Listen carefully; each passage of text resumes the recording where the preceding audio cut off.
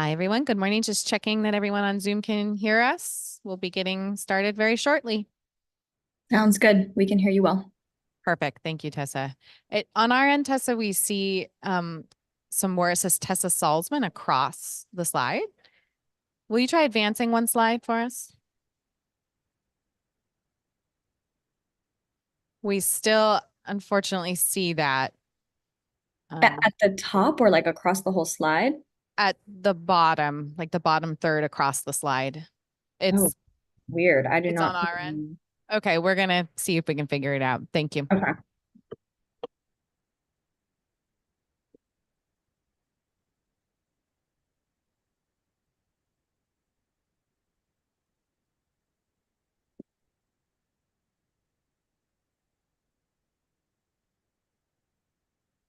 Nelson, how do the slides look on our end from the remote view?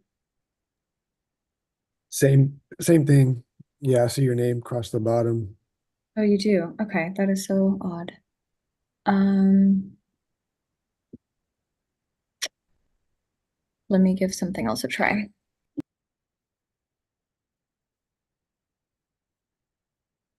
That fixed it. At least it went away from me. Well, I stopped sharing. Is that what you mean? Or Oh yeah, I guess that's why it fixed it. no slide, no name. Tessa, we got some advice that since you're screen sharing, you need to change the view.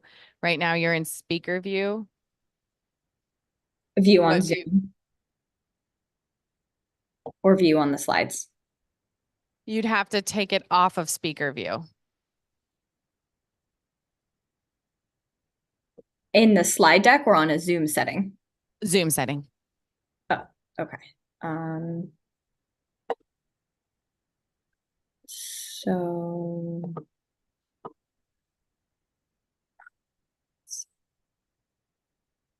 It left for a second, so you might have solved it. no, I'm just trying to get to my Zoom settings. Change panelist appearance. I'm not sure. Let's see.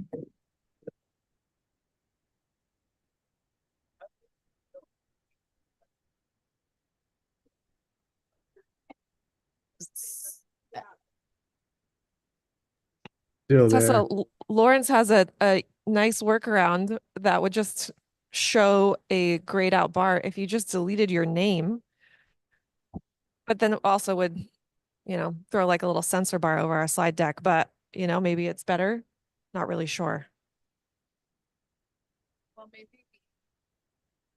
If someone can help me out with the Zoom setting, I can try to do that. I'm just not exactly sure where to do it. So go up to view in the upper right corner of your Zoom, Tessa. You should see view. I just see the slide deck. Let's see. Okay. Do you see up near the top there should be a place to access view settings?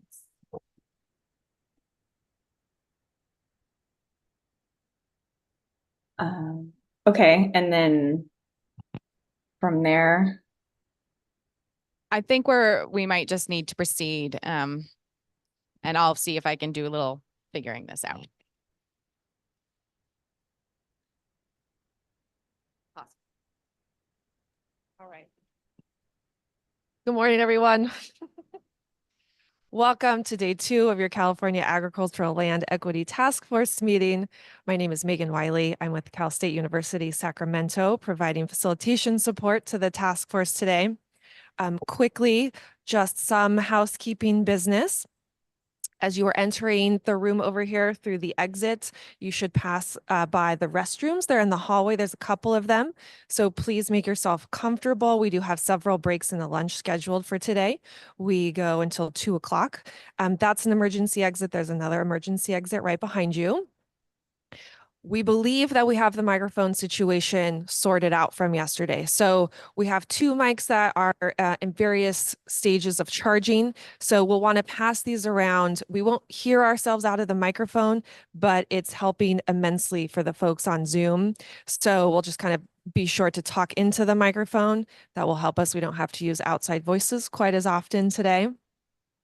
Our owl seems to be working fine. We might kind of pivot it around the room, but I think it's picking up a conversation pretty well. We have our Spanish interpreters again here with us this morning, setting up in the back. Just a friendly reminder to try to keep kind of paper ruffling and side conversations to a minimum around the table, because there is some echoing in the room, and we're all kind of competing to hear. So thanks everyone for working cooperatively on that one.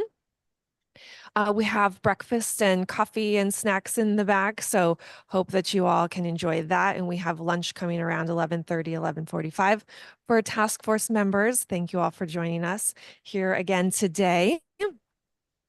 I will run through agenda and stuff in a quick second. First, we'll invite Chair Hawkins to officially commence day 2 of the meeting. Chair Hawkins, you with us? Yes, I am.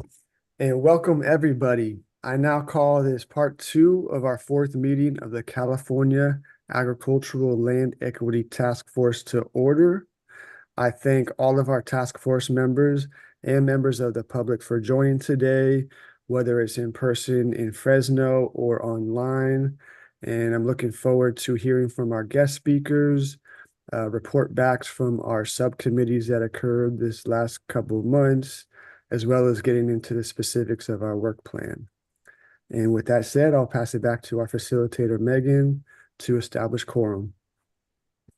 Thanks, Delson. Before we do that, I'm going to invite Darlene Franco to give a welcome remarks. Good morning, everybody. My name is Darlene Franco. I'm from the Wauchumni people here in San Joaquin Valley. You may have heard us referred to as Yokuts, which means people in our language. We are currently meeting on the traditional land of the Choinumni Yokuts, which are the people in this area that stewarded this land here. So I'd like to offer a prayer today as we start our meeting. Hidit Nimtripni, Hidit Nishoyampaan, not the Witsit Wanayak. Amid Gananwa, Amid Ganamyoka Chinyana.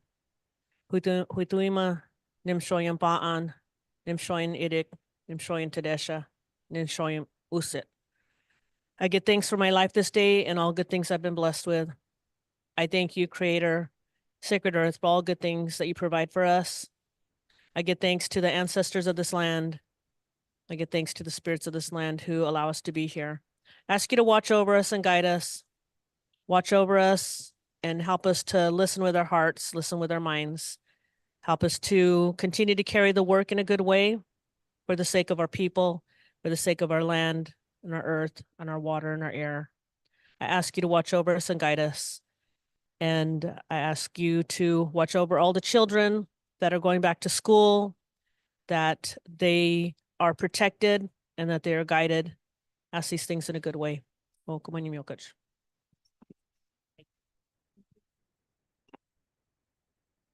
Okay. I'll go around for roll call, starting with chair and vice chair, and then alphabetical by first name. Chair Nelson Hawkins. Here.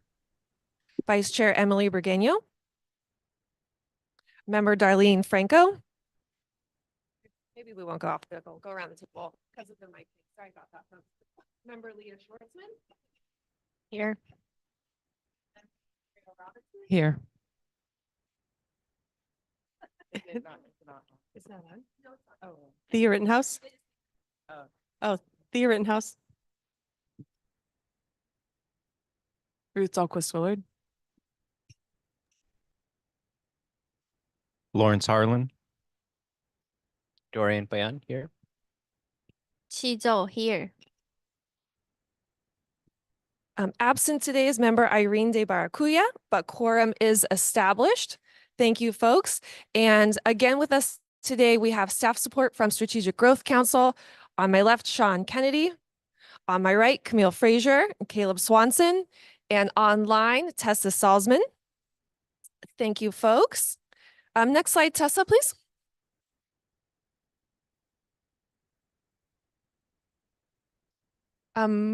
Wonderful. Quick review of participation guidelines. We're here to share, listen, learn in a mutually respectful manner, of course. We have some invited guest speakers here today. We're going to engage in a lot of discussion this morning and this afternoon. So all points of view and ideas are of value. We're here to exchange ideas and brainstorm together and seek some collaborative solutions. And a reminder to stay on point. So this is applicable to our discussion sessions as well as public comment. If we go to the next slide, I'll remind us of public comment. So if you're joining us in person, we have some public comment cards at the back table. You're welcome to speak to any of the agendized session and or during the general public comment session at the end of the day. To help us track, we ask that you just fill out a public comment card for each session that you want to speak to. If you are joining us virtually and you would like to offer a comment virtually, you can find those comment forms at sgc.ca.gov/meetings-events. We'll have Camille or Tessa pop that into the Q&A box for you so it's easily accessible. Same idea though, if you would like to speak to various agenda sessions, please fill out a card for each session. That will help us track. And then we'll just call you on up and hand you the mic, or we'll turn to you on Zoom. We're a little bit late getting started today, and part of my job is to keep us on time. So we'll probably be sticklers about the 2-minute public comment warning, and I'll kind of keep track of time for us as a group today as well. Next slide. And Zoom tips, folks are muted until it's time to release the mute function for you during public comment. And we haven't had too many folks that's kind of populating the participant bar, but if we can't easily find you, we'll ask you to raise your hand. You'll pop to the top of your participant bar and we can unmute you very quickly. All right, so review of plan for today. We're going to start with presentations by our invited guest speakers. We're talking about SGMA, the Sustainable Groundwater Management Act, and that connection to land and water markets with a specific focus on the Central Valley, San Joaquin Valley. That will have 3 speakers. That goes for about an hour. We'll take a break, and then we're going to have some open discussion with task force members and our guests on what that all means and share some ideas. And then following that, we'll hear from the 3 subcommittees who were formed last meeting, get updates on the things that they've spoken about, met about on the in-between. And then the end of the day, for the last hour and a half, hour and 15 minutes or so, will be focused on work planning. And of course, we'll reserve some time for general public comment before we depart. Sound like a plan? Excellent. Okay, let's get started then. Megan, real quick, I don't mean to interrupt, but I don't think the task force members online got counted in roll call. Oh my gosh, you're completely right. Thank you. Spacing it. Member James Nakahara. Hi, I'm here. Member Nathaniel Brown. Here, President Nathaniel Brown, present. Wonderful. Thank you. My apologies for skipping that. Oh, also, I almost skipped one other important thing. Yesterday, we didn't have quite enough time to pull up pictures from the Jose Cruz farm, and we were able to compile a couple of those. Tessa, do you have that slide deck handy? Is it easy to switch over there?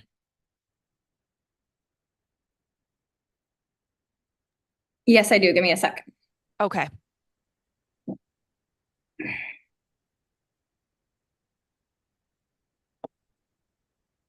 That was the farm that you attended, Darlene? Okay, we have, I think the first 4 slides are some pictures that we pulled together. Yeah. So this is some of his brassicas, I think. But oh yeah. Okay. You can go to the next one. It's kind of hard to see.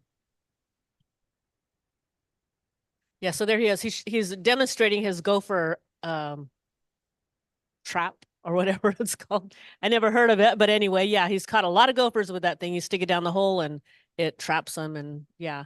But as you can see, he's got his nice clean rows that he's done with at his farm, and actually the other one on the bottom is showing what he's surrounded by, a lot of great vineyards that are out there. And then the bare land was the other person who was going to rent the other 5 acres that, yeah, didn't communicate very well with him. So anyway, it was really nice to be out there and see all the food that he's producing. I was impressed with how much money he's put out of pocket so that he could, you know, be the farmer that he is.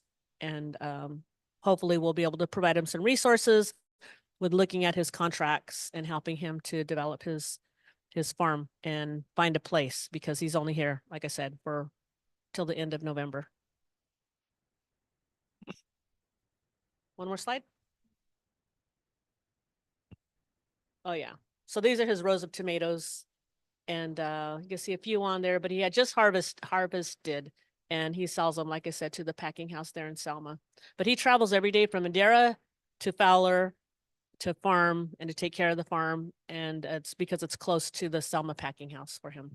And that's if you're not familiar with the area, it's about an hour, I guess, from Madera to Selma.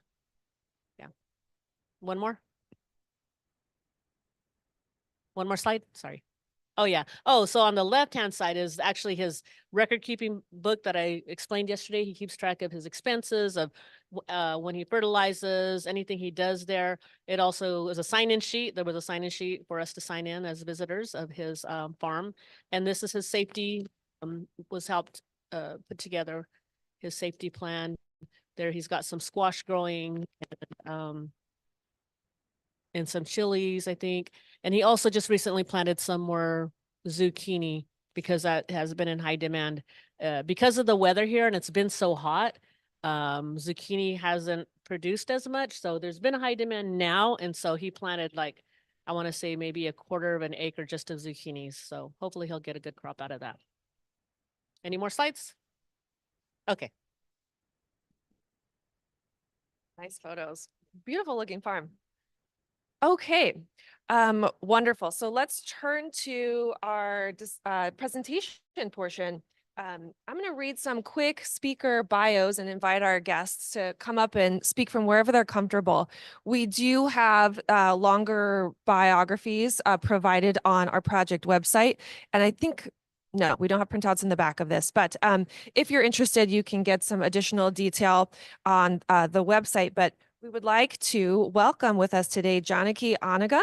She's a program manager with 11th Hour Projects Food and Agricultural Program, and she's also a part-time attorney at the Community Water Center, which we're very excited to hear. She's going to kick us off today. Then we're going to go to Godu Atume. She's with UCANR. She's the Sigma Small Farms Technical Assistance Coordinator. She's been working on Sigma for a very long time, though she's newer to her position at UCANR. So we have got some experts in the room here. And then also presenting is your fellow task force member, Ruth Dahlquist Willard. You know her. She's the director at the UC SAREP, which I'm totally forgetting what that acronym stands for. SAREP is the Sustainable Agriculture Research and Education Program. Fantastic. So Janaki's going to get us started today. Each presentation is about 12 to 15 minutes or so. We'll hear from Janaki, then Godu, then Ruth. Then we'll take a break, and then we're going to have about an hour to talk about everything that we learned from them.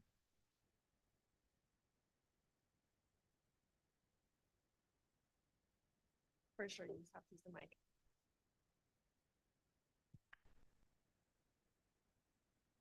Okay. Good morning, everyone. I'm going to try to see what folks can see on Zoom. Hi, I think you're going to see both. You're going to see a mini screen and the big screen if you're on Zoom.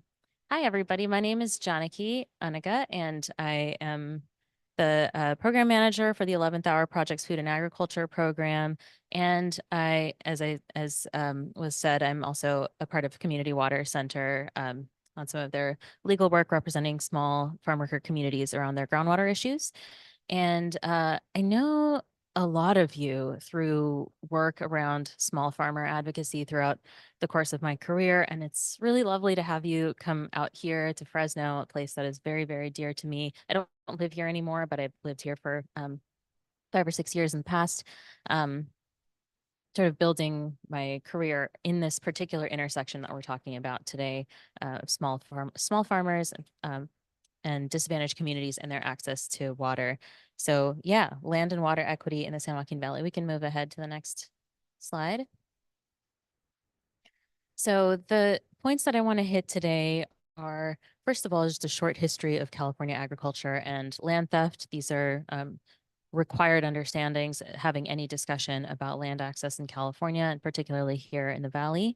I want to talk about water districts and why they matter.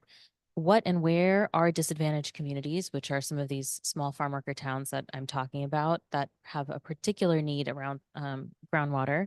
And then looking into the future a little bit, which maybe brings in a little bit of why I'm speaking to you also from inside of a foundation, a philanthropic institution that supports many of the organizations here around the table and actually supported in many ways the development of this task force, and hopefully into the future will be supporting small organizations across the Valley in accessing land, capital, and markets. So to begin, of course, we can't do so without acknowledging that California is built upon a history of unratified treaties. And at the inception of California statehood, of course, my timeline here jumps us all the way to the beginning of California statehood. And if I really wanted to start this conversation, it would have to be back with the doctrine of discovery and Papal Bull and the criminal authorization of the movement west and settling and dispossession of native lands. But we're just starting here today because I, have a short amount of time with the reality that California promised reservation lands to native people in California, and by 1851 had fought about those with the legislature and then placed them under a seal of secrecy, really not to be unearthed again until much later. Move on to the next slide, please. And this is Tessa, I'm wondering if you could also just minimize the column on the right of the speakers so that we can see the whole. Oh, that's on our side. Okay, thanks. Thank you. Yeah, so this is a very incomplete timeline, but these are just some of the ways that our state and our federal government have restricted access to land and have violated the access to traditional lands for communities of color. And really, I take us all the way from the unratified treaties all the way through the beginning, the sort of institutional beginning of the genocide of Native people into the Exclusion Acts and then to heirs property laws, which continue to be in place today. So I won't read you through all of these, but I wanted to ensure that we put these on the screen. So to talk through a little bit of what agricultural development has looked like in California and why we wake up today to a reality in 2024 where there are communities that still don't have access to safe drinking water, over 1 million people in California not having access to safe drinking water. We have to look at our labor history, right, which is deeply entwined with the development of the commercial agricultural industry in the state. So in the 1800s, California was being commercially farmed in large ranches and farms that were growing wheat and barley and other grain crops, primarily with irrigation, or sorry, with rainfall, right? Because at this time, there wasn't really the technology, the sophisticated irrigation technology to bring water from places where it is to places where it doesn't exist. And we're in a place where not a lot of water exists naturally. Next, in the 1900s to 1950s, California started responding to these huge new demands that were being created on the East Coast, thanks to the sophistication of the agricultural industry in terms of creating new markets for things like citrus and peaches and pomegranates and grapes and row crops that we started to grow, thanks to, in many ways, the development of pesticide technology, the railroad, refrigeration infrastructure that was developed and popularized. And this was really on the backs of waves of migrants that came to California and worked in the fields, both creating the railroad system and the refrigeration infrastructure and growing a lot of the fruits and vegetables that were being marketed at the time. really importantly, the Dust Bowl pushed a significant number of migrants into the center of California as well, and that is an important part of the story. Move on to the next one, please. Thanks. And then in the 1950s, well, really in the early 1940s, the Bracero program was created, which was just, another one of your guest worker programs. But this one was specifically important because it was meant to fill a labor shortage created by World War II. And it ended up being in place for more than 20 years. What was promised under the Bracero program was a clean, safe place to live, a meal, and a relatively good wage. Whether or not those things were actually met, and also the kind of racism and deep discrimination that people faced as they came to the country to be only a guest worker, not really a full part of American society, that really placed the contours around the Bracero program. But many people here in California, maybe many people on the call and here today, can trace their family's migration path to California through the Bracero program. And then in the 1960s, of course, the union organizing movement came about, and it ignited the flame for negotiated labor contracts. And this period of time was also the time when irrigation districts were created alongside the development of the Agricultural Labor Relations Act. Though they happened in separate spheres of politics, they're very important and connected things, because irrigation districts in many ways today give us the contours of where water flows from places where it does exist to places where it doesn't naturally exist. And I just want to point out here, oh, thank you. I'm already at halftime. Okay, so here on the right, you'll see many small towns like Cutler, Farmersville, Lindsay. Those are still communities that, for instance, Community Water Center, the organization that I am an attorney for, and still works with today, who don't have access to safe drinking water in their towns. So some of these towns, as I said, San Joaquin Valley disadvantaged communities, when we talk about disadvantaged communities, these are places that I'm talking, these pockets of farm worker settlements that over the course of time have grown from being a tent settlement into a permanent settlement and are around big municipalities most of the time. You're going to have to drive out of Fresno here, maybe at least 25, 30 minutes to get to one of these places, but there are hundreds of them across California. And these are the places where, when you collect them all up together, they make up the bigger than Flint, Michigan population of people that don't have clean water, who deal with pesticide exposures, who are contending with the worst outcomes of industrial agricultural pollution. And they're almost entirely reliant on groundwater.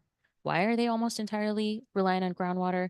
Because agricultural development has prioritized servicing large agriculture through the subsidized state and federal water projects, whereas these small towns have been left essentially to fend for themselves throughout the anarchic development of rural California. Move along, please. So the definition of a disadvantaged community has gone through many different iterations, starting back in 1995. The one that I was around for was 2012, when many environmental justice advocates worked with the state government, the Office of Environmental Health Hazard Assessment, to develop this mapping tool that you see reflected here called CalEnviroScreen, which puts together social and environmental burdens and maps them together on one singular map that then helps the state dictate where California climate investments are going to go. There's one really important indicator. There's a lot of things that are mapped here. Proximity to a hazardous waste site, how much particulate matter you're exposed to, groundwater toxicity, and then on the social side, things like low birth weight, asthma rates, age. One thing is not collected on there, and that's race, because California is not allowed to make funding determinations around race, but we know who lives here. We all know. We don't need a map to tell us that, luckily. However, it's unfortunate that, these areas are environmental justice communities, because we must acknowledge that there is a massive racial division in who is exposed to these factors and who isn't. So I encourage anybody to check out CalEnviroScreen on your own time if you haven't already. I know there's been some talks about the Greenhouse Gas Reductions Fund already. All right, we can move on to the next one. So yeah, here we are in Fresno, and all around here are all of our irrigation districts and small water districts. So however you got here today, if you drove, you flew, you were driving through little kingdoms of water that are unmarked places. It's not like going to a different county where there's a sign that says you're entering Colusa County. That doesn't happen here. These are all jurisdictions that are unmarked that have to do with the landowners who have staked claim to those to access to those areas of water. So these are primarily landowner run water districts. However, all within this, of course, are human beings living there who need water to brush their teeth, cook, and bathe, right? So those are serviced by small water systems or public water systems that are regulated by the State Water Board. And those are the ones that I work with. You can hit the next slide, please. Just to give you an example, you can click the next one. You'll see Del Rey here. So Del Rey is a little tiny town that folks who like peaches may know. Masumoto Family Farms is there. It's a small town that's anchored by the Palm Wonderful Packing House. And there's about 700 homes in this town. They had 4 wells. 3 of them were contaminated by dichlorochloropropane. They had 1 that was left, and they are still working on their well remediation. That's a small water district. And then over here, you have Westlands Water District. I just want to paint the picture. These are both water districts. This is an irrigation district, which encompasses 1/3 of the entire county of Fresno. And Westlands Water District also runs its own groundwater sustainability agency, which you'll hear about a little bit later. You can hit the next slide, please, Tessa. Westlands spans about 600,000 acres and has less than 600 landowners. So where I told you about Del Rey has about 700 homes in that little tiny circle, this one has about 600 landowners. And I say this because in order to run or vote in elections in Westlands, you have to be a landowner. So people who live there, who work in the fields, can't actually run or vote in elections unless they're a landowner themselves. Might sound familiar because it might sound like the definition of feudalism. So our governance structures are a reflection of an antiquated approach to human and natural resource management. This doesn't reflect modern values. This doesn't reflect the way that we need to be managing our natural resources in any way. This looks like you're reading a history book, right? And you think about these things and you think this is something I read about, maybe that happened a long time ago. But this is today, right? And so to think about how do we envision actual sustainable management of these resources, we're going to have to radically rethink the structures that are being used to approach the management of these resources in the first place. Yeah, and just to say, like, one of the outcomes, of course, that this is just my opinion, not exactly the reality, but the largest human alteration on our surface is what one USGS researcher called the impacts that have been caused by land subsidence. I call this a political problem, that at the end of the day, this is a political issue that can be solved through a change in our political infrastructure that supports these communities. Looks like I'm getting to the end of my time. So Tessa, I'll have you kind of click through some of these things here. There's a lot of programs. And yeah, so I just want to get to what I'm doing right now that is exciting and is what I'm up to. So I'll have you click through this. This is something I already said. And these are some of the wins that we've had as environmental justice advocates.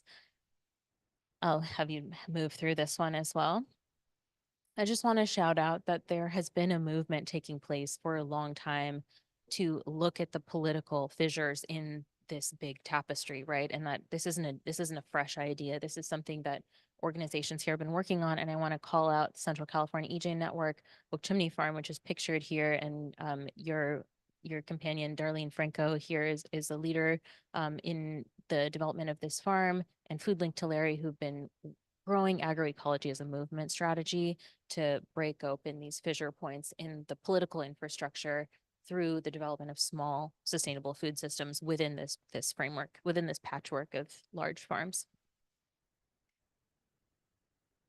And there are several other really cool projects that are happening that I want to call out, such as the tack farm in Allensworth. the Shady Lakes Mobile Home Park, which was a mobile home park that has now been actually owned, the ownership has been taken over through a cooperative model with the farm workers who live there. That's a project that has been pushed through by California Rural Legal Assistance, and several other amazing organizations that are shifting the way communities of color can access land. And then lastly, I'll just say that my project is the development of People, Food, and Land Foundation, which was started in 1974, an organization that worked to enforce the reclamation law, which at one point there was a law on the books that said if you wanted to be a farmer, receive federal irrigation water, you could only farm 160 acres, and any land above that, in excess of it, needed to be sold at pre-water rates. National Land for People, which was the ancestor People, Food, and Land Foundation from 1974, worked on enforcing that and carrying that case all the way up to the Supreme Court until the law was gutted under the Reagan administration. So my project over the next period of my life is rebuilding National Land for People with its founders, who are in a nursing home here in Fresno in their 90s and have handed over the reins of this organization to me in some ways, to do this from the seat of philanthropy and to grow a fund that can support agroecological land transition in the Valley. I'll have you close this out, Tessa, with the last slide here. The very last slide, which is just my contact information, and look forward to being in community with all of you, and welcome to Fresno.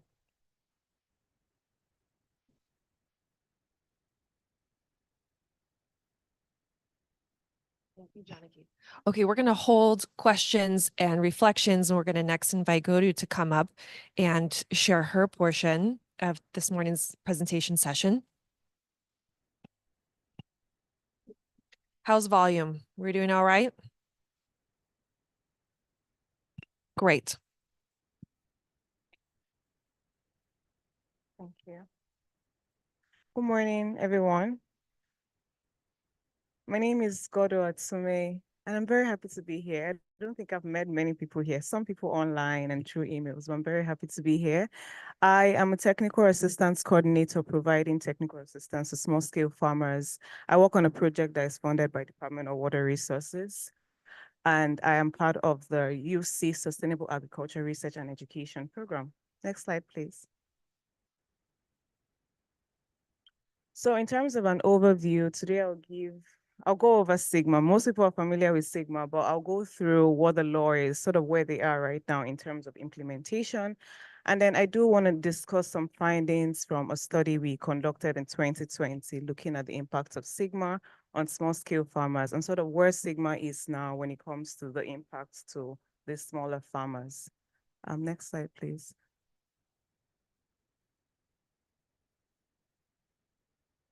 Thank you. So overview of SGMA, I know that most people online and the room might be familiar with this, but the law passed 10 years ago in 2014. Really, it was the first time that California had a law put in place to regulate groundwater resources. And in the language in the law says that groundwater has to be regulated for long-term reliability and that it must happen at the local level. We're also the last state in the West to put in place the groundwater law. And so part of that was there was a deadline of 2017 that local agencies be formed. Janaki just talked about irrigation districts. So if you look into any of these local agencies, they're made up of water districts, in some cases the city, the county, irrigation districts, they have all come together to form what is called a Groundwater Sustainability Agency. There are many of them in the States. And then they were charged with the mandate to create GSPs or groundwater sustainability plans. These are 1,000-page documents, very long, but really what they do is detail what a sub-basin is about and how you're going to get to sustainability with a 20-year timeline. So the goal is to get to that sustainability by 2040, 2042, depending on what sub-basin. This is also a 3-part bill. Next slide, please.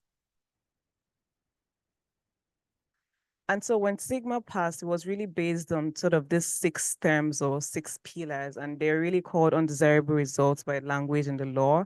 And what that means is we have to avoid this. So the first is chronic lowering of groundwater levels, which happens increasingly during periods of droughts, but also when it's not period of drought, people are pumping so much that this is happening. Reduction of groundwater storage is another one. Intrusion of seawater. This is mostly common on the coastal side of California, groundwater basins. Degradation of water quality is really when there's so much groundwater pumping that there can be transport of plumes, or you just hit down an arsenic or nitrates as a result of your pumping. Land subsidence is a big one. And then lastly, you're supposed to really avoid surface water depletion. This is common statewide, but there's a case that went on in the Siskiyou County where there was so much depletion of groundwater around streams that there's salmon, dying as a result of that sort of depletion. So avoiding those practices is sort of the key pillars of this law. Next slide, please. So let's see, there's a big question of where does SGMA apply? And I think this ties into the land question for this task force. So when you look at the first map here, this is from Department of Water Resources. It's called Bulletin 118. And so we had this in place before SGMA passed, and it was really dividing the groundwater subbasins across the state based on groundwater movements. And then the middle map shows that when Department of Water Resources did that, they came up with 94 groundwater basins based on high, medium, or priority basins. These priority is based on depletion of groundwater or where it's critically overdrafted or not.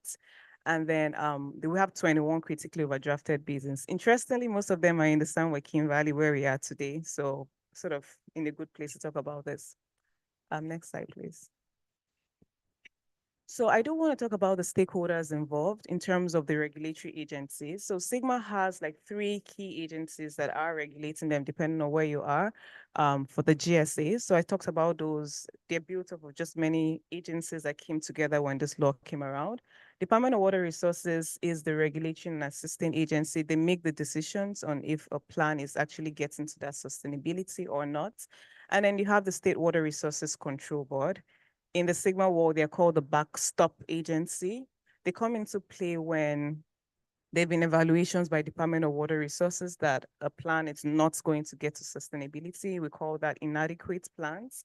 The State Water Board comes over, and essentially what they do is take over a basin. So there's a lot of contention there. And I'll talk a little bit about some of the sub basins that have moved to the State Water Board. So here there are 6 sub-basins so far in the state of California that really, putting it very plain, they're going to fail to get to sustainability. They've been failed. And so you can see most of them are here in the San Joaquin Valley. There's Tulare Lake sub-basin, Tule, Coué, Kern, Delta Mendoza, and Chowchilla sub-basins. There's a whole long process when a basin is designated that it is probation. But the first one, I put an arrow there, Tulare Lake, because they're currently going through the probationary process. And if you've heard of any SGMA lawsuits and some of those things, they're happening here. There's a lot going on. There's a lot of pushback to the state coming in. And in the next slides, I'll show what it means when the state comes in and why there's been pushback. Oh, my bad. Okay. I'm trying to hit the 15 minutes mark. Okay. Please let me know if I'm still going fast. And so when the State Water Board comes into a sub-basin, the first thing they do is to identify deficiencies. They sort of go over what Department of Water Resources has shown as deficiencies, and they identify theirs. So they actually have the authority to find out more deficiencies. So in a lot of advocacy from environmental justice groups was identifying some areas that were left out, like water quality concerns for disadvantaged communities or small farmer interests. The second thing they do is to sort of talk to the GSAs or those local agencies. And the last 3 are very important in that the State Water Board is going to require reporting of extraction. Whatever extraction is happening, you have to report that. They may also require meters. In the case of Tulare Lake, they required meters if you pump anything 500 acre-feet and above. You're supposed to put in meters. There's a lot of pushback on that. People do not want to put meters. And then the lastly is that they charge fees. I think that's the biggest one because in the next slide, I show what those fees look like for the State Water Board. So when they come into a basin or place a basin on probation, they have a base filing fee of $300 per well per year. So every year you have to pay that. And I want you all to think about this through the lens of a small scale farmer that is already vulnerable. And then they also have a volumetric rate of $20 per acre foot extracted. If you do not report this on time, there's a 25% per month late fee. Personally, I would say that I think there needs to be some sort of fees in place. I'm not like objecting to fees. I just think that they should not disproportionately impact, just some smaller farmers. So I'll say that personally. And so on this next slide here, sort of the second segment of my presentation. So we did a study in 2022, and it really was comparing what is going on with Sigma with underrepresented farmers. And we use the term underrepresented farmers because we wanted to capture tenant farmers, refugee farmers, immigrant farmers, farmers that are socially disadvantaged as defined by the Farmer Equity Act. And when we did this paper or went through the analysis, we found like sort of 5 key challenges that these farmers face in this world, which is drought impacts. There's a lot of challenges for farmers that are already paying so much with fees for groundwater pumping fees. Water allocations, I'm going to touch more on that on a few slides, and then water tradings and markets, which Ruth will cover, and then land following. It's an increasing topic in this space. So this is just a table from this research we did. It's a very sad table in that it's empty, and I'll share why. So we looked at 14 of those sub-basins and 14 plans that had been put together. We sort of went through and analyzed those plans for how are you identifying these small-scale vulnerable stakeholders. I think essentially if you have a law that would impact stakeholders across a sub-basin, then they should be identified, engaged, and considered. And so when we look to see if they were including a description of farm sizes, right? Because looking at land, what are the farm sizes? None of them were including that. One had a socioeconomic status of farmers listed. Land ownership is like sort of an important question of where are those tenant farmers? No one had that information in their plans. Neither did they have the race of farmers. I kind of knew that was not going to be in there. Next slide, please. And so we have more tables, but I skipped to this table because this was interesting where we sort of had data on when we did our analysis. Many of them are considering water markets or have it listed that this is a way they would like to go. Many of them also, were saying, yeah, we'll do metering.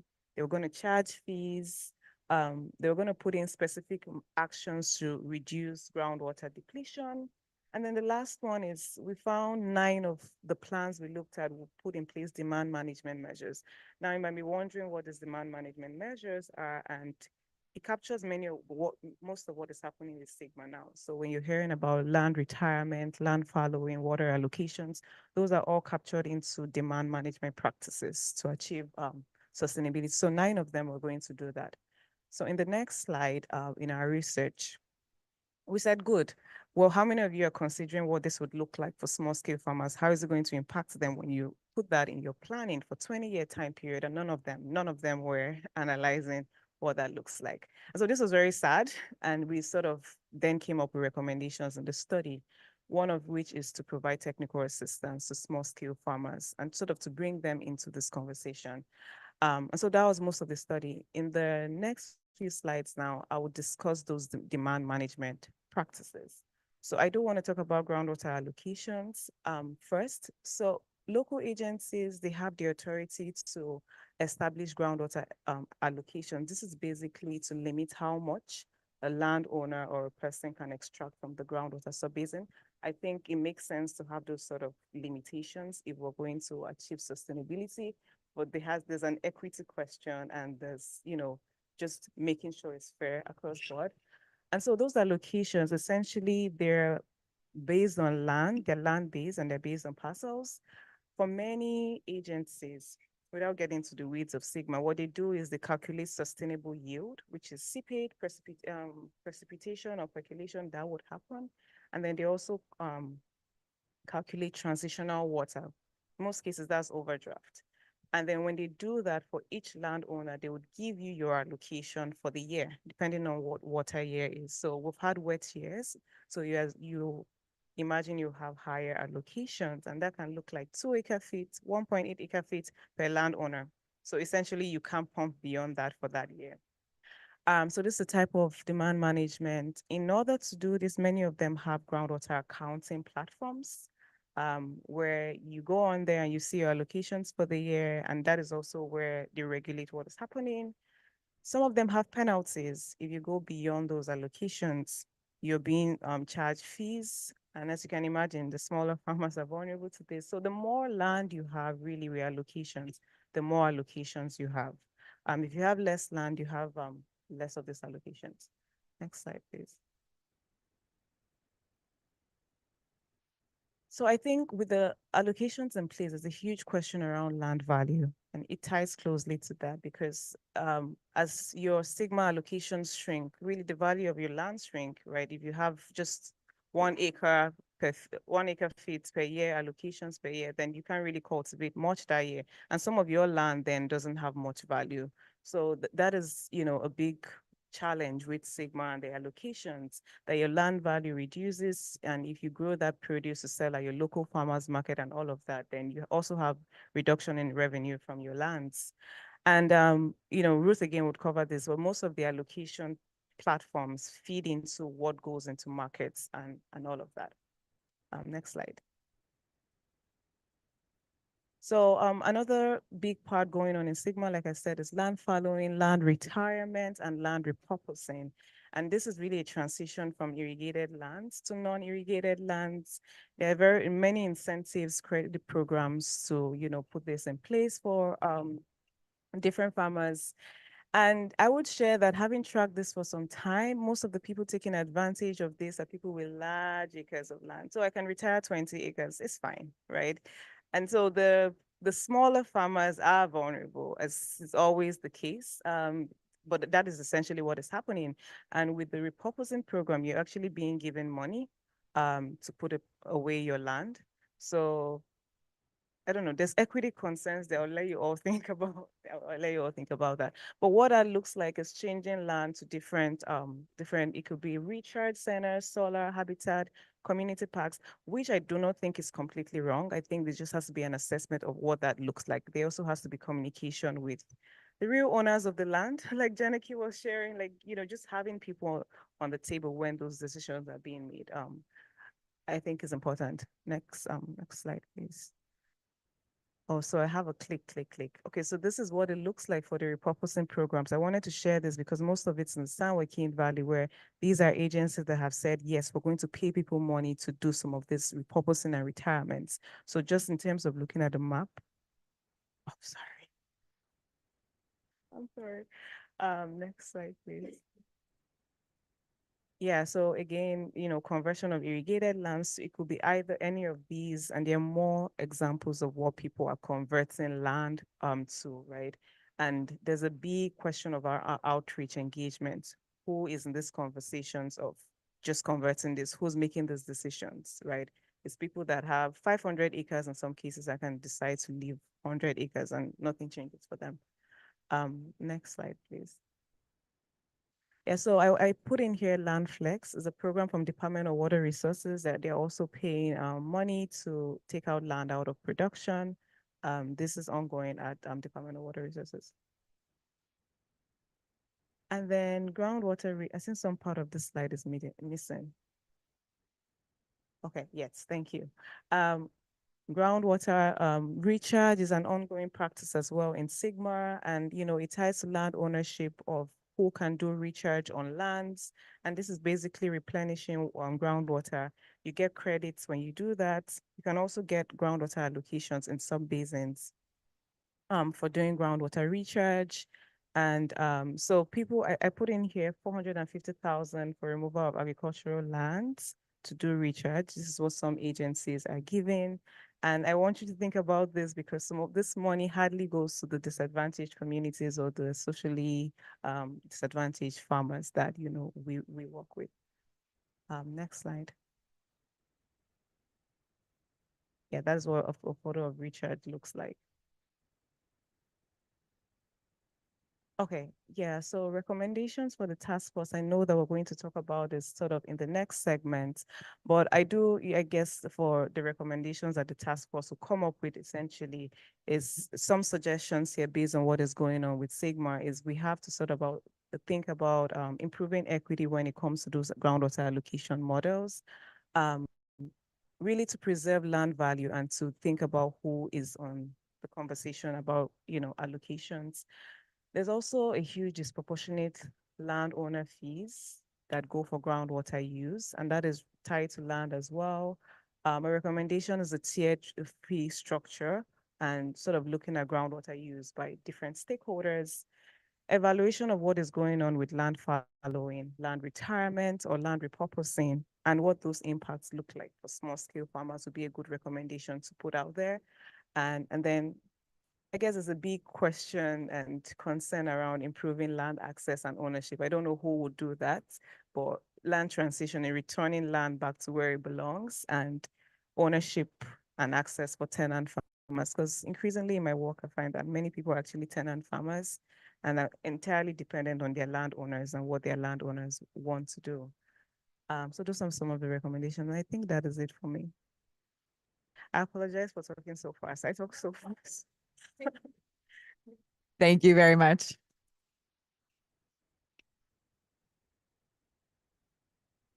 Great. We're inviting Ruth up as our last presenter.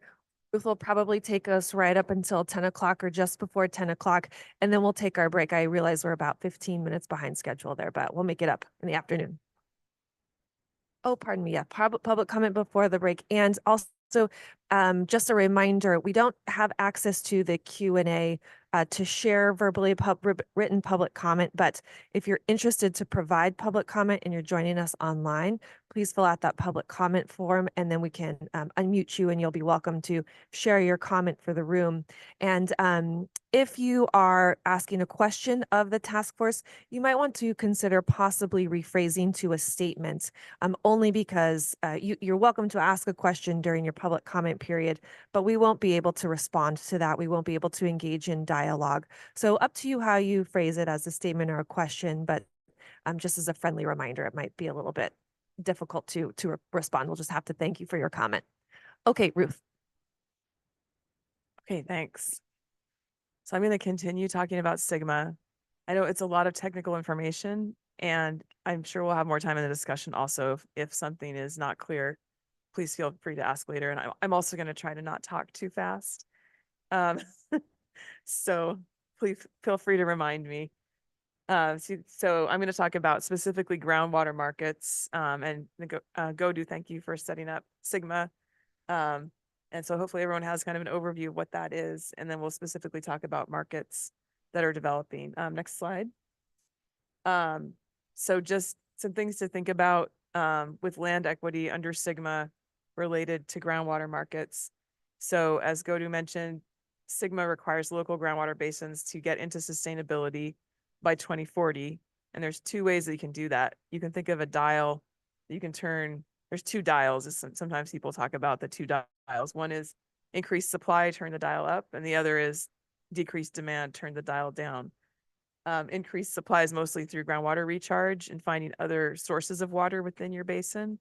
And then reducing demand, you have to stop pumping groundwater, which usually means you have to grow different crops or fewer crops or take land out of production, which is why Sigma is probably going to have some large economic impacts on agriculture and rural communities. And the big thing to think about with equity is that GoDo talked about allocations. Now that we have allocations, which is the maximum amount of groundwater that a farmer can pump, that's now tied to farmland. So you have a certain amount of acres that goes with a certain number of acre feet that you're allowed to pump without being charged a fee or having some other regulatory action happen. And not all GSAs are actually doing allocations. For example, in Fresno, we have Fresno Irrigation District that you saw on Johnneke's maps. They haven't implemented an allocation model yet because they have really good surface water access to the Kings River, and they're trying to focus on groundwater recharge first before they make people stop pumping groundwater. But there's other GSAs that are more limited and have to act sooner, and they are implementing allocation models.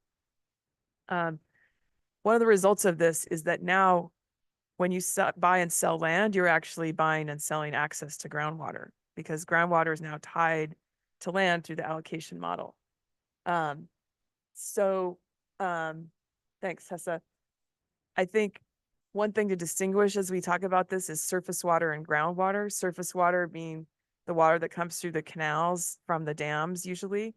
So when we talk about water rights, we're usually talking about surface water, and surface water has been traded for a long time. Irrigation districts and water districts can sell water outside of their district. That's becoming questioned now a little bit more under SGMA. But when you hear about water rights holders and the system of water rights that actually goes back to the gold rush in California, that's all about surface water. And then groundwater historically has not been traded. In fact, when I started here as a small farms advisor, there was an issue with a farmer who was trying to pump groundwater and bottle it and sell it outside of Tulare County to other places, and they were not allowed to do that at that time before SGMA had taken effect.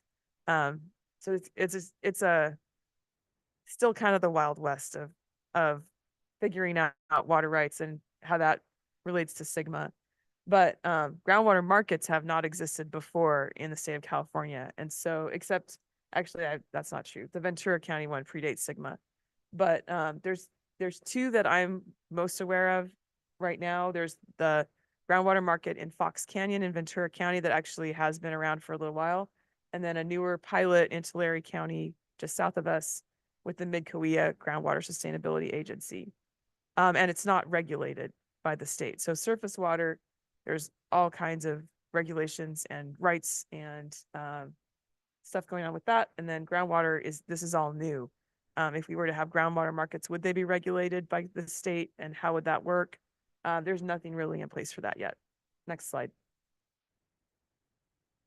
So the first effort in that direction to figure out how is California going to manage groundwater markets was the California Water Commission was tasked by the governor's water resilience portfolio with doing a white paper to evaluate how could you protect equity and natural resources in groundwater markets. So basically, the water resilience portfolio had a mandate for state agencies to consider how would we implement groundwater markets. And then it says with rules that safeguard natural resources, small and medium-sized farms, and water supply and quality for disadvantaged communities. So you heard Janaki talk about drinking water issues in disadvantaged communities, and that's also GODU showed the 6 undesirable conditions of SGMA.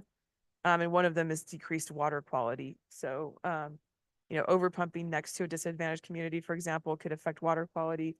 Groundwater recharge, if it's done the wrong way, could affect water quality. So, how could you do groundwater markets and buy and sell groundwater from one farm to another without affecting those 3 things? And so that was done in 2022. I was actually on the review committee for that, and it's online on the California Water Commission website. So something to check out, and it goes into much more detail about all the things I'm talking about today. And also just thinking about why is California wanting to do groundwater markets, and why would GSAs want that? There's there's studies, and there's people that are kind of projecting into the future and thinking that if farmers can trade groundwater, then you have somebody doesn't need it as much this year, somebody needs it more, they can buy and sell. And there's just more flexibility in how you're managing all of this reduction in groundwater pumping that's going to happen. So if as people are basically being required to pump less groundwater and take land out of production, if they can buy and sell it, and needs can kind of vary from year to year, the idea is that could kind of buffer some of the economic impacts of SGMA. And also conservation groups are interested in this because, especially I think of areas where farmland is used as a way to provide additional habitat or buffer or corridors for wildlife, and that it would be better than having farmland sold and go to development. Because one statistic you'll hear a lot is residential developments use less groundwater than agriculture. That doesn't mean we should have the entire state be suburban tract housing, right? So So that's more complicated that we could maybe discuss more later, but that's why people want to have groundwater markets. Next slide. So who benefits and thinking about equity, who's going to win and who's going to lose from groundwater markets? It's kind of a no-brainer that anytime you can buy and sell something, the people with more money are going to have more access to it. So who benefits? People that have flexibility, that have more acres or multiple parcels. Like Godu was saying, if you have 1,500 acres and you fallow 50 acres, that's not a huge economic impact to your operation. If you only have 20 acres, you're not going to try to sell part of your water or fallow part of your land. So multiple parcels and large acreages are going to benefit more from this. And another thing to really keep in mind is the value of the crops. There's a term that gets used a lot in these discussions, high value crops, which basically means nut crops. So crops that get higher prices. And if you look at it from a macroeconomic kind of neoliberal economic perspective, and you want to maximize something like the GDP of the state, then you might think that, well, it's better for the water to go to the higher value crops because that's going to overall bring in more money for businesses, communities, the state of California tax revenue.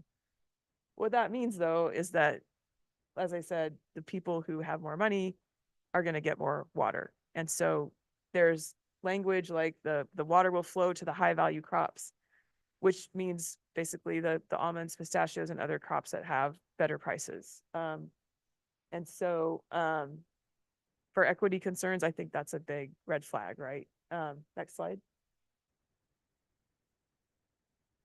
And then another concern with markets of any kind is development of market power, which means you can influence the market.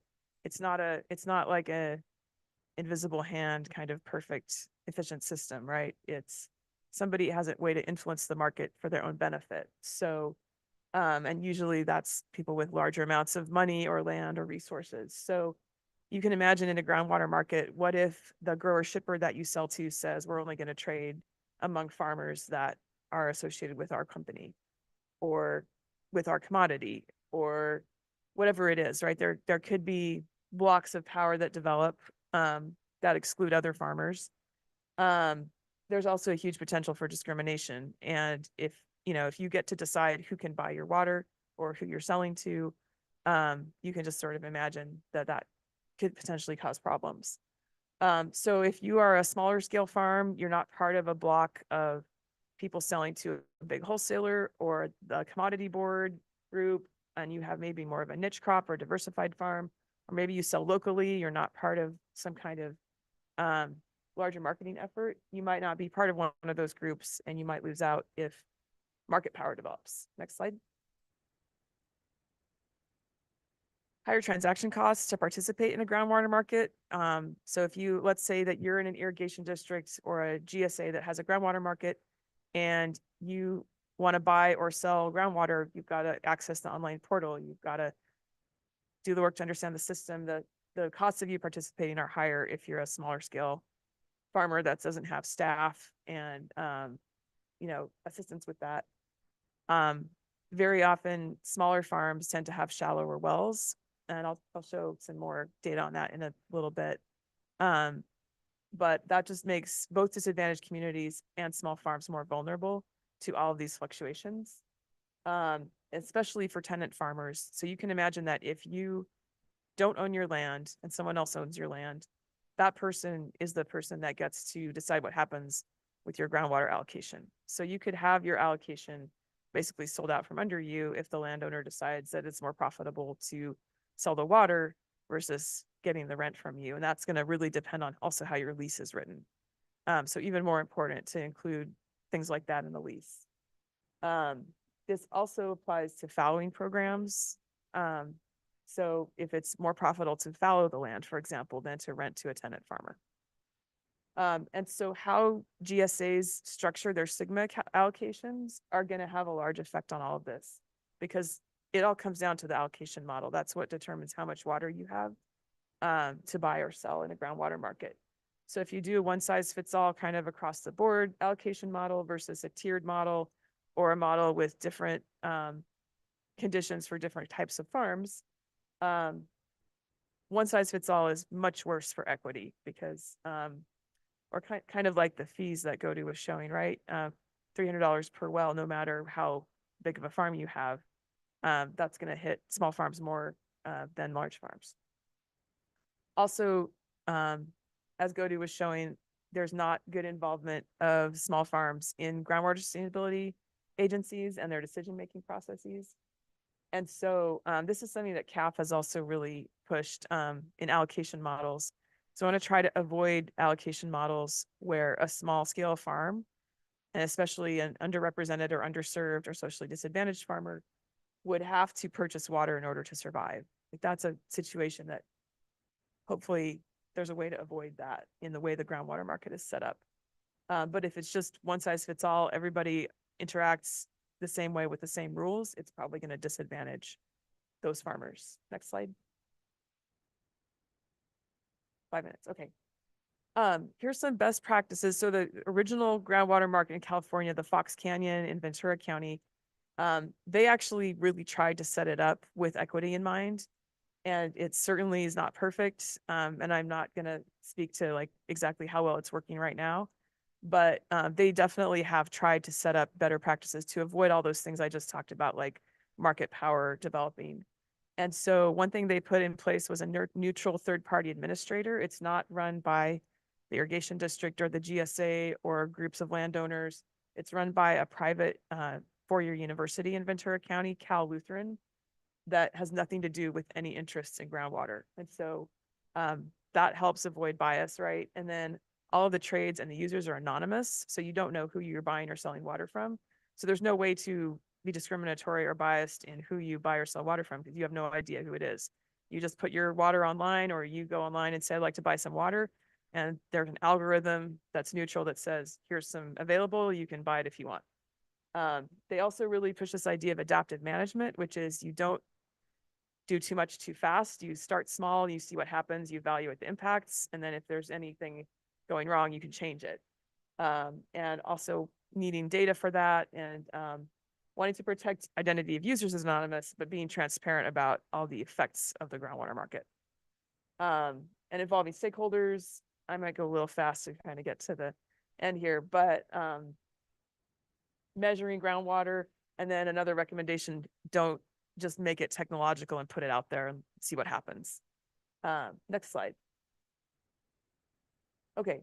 And then just real quick, here's a few other things. Limiting trading. You can limit trading, for example, and say only farms and not other entities can trade. You can limit it to within just your GSA or a certain part of your GSA. And you can define the direction of trading so that you don't get areas that are depleted. So if all the trading is going one direction, then the area it's going from is going to get depleted of groundwater. You want to try to avoid that.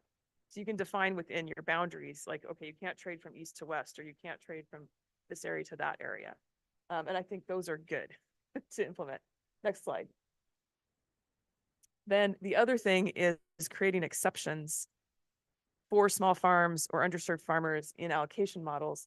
There's a term called de minimis that applies to domestic wells for drinking water. And I think that could be expanded a little bit to the most small scale farms. Jonathan mentioned the 160-acre rule that was originally employed for who could get water from irrigation projects. And that was horribly abused. And so I think a lot of people think if we create an exception, someone's going to take an advantage of it. But I think it's really possible to define an exception so that it's harder to take advantage of, not just by acreage, but multiple other criteria like farm size, if it's locally or direct marketed. We have the Farmer Equity Act that we can cite for socially disadvantaged farmers. So you can define multiple criteria that I think make it harder for a larger farm to pretend that they were a small farm, for example. Next slide. I want to mention two things from the briefing packet quickly, and there's, you can peruse them at more detail, in more detail at length. But one of the things in the briefing packet is this article by some folks at UC Berkeley that Jenny Rempel and the other authors who looked at large data sets of land transactions and well depths in the San Joaquin Valley. Next slide. I'm just going to show one graph from this.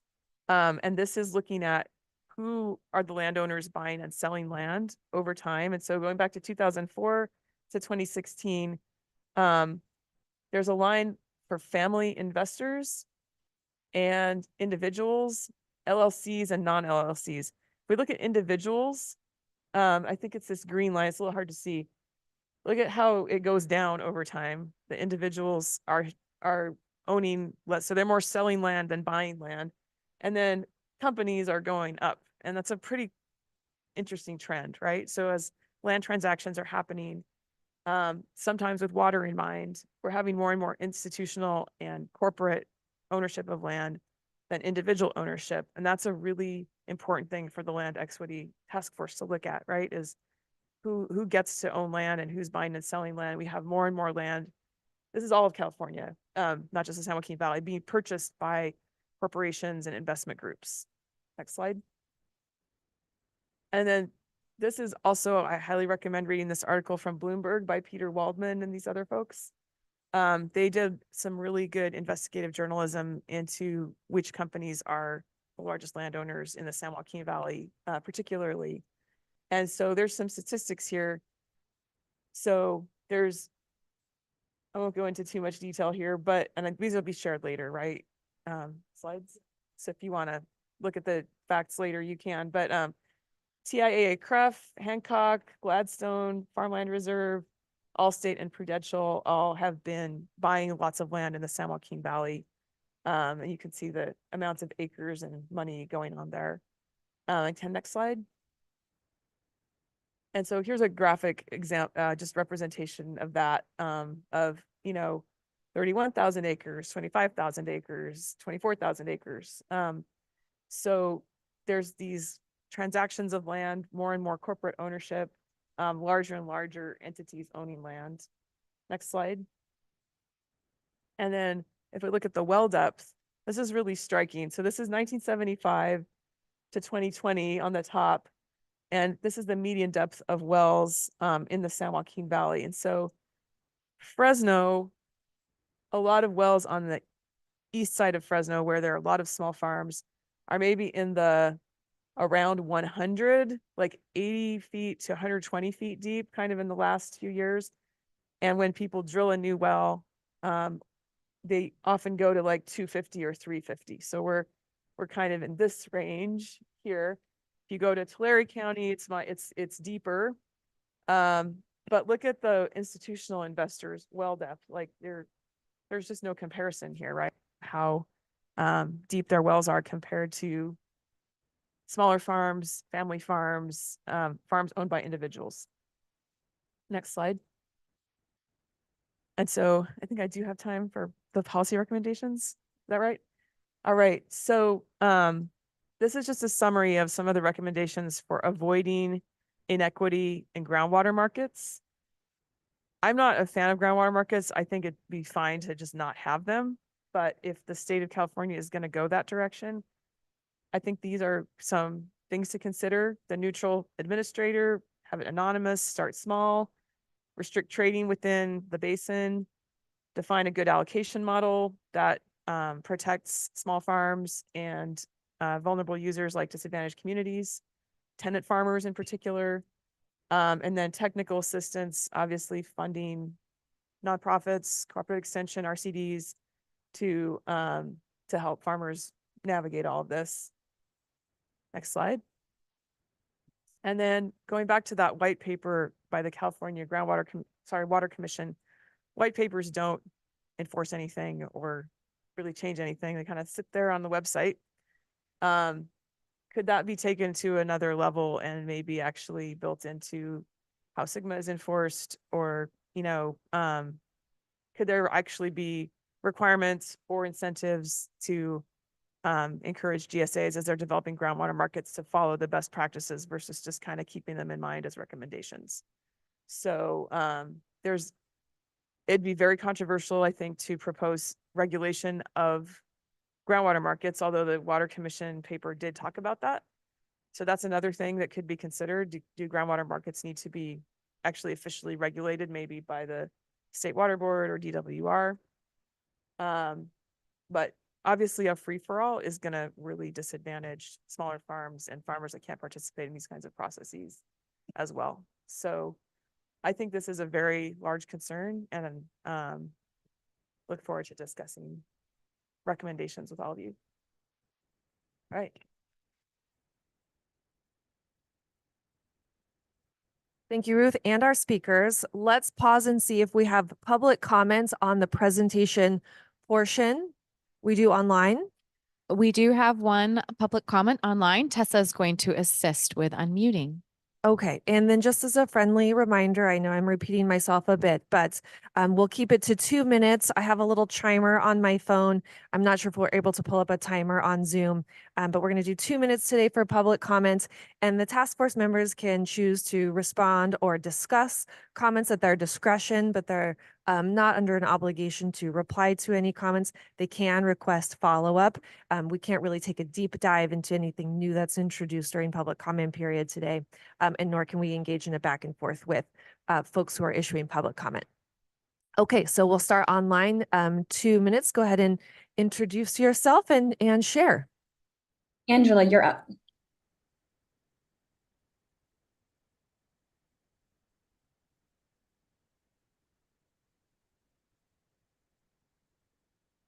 Angela, are you there, ready for public comment?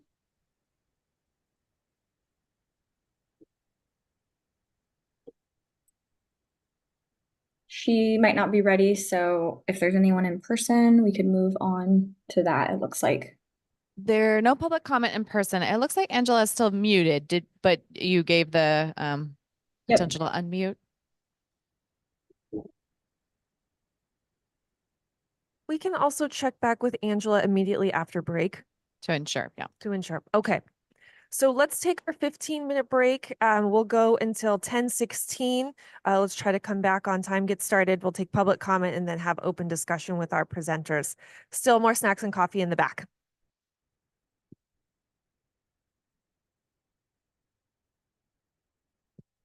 Tessa, would you mind putting up the slide either for the 15-minute break or the slide that lists the names of our 3 presenters, just so we have that as a quick reference? Yes. Thank you very much.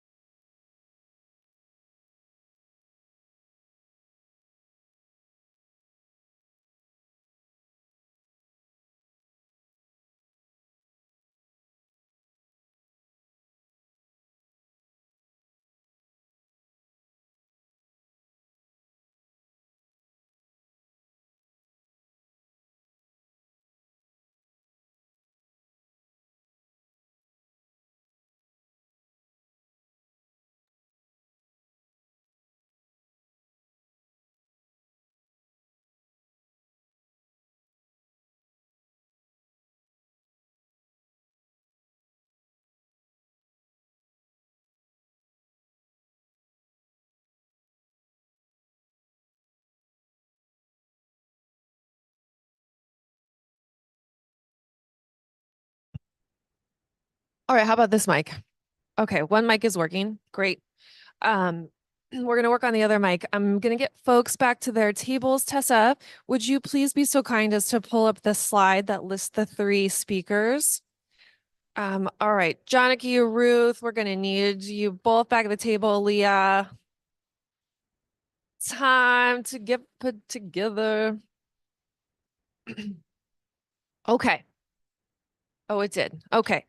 So, battery capacity is low on our mics, but we have one active one. Great. Thank you for returning promptly from break. We did have one public comment that came in during the break time. We're going to hold that one until at the end of the discussion session. And then Angela, who was attempting to unmute herself, is no longer with us. So if Angela pops back on, we'll come back around to Angela. So right now, we have about 45 to 50 minutes of open discussion time with our 2 invited guest speakers. And of course, Ruth, task force member, you're around the table to have some reflections, ask questions, talk about what you heard related to SGMA, land and water markets, groundwater allocation, things like that. Let's please, of course, always keep in mind the context with which we're working today, which is preparing recommendations for the legislature coming up in about a year and a half. So we're going to charge this mic. Sorry, we were hoping to pass around 2, but let's just pass this mic around the table as efficiently as possible. Outside voice is not going to work if you're not holding the mic, because that's how it is. We can just, I think, kind of do this, naturally, but if we need a discussion queue, flag us down, flag me down, or flip your name card up so we can kind of know who wants to jump in.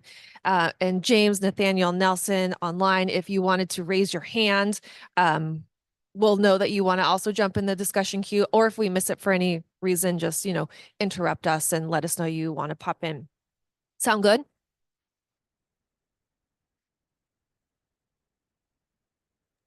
Yeah. Sounds good. Yep, yep.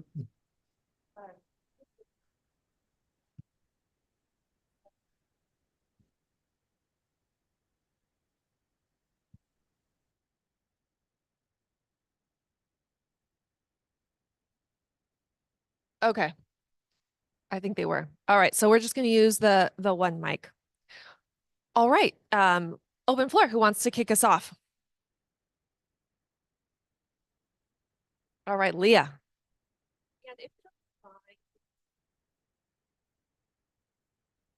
For sure. This is Leah Schwartzman. And I have a question for Ruth.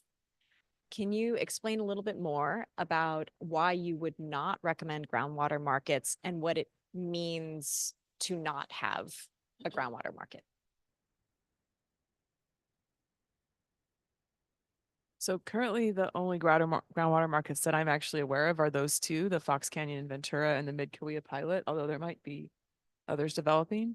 So if we don't have groundwater markets, we have the situation that we currently have, where people don't have a way to sell basically their permission to use, I'm not going to say right because it's not water rights, but their permission from their GSA to pump a certain amount of groundwater. So to have a groundwater market, you have to have an overarching structure set up where somebody's measuring the groundwater use and accounting for it and figuring out that, okay, this farmer over here used 1 acre foot less than they normally would in their allocation, and then that's available for somebody else to use over here.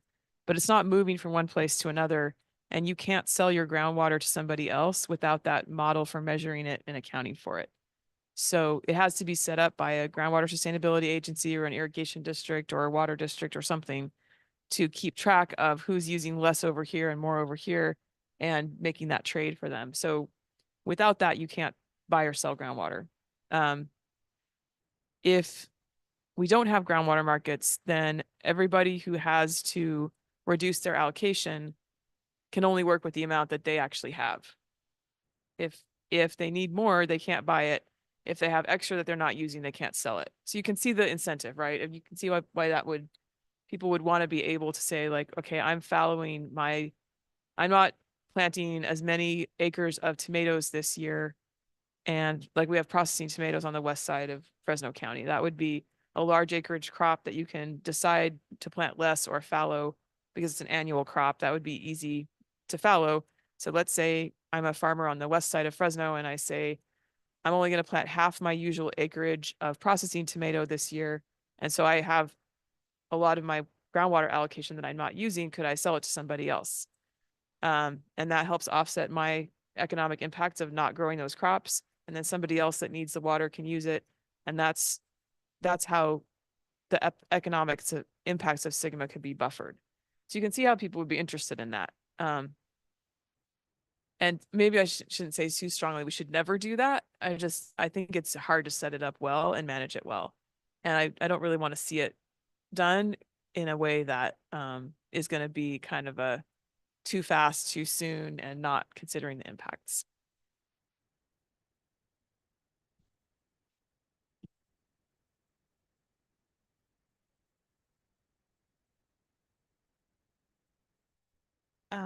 I think in addition to what Ruth has said, okay. I think in addition to what Ruth has said, just personally, I don't really support groundwater markets or water markets in general.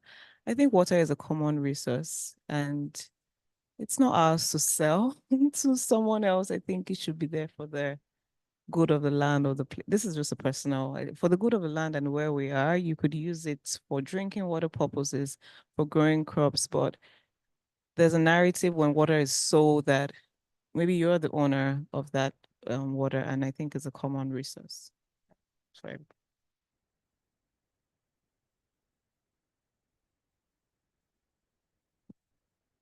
I have a question. Maybe this is a big question, but something that this is Thea Rittenhouse. I'm reflecting on the conversations with farmers yesterday and the thoughts from the site visits, and knowing personally the day-to-day stresses and realities of a small farm ownership, and thinking about how many farmers, it's a, week to week, month to month, season to season decision, whether or not you're continuing to farm or you even have access to the land that you're farming. And with regards to SGMA and water, as a question for you all, in terms of our recommendations for this task force, and thinking about all the way from communities, like Janaki was referring to farmers and corporations purchasing land, where are the points of accountability that need to be included in our recommendations, where we can hold organizations, state, local, regional governments, I'd like to hear from you.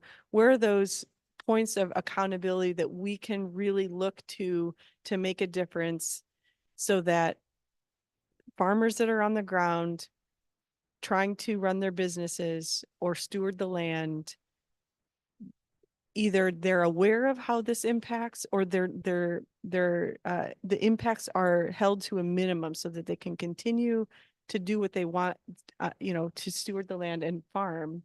Where are those points where we can be focusing on with regards to water and specifically SGMA? That's maybe a big question, but just that's where my mind.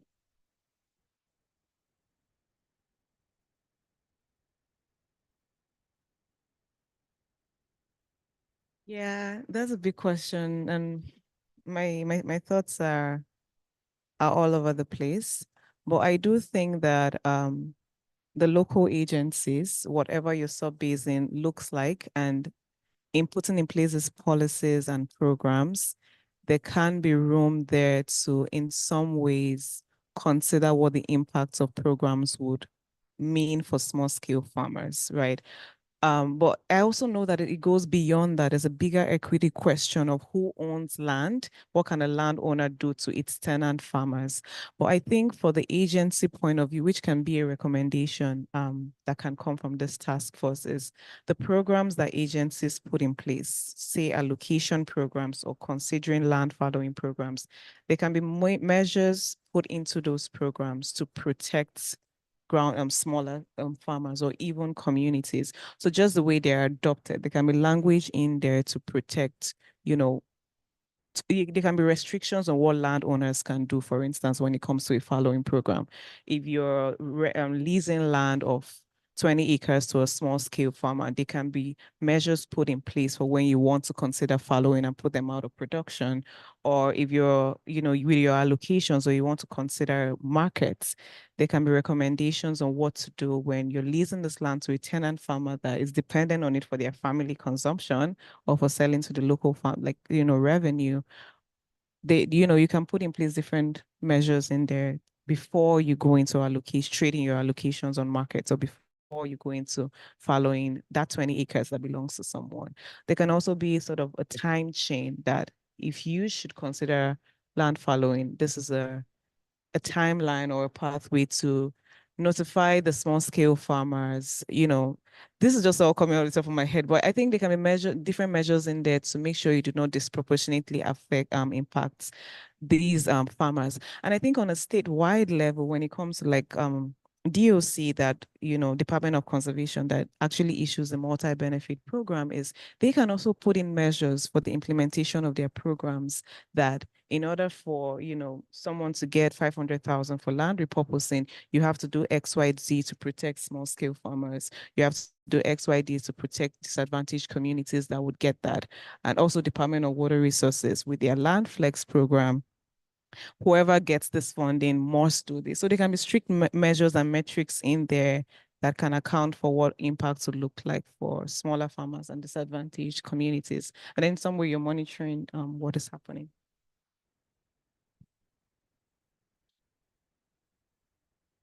I think that's a great idea to put things into the requirements for the multi-benefit land repurposing and land flex and any other following programs for protections for small farms. The other points of accountability are DWR, which reviews the groundwater sustainability plans of the agencies and can approve or reject them. And then the State Water Resources Control Board, which takes over if the plan is rejected. So those are the State Water Resources Control Board in that diagram with the three entities that Godu showed, that they're the enforcement agency. So I think that's sort of probably going to be complicated to get into some kind of enforcement mechanism, but you could say something like, we're not going to approve the groundwater market in your GSP unless it has these protections and these best practices being followed. And I would echo everything that both of these ladies said, and also sort of ensure that there are protections to drinking water sources, which already in some way is a part of the evaluation metrics for the multi-benefit land repurposing program. But, setting those programs aside in some way, because they're, in the grand scheme of things, very small and vulnerable projects in the state budget. Looking forward, I mean, the kinds of things that when we talk about protecting these drinking water sources, and we talk about sort of the carrots for big agriculture to be able to improve and protect drinking water sources, that I think is a little bit of a confined way of thinking, where we're at a juncture in history where the small community service districts and public utility districts that I talked about need to be positioned in such a way that they're able to act in partnership with the state to acquire additional lands. These places are held hostage by the boundaries of their district. And if their wells run dry, or like the Del Rey district that I told you about, their wells are contaminated, they can't go anywhere outside of their district to get additional water. So how do we actually, it's not really an answer to the question of an enforcement mechanism, but it's a thought for the future of what additional programmatic goals for the state could be, is like how to sort of partner with those small districts public utilities and community service districts to acquire lands or enter partnerships with agriculture that currently hold title to those lands where there are sustainable water sources to ensure the longevity of the settlement in that place.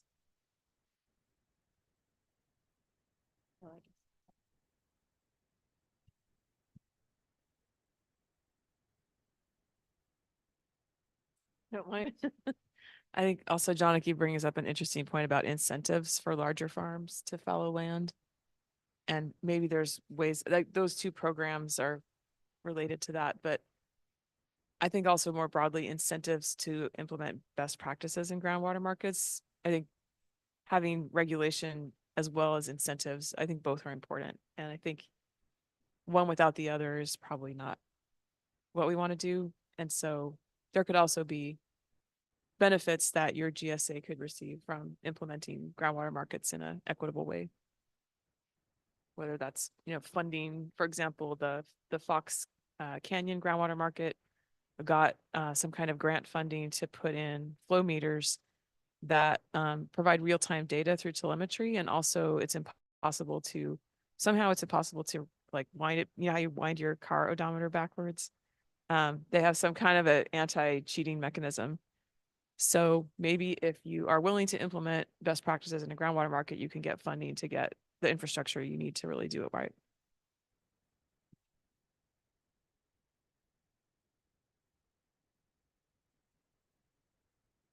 Thank you. Great. Okay. Nelson, please go ahead. All right, thank you. This is Nelson Hawkins commenting. I actually got a couple questions related to situations of over pumping. First question is like, what is the plan to enforce the groundwater allocations if and when someone over pumps? And then will smaller and less resource farms, assuming having shallower wells, will they get compensated in situations where larger farms or entities with deeper wells over pump?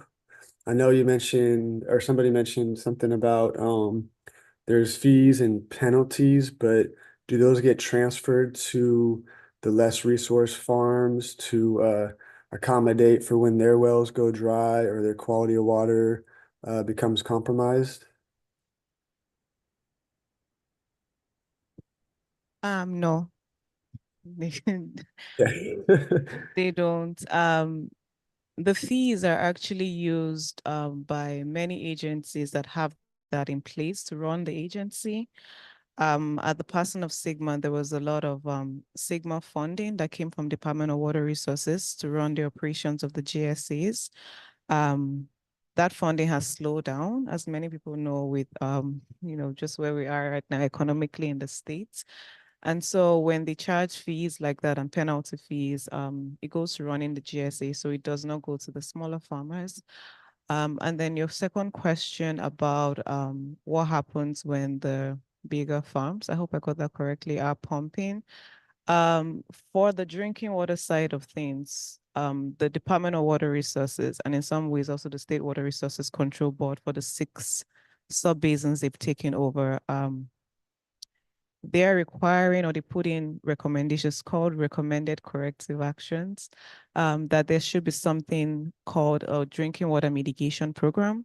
So when deeper wells make smaller wells go dry, which in some ways is bullying, they are required to mitigate those impacts that happen to those smaller community wells, drinking water users. There's nothing going on like that for shallow small scale wells that might go dry as a result of pumping from larger agricultural wells neighboring them, which personally I think is a concern. But there is some GSAs have adopted drinking water mitigation programs. So what that looks like is really that they would provide interim drinking water supplies to the shallow domestic wells they've dewatered, and then essentially also deepen wells if needed, like the map that Ruth showed of like deeper wells, deepen wells if needed. I think that's a temporary solution. You really want to stop dewatering or over pumping water resources. In some ways control how much is being pumped because it ties into the question of land subsidence for some areas. Yeah.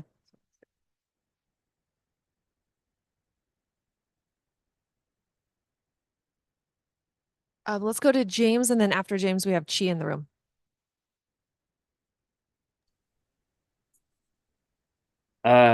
Yes, thanks. My question, it's for everybody, but I'm kind of curious, Janaki, what you think about ways that there can be more, basically, what efforts would it take to like empower residents and stakeholders in these districts that don't have any real ability to advocate for themselves? I'm thinking about things like free, prior, informed consent models that exist in other communities in the world, or participatory budgeting, things like that. But really, I'm just like, when you describe the situation of folks not being able to be able to vote because they don't own land and things like that, it's pretty abhorrent to me. And I'm also just, yeah, curious about what you think about solutions for particularly those most marginalized areas in the valley.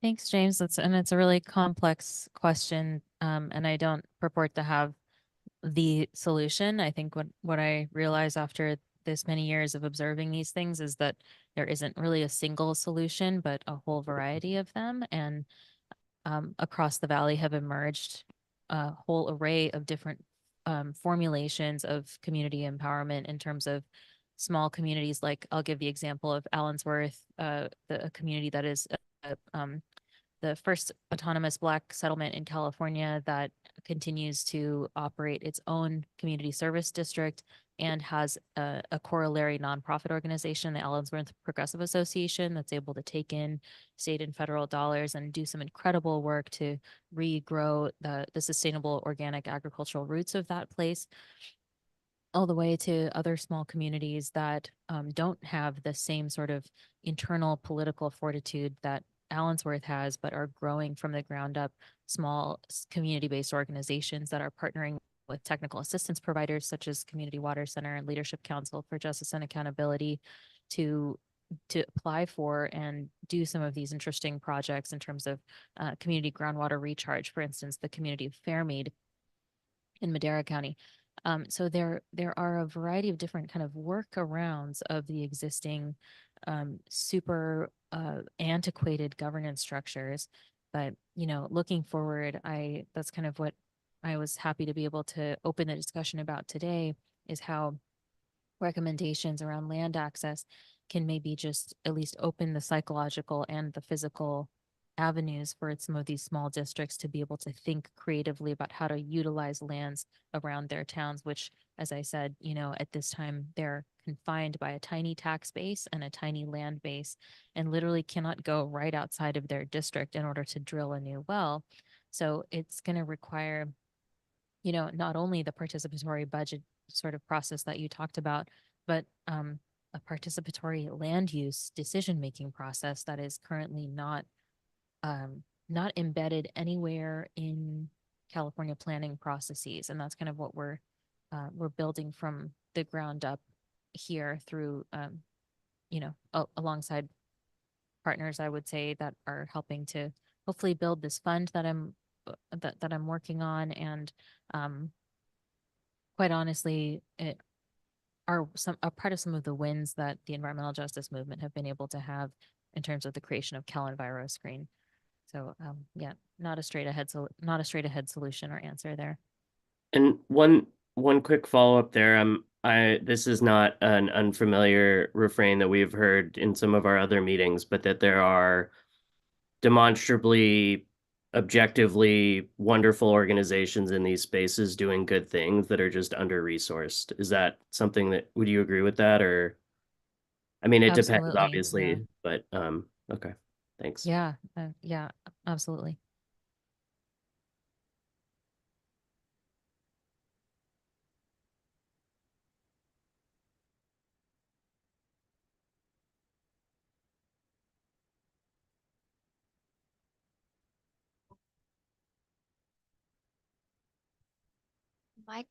This is Shizo. My question is related to Nelson's question.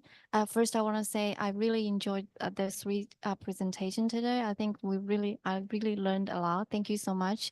And specifically, Ruth, during your presentation, I see a picture showing the well depths. It's certainly really easily to understand the small scale underserved farmers. They will have shallower wells in compared to the industrial farmers.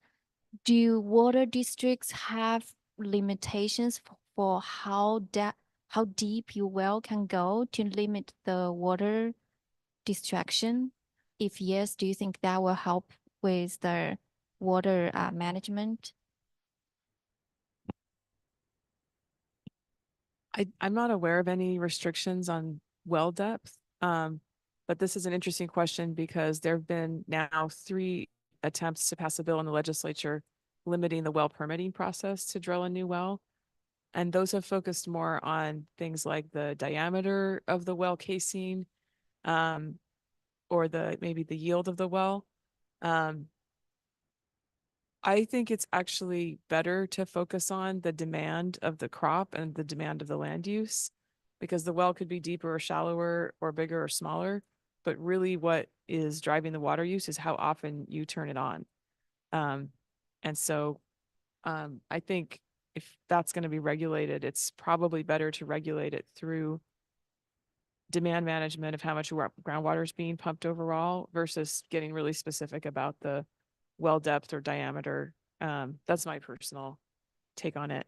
But that's definitely on some people's minds, I would say, of like, can you limit things like that? The horsepower of the pump, and there's all those things that go into how much water is being taken out, and also how that well affects the wells around it, and whether it's drawing water horizontally from its neighboring lands. But you could put in a deeper well or a shallower well, or you could put in several small wells or one big well, and you'd still be using the same amount of water if you've got a certain kind of crop on that acreage.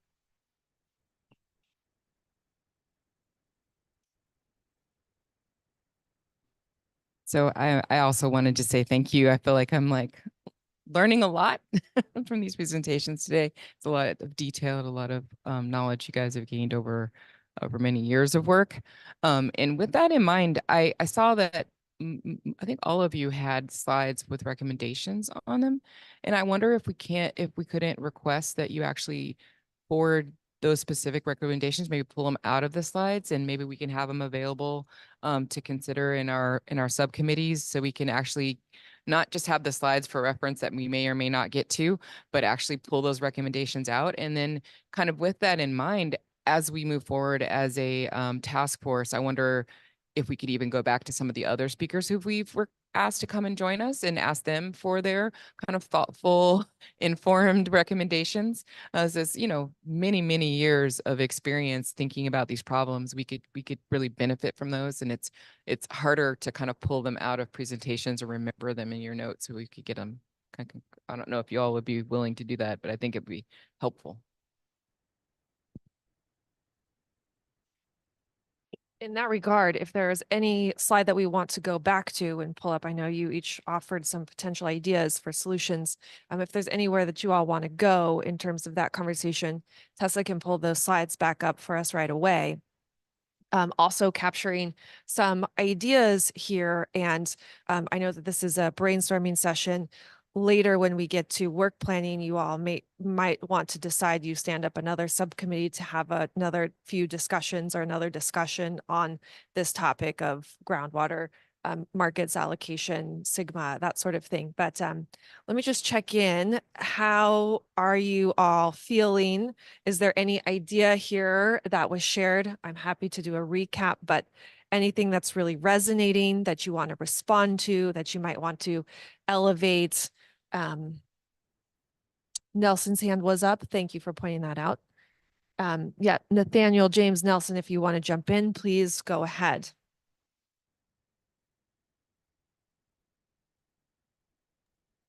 This is Nelson.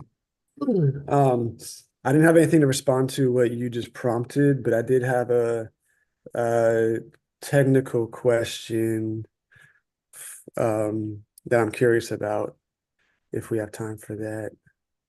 Yeah, please ask. So I was curious to the kind of like the framework or mechanisms that the GSAs measure, and how they measure how much groundwater is present at any given time throughout the year, and like the seasonal timeline as it's being used and when it's available. Being mindful of, the spatial variability. I don't know if that's the right way to look at it, but this kind of like the spatial variability of the water table, where like the water table might be at a different depth in one area, and then a couple miles it might be at a different level. Even on the same property, it might be at a different level. So how do the GSAs measure how much groundwater is available? So a lot of them have monitoring wells that they go and check the depth every so often. And so that's pre-Sigma as well, having monitoring wells to basically check the depth to groundwater in different parts of the irrigation district, for example. And then in terms of measuring groundwater use, it's either through flow meters that are on the pump and track the amount of water going through, or through satellite measurement of, basically there's a way to estimate from satellite data how much the crop is, not how much it's using, but how much it's requiring, which is actually kind of different. Does that answer your question? Yes, and just to follow up to that is like, how often is those measurements taken? Like just thinking about when and how much the water is being used by different scale farms, and other entities or areas that might be using groundwater in addition to agriculture, such as parks, residential areas, maybe like golf courses and stuff that maybe have a high demand of water. Do they measure that on a regular basis, or is it like, yeah, like how often do they measure that? Most of the ones I've seen are about twice a year, like maybe spring and fall. And the state of California also has monitoring wells that they check every spring and fall. Gotcha. Do you want to add to that, Cody? Okay. And for parks and things like that, if they're on city water, they probably have a meter that the city is tracking their water use, and their city might be part of a GSA. For example, the city of Fresno is part of the North Kings GSA. And so I'm assuming they probably share data on residential and parks and other entities using groundwater. I guess just to add to Ruth, the monitoring wells that they have, that is some recommendations many GSAs have received from Department of Water Resources, and their evaluations is to increase their monitoring wells. So in their annual reports, you'd see some GSAs reports that we're working to put in more monitoring wells. And in Sigma lingo or language, that is called the representative monitoring wells. So again, like spring, fall, depending by GSA, but it's mostly that for most that I've seen. They go into those representative monitoring wells and sort of measure what the groundwater levels look like. And then if you're connected to a city and all of that, that information is easier to obtain.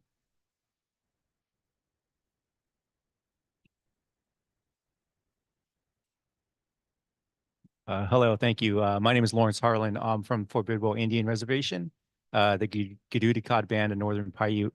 And I don't know whose slide it was, but I wanted to understand more about the Sigma and the map you had. It had the GSAs, and it had, I think it's like 94 and then 29. Can you kind of explain that to me? The different zones, or what are we calling them? Territories of the groundwater, the basins? Yeah. Can you pull that map up and kind of just explain that statewide? And because my understanding that like Sigma has jurisdiction on not all of the water basins.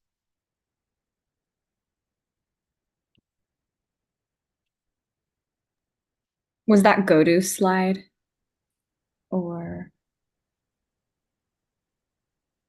yeah, it was go to Let's see. I think they're right at the beginning, slide 3 or 4. Okay. Here we go.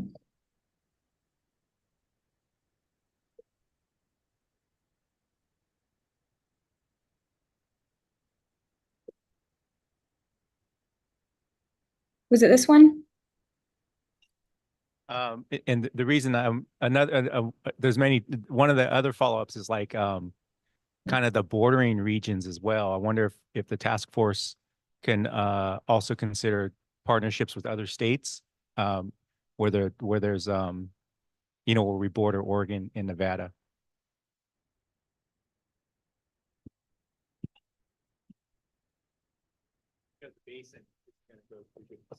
I just wanted to say bye. Thank you, everybody. I have to leave a little early, but thank you.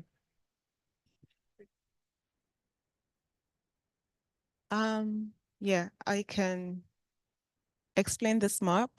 So the map to the left, the blue one, is this whole slide is from Department of Water Resources. It's sort of noted in there because I didn't create the slide. The map to the left, the first map is from Department of Water Resources Bulletin 118. And this was sort of before Sigma, where they basically mapped the state of California and where their groundwater basins. And so when they did that, they found 515 groundwater basins that within California. And then when Sigma came around, the designation that you see there by color, I didn't get much into it because of time, but it's basically based on priorities, and the orange is high priority basins, and with the law they sort of paid attention to those first in terms of requiring development of plans and all of that, and they're really called critically overdrafted basins that you see in the other one. And then there's a low and very low priority basins. Those sub basins are sort of scattered at the other parts of the state. They are not required to develop plans. So they're not part of under the requirements of Sigma, but they can go ahead and develop a plan. And some of them have done that and implements those managements. Essentially, they're not in critical or high priority areas. So there's less focus on them. But many of them have gone ahead to develop plans. And then the last one, you see the 21 critically overdrafted basins.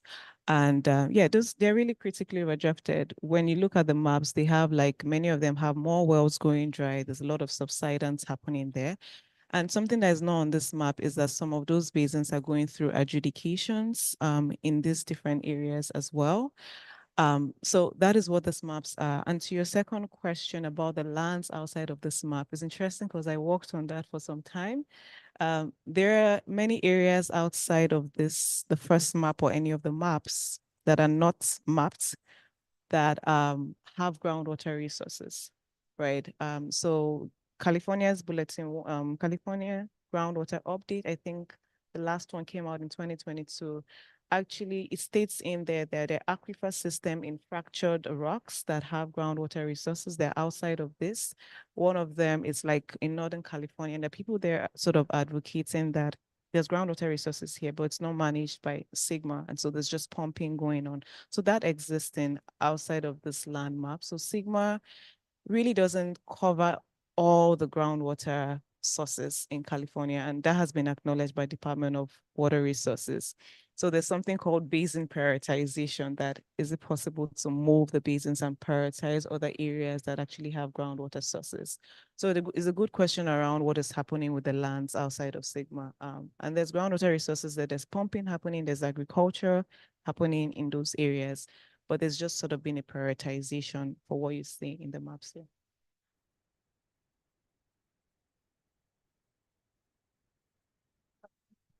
All the parts answered.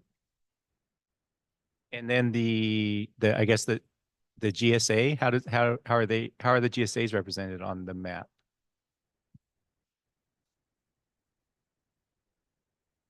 They are so tiny. Maybe I go around.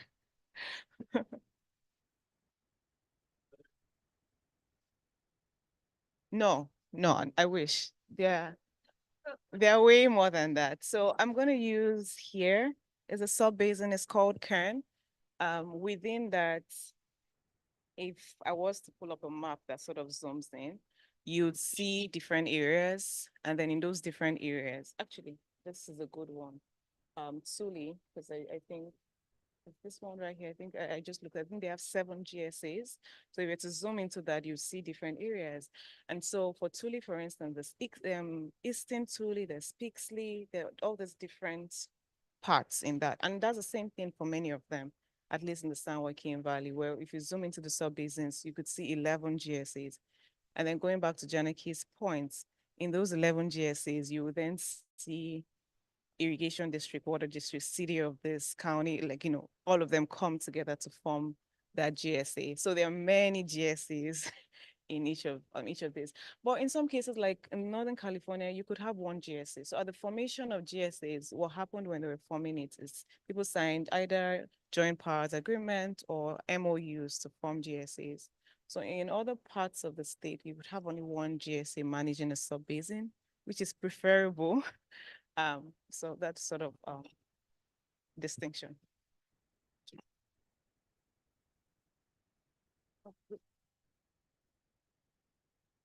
Quick follow-up, if you remember the map that Janaki showed of the irrigation districts, that corresponds pretty well to the GSA boundaries.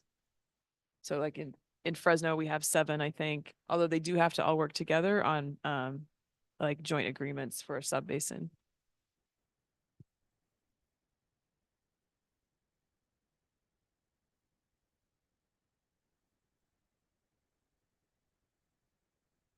Maybe this is just a clarification question.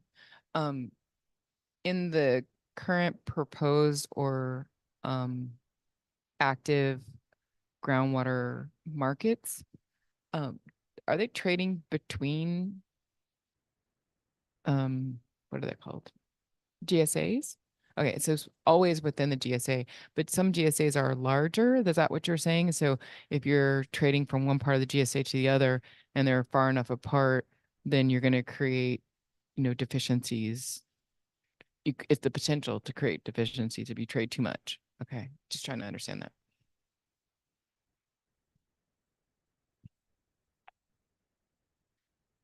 that. Any more hands on online? Let me just expand this. We're okay. Okay. Oh, wait, coming over, Leah. Hi, this is Leah Schwartzman. I think it was brought up in Janaki's presentation, but hopefully we can have a little discussion about it here. And I'm not remembering exactly which entity restricted participation to landowners only. Was that the GSAs or was that? Okay, so just that one restricts. Would it be a recommendation that we could adopt or recommend here that best practices is that tenant farmers and any resident, whether they're renting or owning, would be able to participate in the process and vote and run for office? As we know, many small farmers are tenant farmers, so.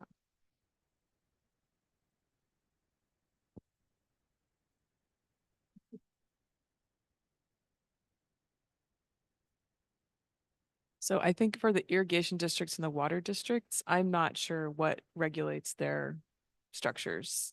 I know also the resource conservation district, I believe you have to be a landowner to be on the board for RCDs. Is that, I ask you, is that true? We have someone who just was at an RCD. Okay. Okay. Of the RCDs. Oh, gee, do you know? Do you have to be a landowner to be on the board of an RCD? Is it complicated? Yeah. It's a very, very good question. So in the past, we have been having these limitations. You have to be a landowner to be included in the Resource Conservation Board, but we are trying to change that. And now, if you're not a landowner and you care about resource conservation in your district, and you can be invited as a invited guest, kind of like a guest director. You can sit on the table and make discuss major resource conservation questions, but you don't have the vote eligibility, and we are still trying to change that, and we're getting more and more close to change that. Thank you for the question.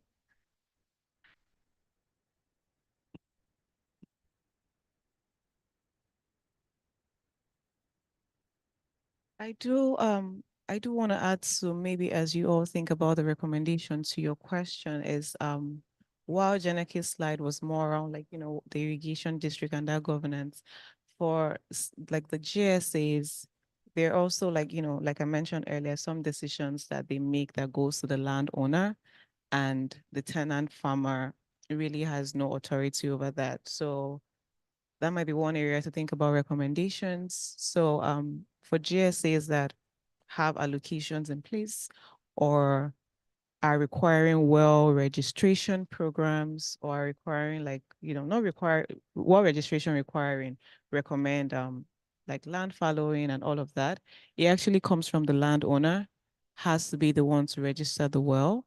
The landowner also is the one that would opt into like groundwater accounting platforms get their allocations. They're also the ones that can decide if they want to follow the land. And so there's the question there around the tenant farmer isn't really, they're just a tenant, right? You're not really the one making these decisions, but you're on that land and you're going to be impacted.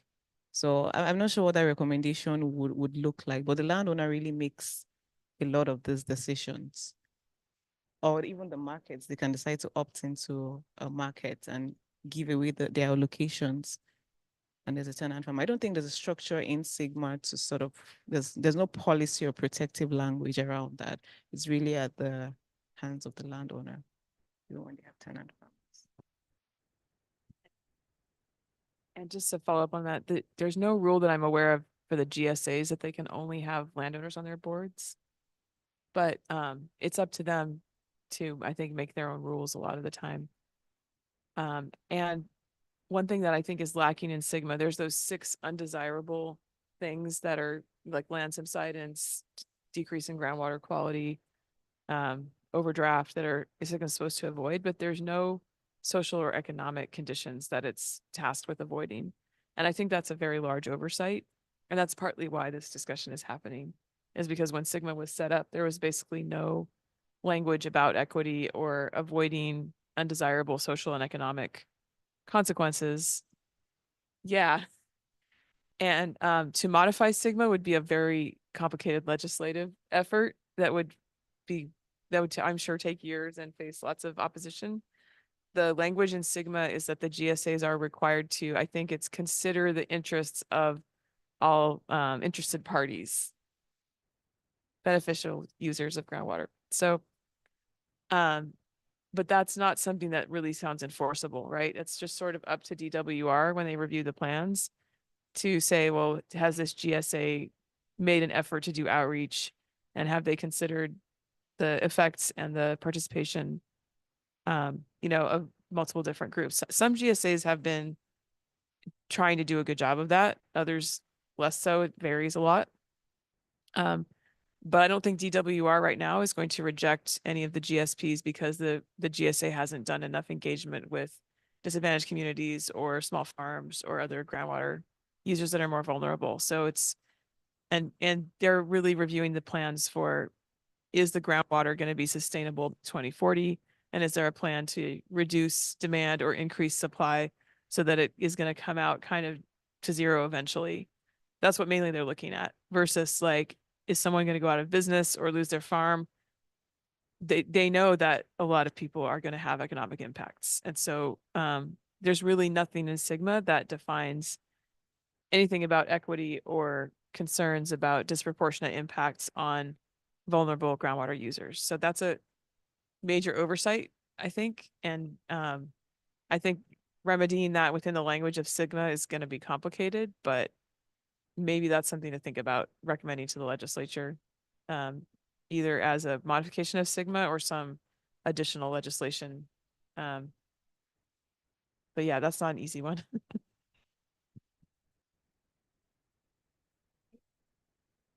You are all not here because you shy away from things that are difficult. Okay, so we're at 11:05 as a time check. Let me just do a quick recap. See what you all think and where you want to go. So we'll get the presentations that were shared today posted up on the website and distributed to task force members within a couple of weeks. I believe there's also a plan to have those materials translated into Spanish. That might take a little bit longer, and we might need to do that on specific request. Some of the suggestions that were explored during discussion were also shared in those slide decks. We'll pull those out specifically and then give those to the appropriate subcommittees that are seeking to further discuss those issues. But we had conversation about groundwater markets and allocations and a little bit of talk about the pros and the cons of groundwater markets. So far from the folks who have some experience in this area, there's not a lot of support for groundwater markets. There's not a lot of good examples, but if we were going to move in that direction, some suggestions were made to do things like limit trading so it occurs within your basin, make your contributions anonymous, make exemptions for small farmers, things like that. Some questions about if you can buy or sell inside or outside of your basin, but then also discussions about if you don't have markets, you can really only work with the water you have. So if you don't have incentive to sell, then maybe you won't be fallowing, maybe you won't be planting less. And then just kind of some general acknowledgement that water is a common resource. And so maybe we're kind of looking at it through a different lens. It's not really ours to buy or sell. Conversation then shifted to where are the points of accountability for this topic here. GSA's groundwater sustainability agencies are the primary point of accountability, and that might be one area where you all as task force members might have the ability to have stronger influence, to connect with GSAs and suggest protections for fallowing and in allocation programs, maybe suggest some timelines that are specific to smaller scale farming operations. Other points of accountability include landowners, Department of Water Resources, State Water Resources Control Board. Working with these two agencies, also possible to maybe help with ideas for enforcement mechanisms, making sure there's protections to also drinking water sources as well as groundwater sources, including some of these protections, allocations, timelines, et cetera, into the multi-benefit land repurposing programs. Other considerations, these are not fleshed out ideas yet, of course, but how to partner with small districts to acquire lands and sustainable water sources? How can we help develop incentives to establish best practices in groundwater markets? Some ideas maybe being bounced around about promoting limitations in well depth and well permitting. But if you're thinking about it that way, maybe it's possible to really, it might be better to regulate land use from a demand management perspective rather than wells and the number of wells and permitting. Also, some questions about what happens if you overpump. What are the ramifications if you're a large operation, you have a bigger well, bigger pump, and you're impacting your smaller next door neighbor? Could we use those fees for overdraft to compensate smaller farmers? Can we develop mitigation programs for ag use? A little bit of a Band-Aid, but doesn't mean it wouldn't have an impact, right? Because if you run out of water, you run out of water. Wanting to maybe motivate communities for solutions, getting creative with uses for land access, and how do we bolster participatory land use decision-making process? That was connected, I think my shorthand note was connected to the conversation we were just having. Like, this could be a hard one, but there's nothing in Sigma listed as one of the 6 undesirable results. It does not include social and economic impacts. Could you go and maybe recommend that Sigma starts to include that as one of their analysis, their levels of analyses? And then if not, how do you do that through the GSAs, through the groundwater sustainability agencies? How do you get to how do you get those GSAs to include tenant farmers in the decision-making process, in the voting, so it's not only landowners? And then maybe other ideas, two other ones that I captured are, how can we better resource, or let's better resource organizations that are out there already doing the good work, and then increase funding for monitoring wells. Lots of great stuff shared right there. Let's just take one moment, see if anybody wants to champion any of those ideas, or if you all just kind of want to sit on those ideas for a little bit, and then we can kind of pick up a deeper dive conversation at the subcommittee level.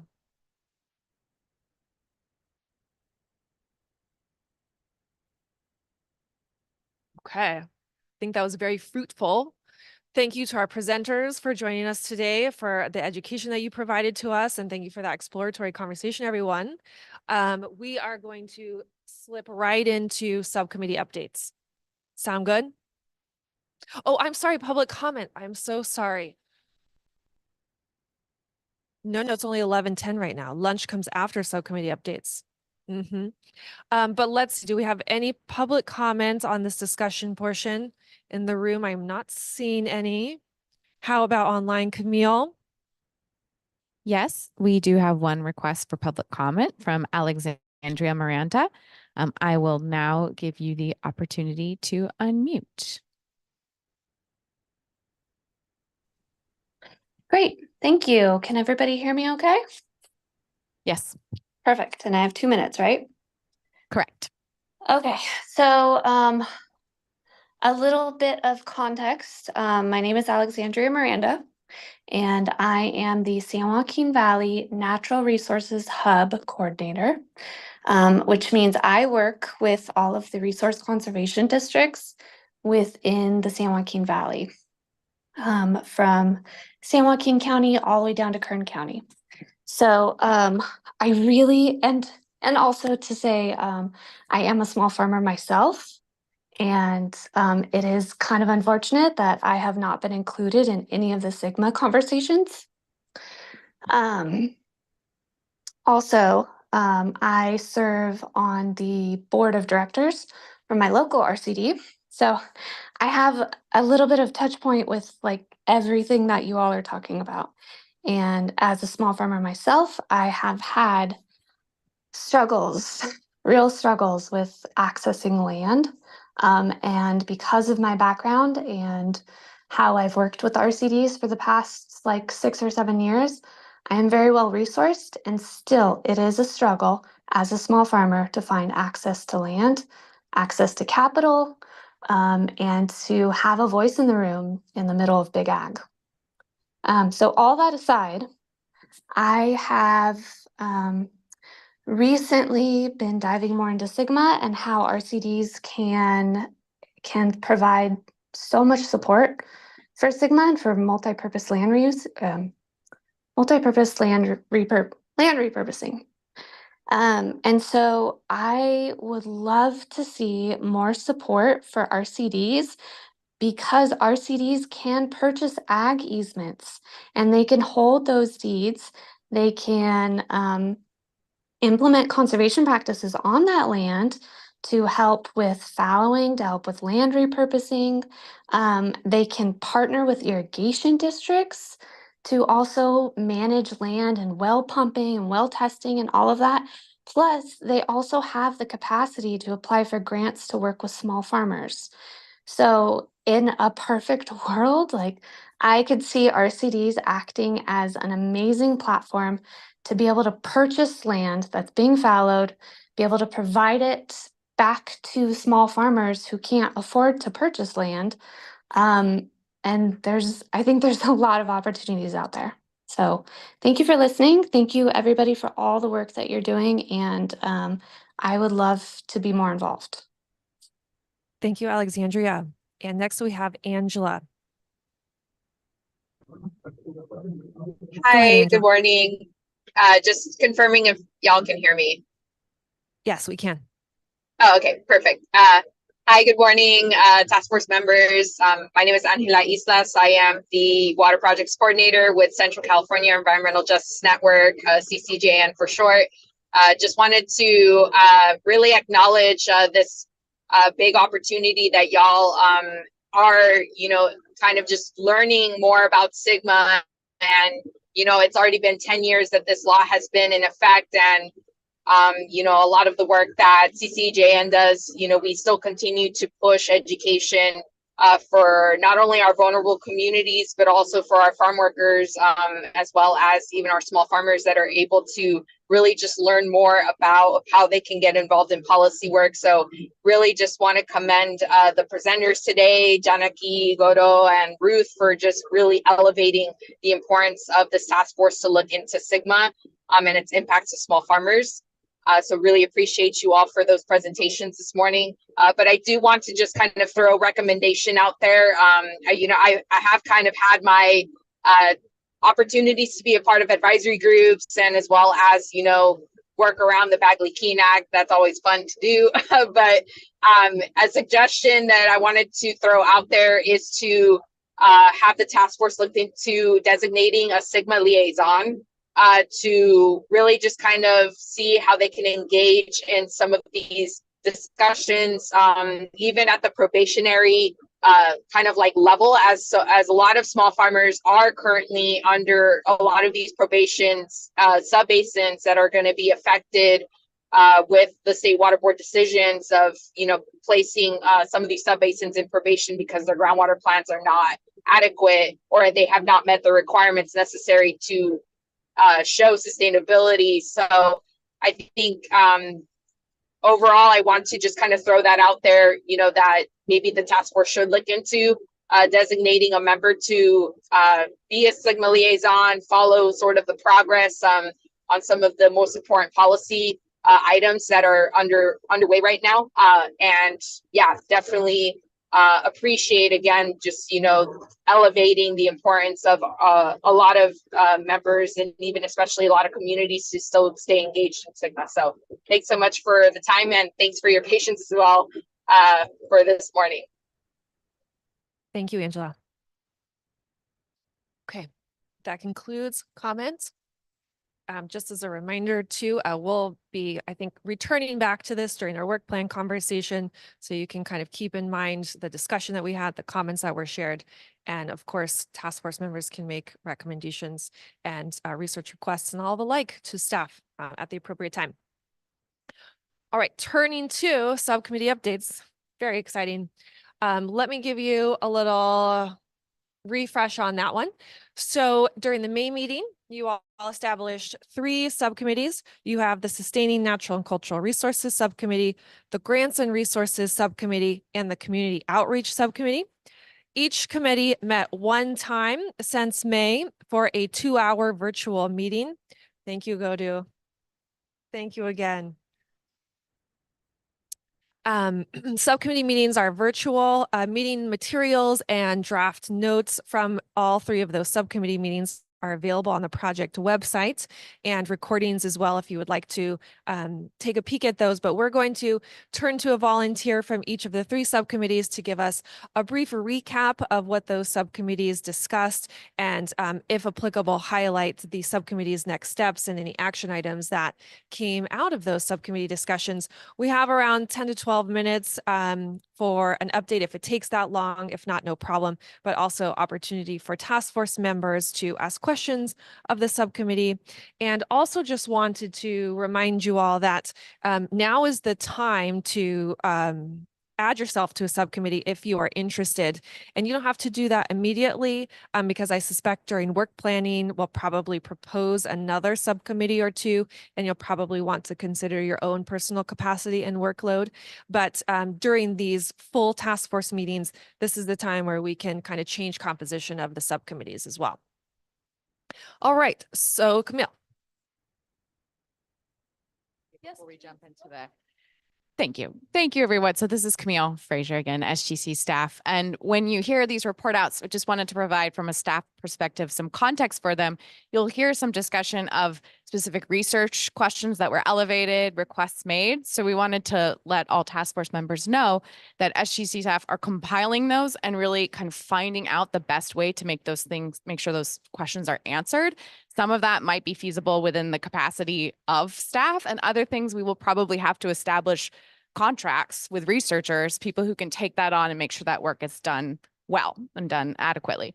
So as one example of what we're already kind of involved in, we're working with a graduate research team at UCLA Luskin School who might be able to assist us with some projects, things like that. So that's underway, and just one example of what we're hoping to do to make sure that your questions are answered. And wanted to let you know that if there is anyone on the task force who would like to, be kind of involved in that process, in the process of deciding the research questions and the way those questions are answered, that we can definitely find the right way to make sure that you have that opportunity. So wanted to give a quick update there from the staff perspective that we're working those things out, and that can also, of course, come back up in the work planning discussion as you all are talking through next steps, really looking for guidance from task force members. Thank you. Okay. Any volunteers to go first, or we can go in chronological order? Again, I'm making eye contact with Chi. Thank you. This is Chizo, task force member. Updates from the community outreach subcommittee. We during our subcommittee meeting, we talked about it is important to gather community input on both inform the recommendation development process, which means connecting with communities during in the process of when we develop the recommendations, and also ensure drafted recommendations will be reflected will reflect the live experience of communities who experiencing land inequity, which means connect with communities later in the process. We also talk about to share and promote final recommendations with those communities to let them know we really value their input and their support contributions to this process. We brainstormed ways to support those goals. One of the ways is to collaborate with trusted partners who already work with underserved communities that we want to prioritize. And we also talk about attend existing conferences and trainings and similar events to connect with key communities. Develop informational materials such as flyers so that we can distribute during those events, and also build out the project website. And another way is to establish a survey tool to receive public input and feedback on recommendations. Conduct in-person and online regional listening sessions in key communities, and also be mindful for providing stipends to those participating community members. And the timing for those outreach, we think it will be ideally happening in winter times when farmers and producers are less busy. Some of the next steps will be the staff will work with the subcommittee to develop a draft outreach plan, and also create outreach materials so that we can share during our outreach events and conferences and other scenarios. Staff will also draft questions to utilize in outreach efforts such as surveys and listening sessions, and explore ways to compensate folks for participation in outreach activities. And subcommittee and staff are also planning to identify existing conferences and potential outreach opportunities. And this is where we would like the full task force to provide input on. We are seeking for opportunities to outreach to different communities. And if you have any conference or outreach events that you would recommend us to attend and promote these task force purposes and do outreach, that would be great. And I think I recommend several conferences at our during our meeting, but any ideas would be very helpful. Are we doing this now, Megan? Right?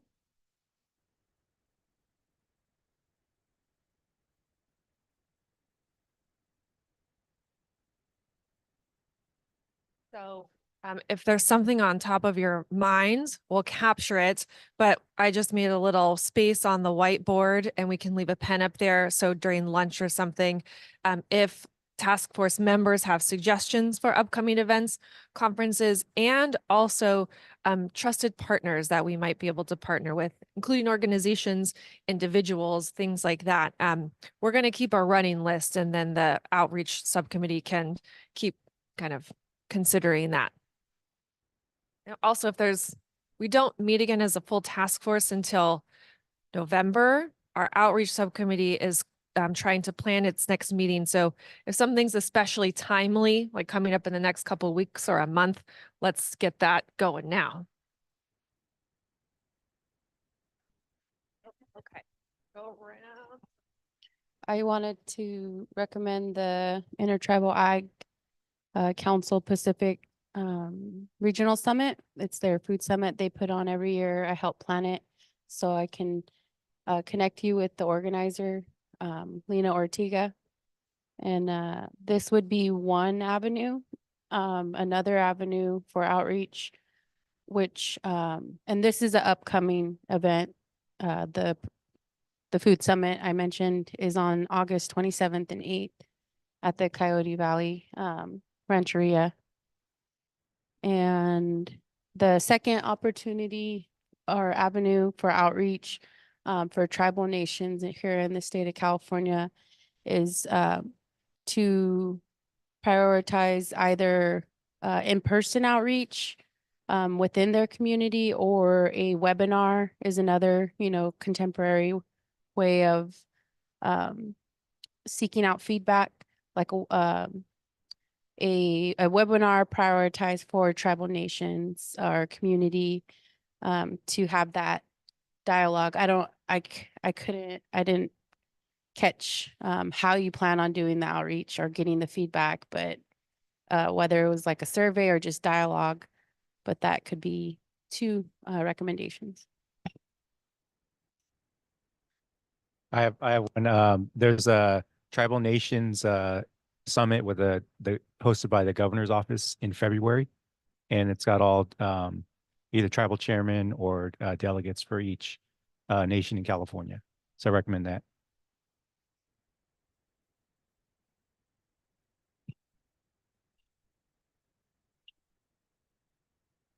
So the annual Black Farmers Conference is happening on September 27th. The annual Black Farmers Conference, California Black Farmers Conference at Fresno State. Hey. So I think that would be a great place. It's an unusual gathering of Black farmers. So September 27th from 8 to 3. I was just going to mention, I think it's important for us to define how we're showing up at these events. There's a lot of different opportunities to be in front of people at conferences, whether it's a formal proposal that you submit, that's a workshop or a panel, or whether it's tabling. I think what we're trying to bring and what we're trying to get out of that, I think we should probably define. And a lot of these are putting out like their request for proposals months in advance. And so I know I personally would want maybe some guidance or maybe some coordination on whether we're submitting a proposal as a group and kind of agreeing to who's going to show up where. So I don't know how we want to organize that, whether that's in the subcommittee, but I mean, I have these requests for workshops coming into my inbox pretty fast right now, given that the kind of fall winter is when a lot of these farmer conferences are happening. So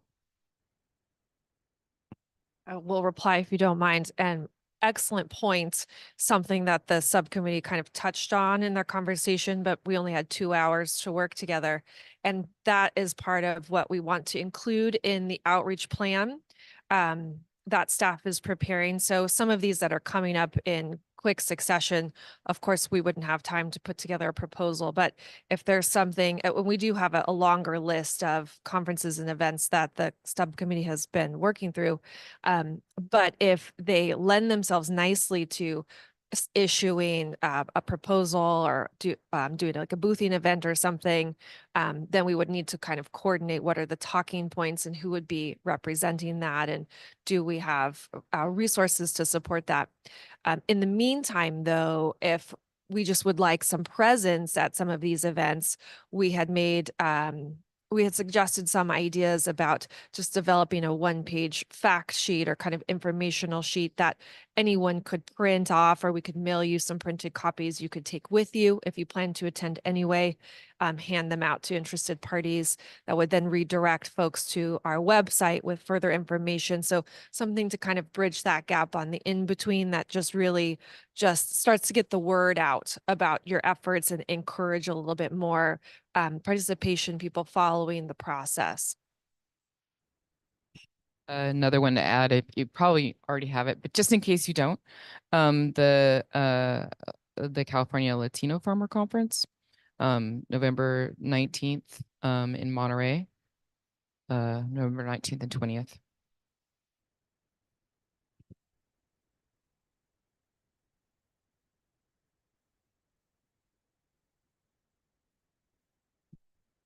Yeah. It's tricky because we have to do work collectively on the in-between, and stuff's coming up and you're starting to do some good work. So I was also thinking maybe we just get basic business cards so that folks can pass those out too. Chim, coming back around to you.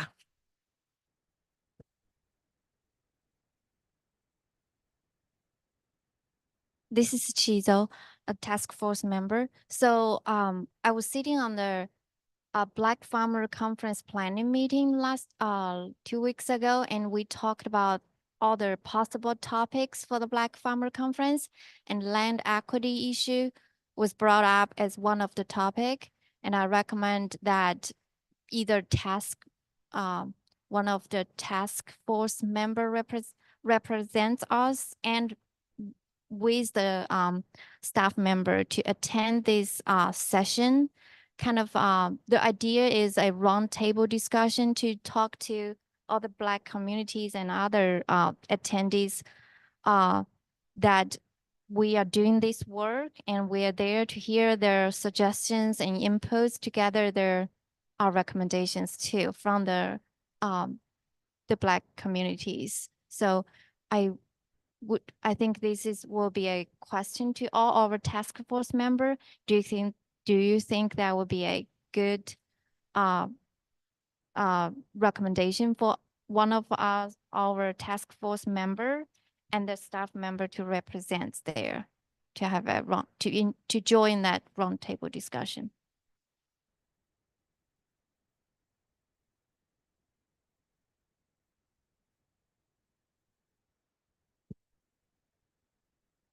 We're seeing thumbs up in the room.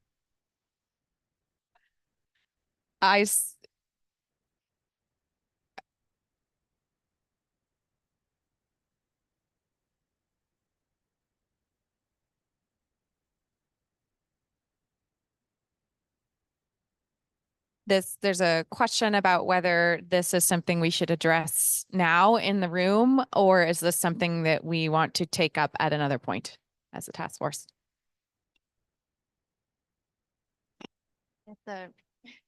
This is Chizo. I think we need to decide now, since the Black Farmers Conference, they're finalizing the agenda today, immediately after today's meeting. They are having their meeting at 2 to 4 to try to finalize the agenda. So whether or not our task force member wants to be involved in that roundtable discussion, we need to decide kind of today now. And I can represent the task force member.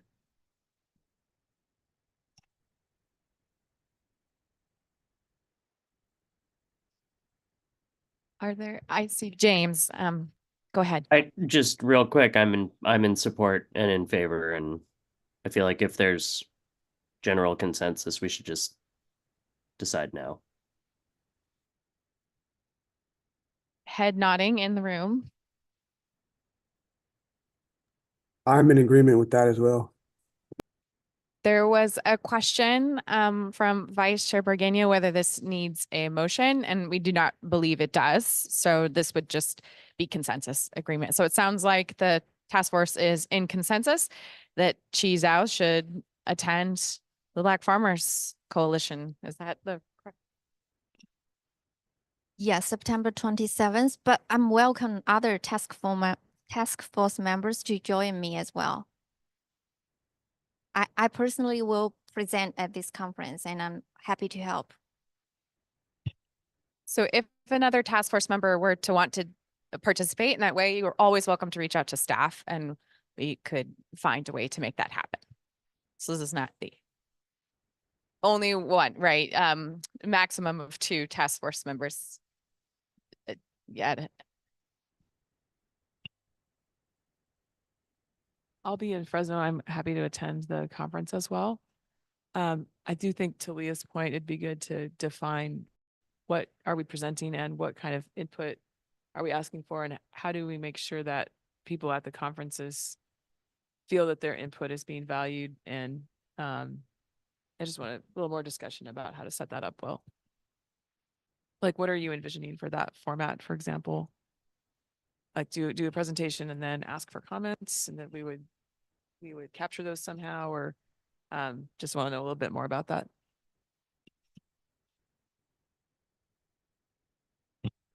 I was envision that one of the staff member will join us too, and we can have a short, really brief presentation about what we're doing, what is our goal for the task force committee, and our timeline, and then invite their attendees to provide their input and share their experiences. And it's basically a roundtable discussion. And I don't think we haven't finalized the agenda. I just recommend that we be present at that roundtable discussion, and I can imagine there will be other entities will be involved. So I will have more details after today's meeting. Yeah. What? I think California Farm Link and Kitchen Table Advisor were mentioned during that planning meeting, but need to double check. It looks like we have James and then Nelson would like to say something. Yeah, I can just share that my perspective on this is that we kind of have, there's kind of there's like general outreach from the task force, which is very organic and just like we happen to be at meeting spaces, something around, equitable housing access comes up, and it's like a share out of like, hey, I'm on this task force, like please engage with us more around this topic if you feel strongly about it.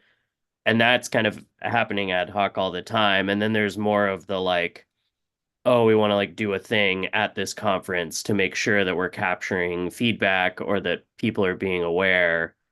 And I feel like that one's a little bit more like codified, and that we want to have a process for capturing all the information and making sure, things like that. But that's just kind of my thought. I did have a question about, well, I'll save my question for later, but yeah. Thanks, James. I think Doria wanted to issue a reply. Am I reading body language correctly? Okay. And then we'll go to Nelson. So it just occurs to me that in our subcommittee, which we haven't talked about yet, we also talked about some things that we wanted to do in terms of outreach when it comes to grants and existing resources. So one of the things we wanted to do was actually get feedback from people who have used existing programs, and to say, well, how did it go? Did you actually complete that application? Did you get funded? How did it go after you get funded? And I wonder if we shouldn't be thinking about pulling together some kind of survey that we could have at outreach events, so that we could gather that information of like, so people can indicate which program they used and what their experience was or something like that. Maybe we could develop an online survey they can use with a QR code or something in paper if they can't do that. It just, if we're going to be out there, it seems like this might be a way to start gathering that kind of information. That's definitely on the list. I'm not totally sure about the timeline. It might be possible to expedite that. And then in which case we would want to reconvene our subcommittee to confirm language in advance of the September 27th conference, if that was something we wanted to deploy at the conference. But again, I don't want to make any promises for that one because I think language will be very important when you're developing a survey tool. Nelson.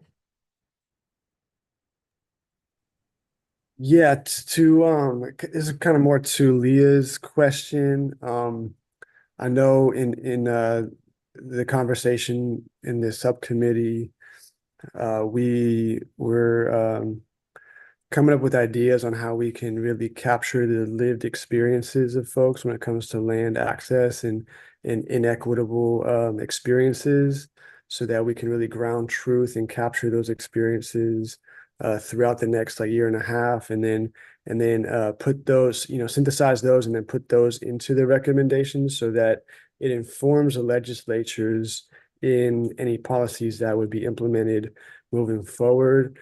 In the spirit and the mind of, and this was raised during the May 9th meeting as well, of really making sure that those that are voiceless, so to speak, or do not have an opportunity or excluded from these conversations, have an opportunity for us to hear them. And I envision it a lot, the format being more like a listening session, and then we have an opportunity to capture a lot of those experiences again to put into the recommendations to inform the legislatures. Not quite sure the logistics and the specifics of how to go about that, but that's my perspective.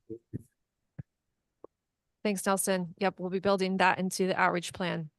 Tessa, I believe we see your hand up as well. Yeah, just to speak really quickly to kind of the purpose, wanting to just remind us of some of the things that were talked about in the subcommittee meeting. And so there was a couple different phases. And so phases and purposes, and one of those was just actually informing different communities, like folks that Nelson just mentioned, of the task force that it even exists. And so please, engage and follow our efforts. And then also the second kind of twofold purpose was to then engage those communities in weighing in on the recommendations. And like she mentioned, weighing in advance of a draft of recommendations, but then also, noting to these communities that we will have a draft set of recommendations perhaps next year sometime, and that we would want to follow back up. And so to then get a second round of input. And then there was another part or another aspect that was mentioned and requested by the subcommittee members, which was drafting a set of core engagement questions to utilize in those various different formats. So whether we're sending around a survey or actually having a listening session, like Nelson just mentioned. And so I guess I'm mentioning that because I think with some of these events coming up pretty quickly, staff can perhaps prioritize that set of core engagement questions and try and get those back out to the subcommittee members, and then perhaps even the full task force. So we'll see what we can do as far as timeline, but that will hopefully help clarify, the purpose of outreach. I feel like maybe this came up before, so I apologize if I missed anything, but is there a way for us to have a list, like a listserv for updates that people could sign up for? So if we go to a conference and we hand out a card or something, can they provide their email? And then when we have draft recommendations, can we send those out to a list? Yeah, thank you for that question. We do have a listserv, and the way that it works right now is we send quarterly updates to that listserv, announcing meetings, things like that. But it is a space that could really be built out to be other kinds of updates, other kinds of engagement. So thank you for that question. And it could be something the task force members might have a certain idea about how you'd like to really tap into that of course staff would welcome those suggestions.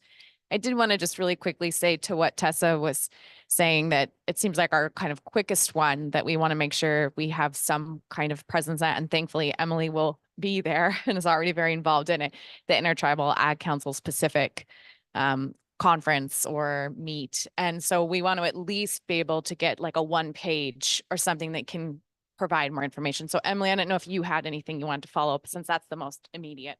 Yeah, that's what I was about to ask, was how can we prioritize and put a little star next to the food summit as well as it's coming up before the Black Farmers Conference. And tomorrow, what's today, Thursday? Yeah, tomorrow we're finalizing our agenda. So I can bring this opportunity up, but I didn't get to, I'm part of the subcommittee. I didn't have the availability to attend though.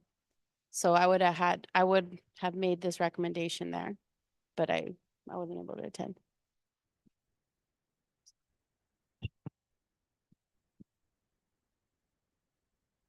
I'm going to do a quick summarization. We're going to need to shift to the next subcommittee update, but couple of events coming up in the next 6 weeks. We have task force members attending. We did not identify a task force member who might be in attendance at the food summit. Anyone planning to go? Oh, it's the same event. I'm sorry. No, I wrote 2 separate bullets. Okay. Meow.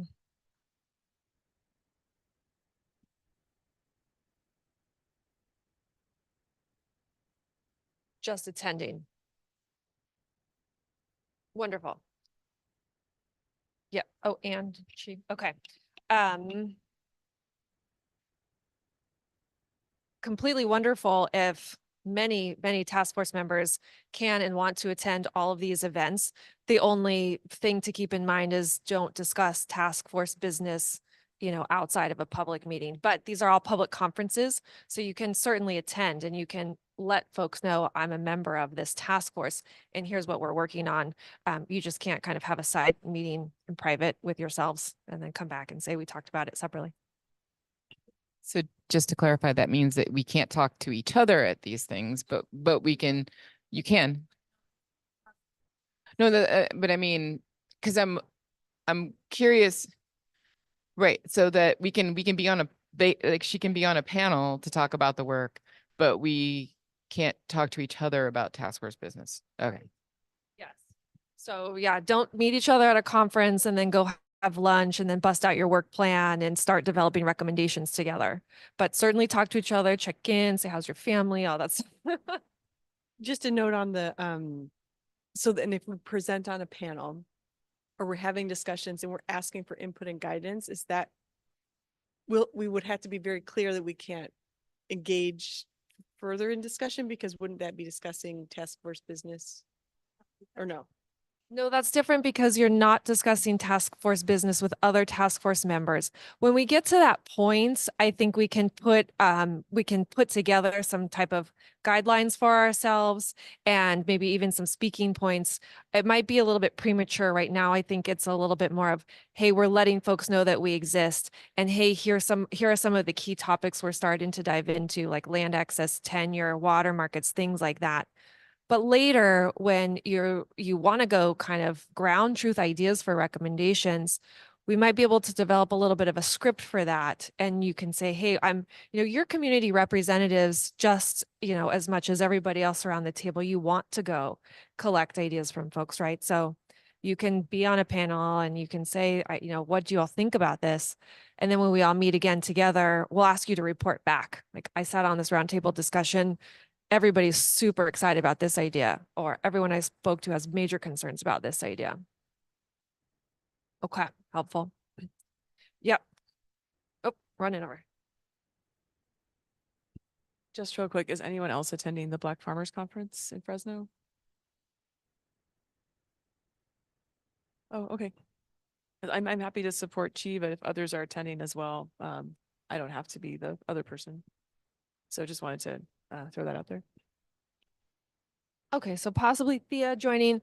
So for the Black Farmers Conference, she will be sitting on a round table and presenting at a very high level, really an introduction to the task force and your work to develop recommendations.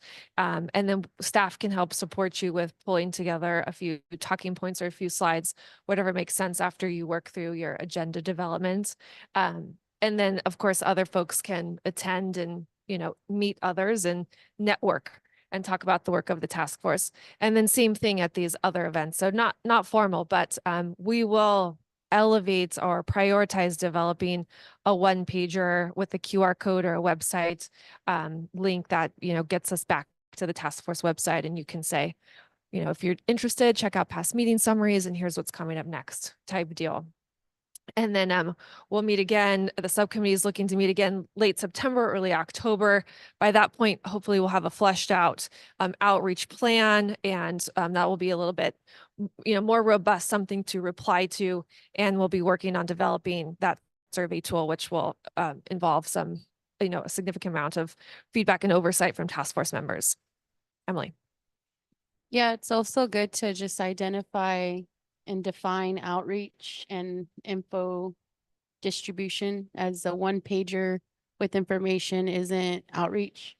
Yeah, so I think we should like define that and then identify how, who and how we're either providing the outreach or providing the information. Yep. Some ideas for that were percolated, or not, that's not the right word, brainstormed.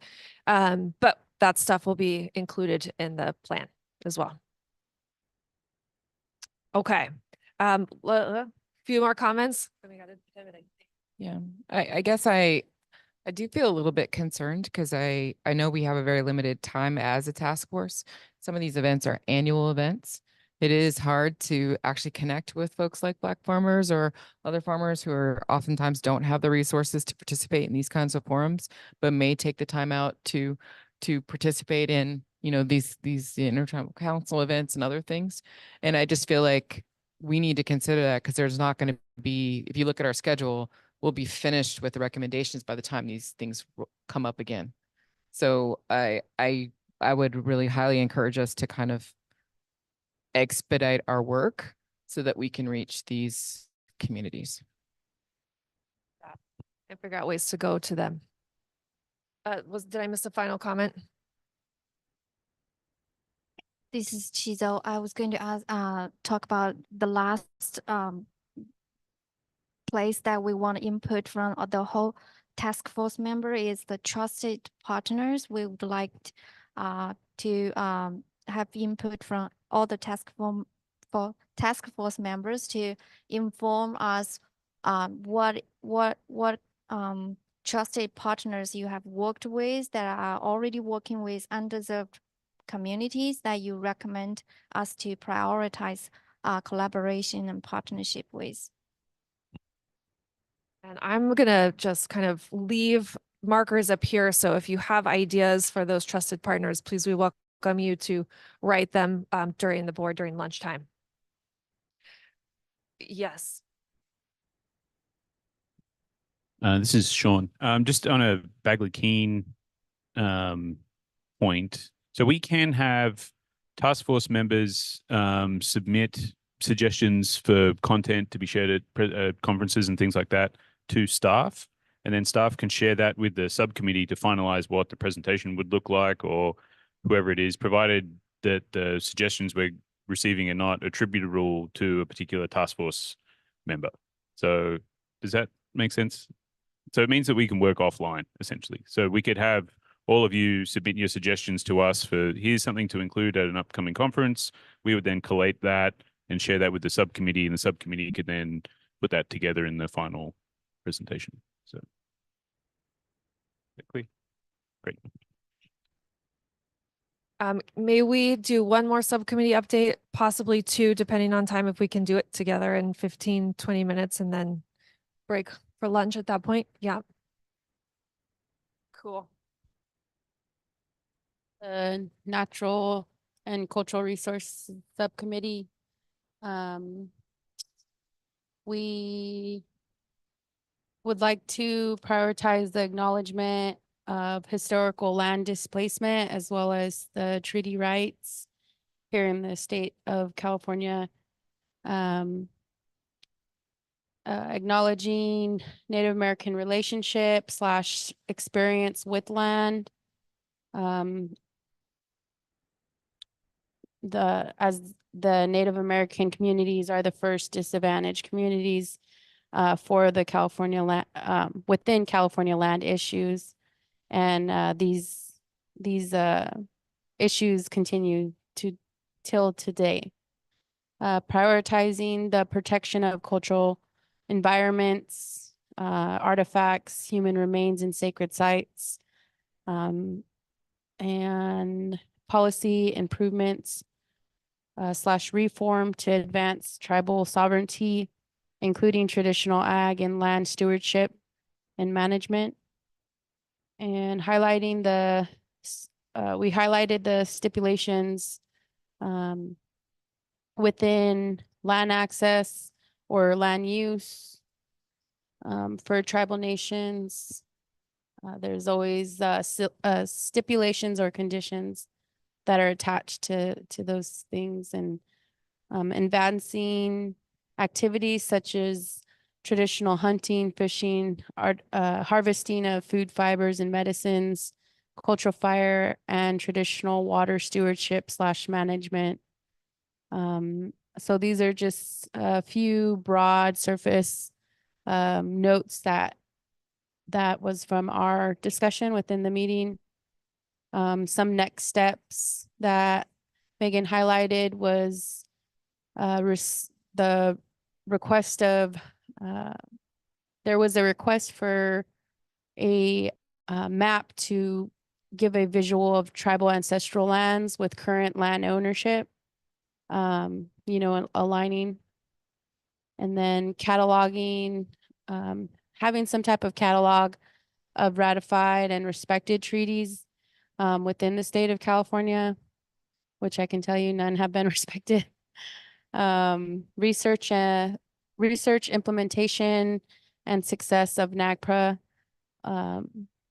and related laws on public and private lands. Researching requirements and regulations for cultural fire within regulatory agencies. Outlining options for tribal consultation in context of land transfer. And we're also seeking additional participation from task force members.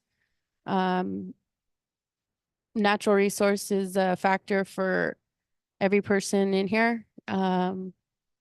We need, as it was highlighted earlier, or maybe yesterday, I think somebody highlighted a lot of the discussion we had was based on water.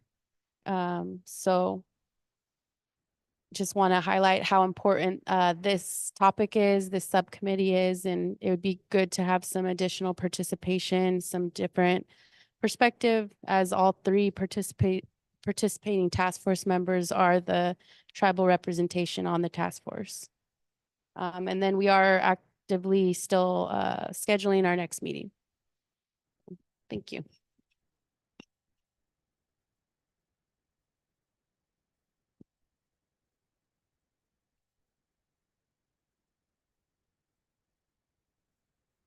Yeah, I just had a question regarding the process for other committee members attending the subcommittees, because I know it was very specific, like we couldn't say anything or make a comment. And I did listen in on all three subcommittees, and it was very, I think, important to do that from my knowledge. But to Emily's point, if we want to be engaged in a subcommittee, are we able to, like, how can we ask questions, or how can we provide our input to those subcommittee members without violating the Bagley-Keene Acts? Like if we have a question or we want to provide some other comments or something that was discussed during those subcommittee meetings, how can we do that as non-subcommittee members? So it's a good question. I'm going to give it a try and then ask you all to help.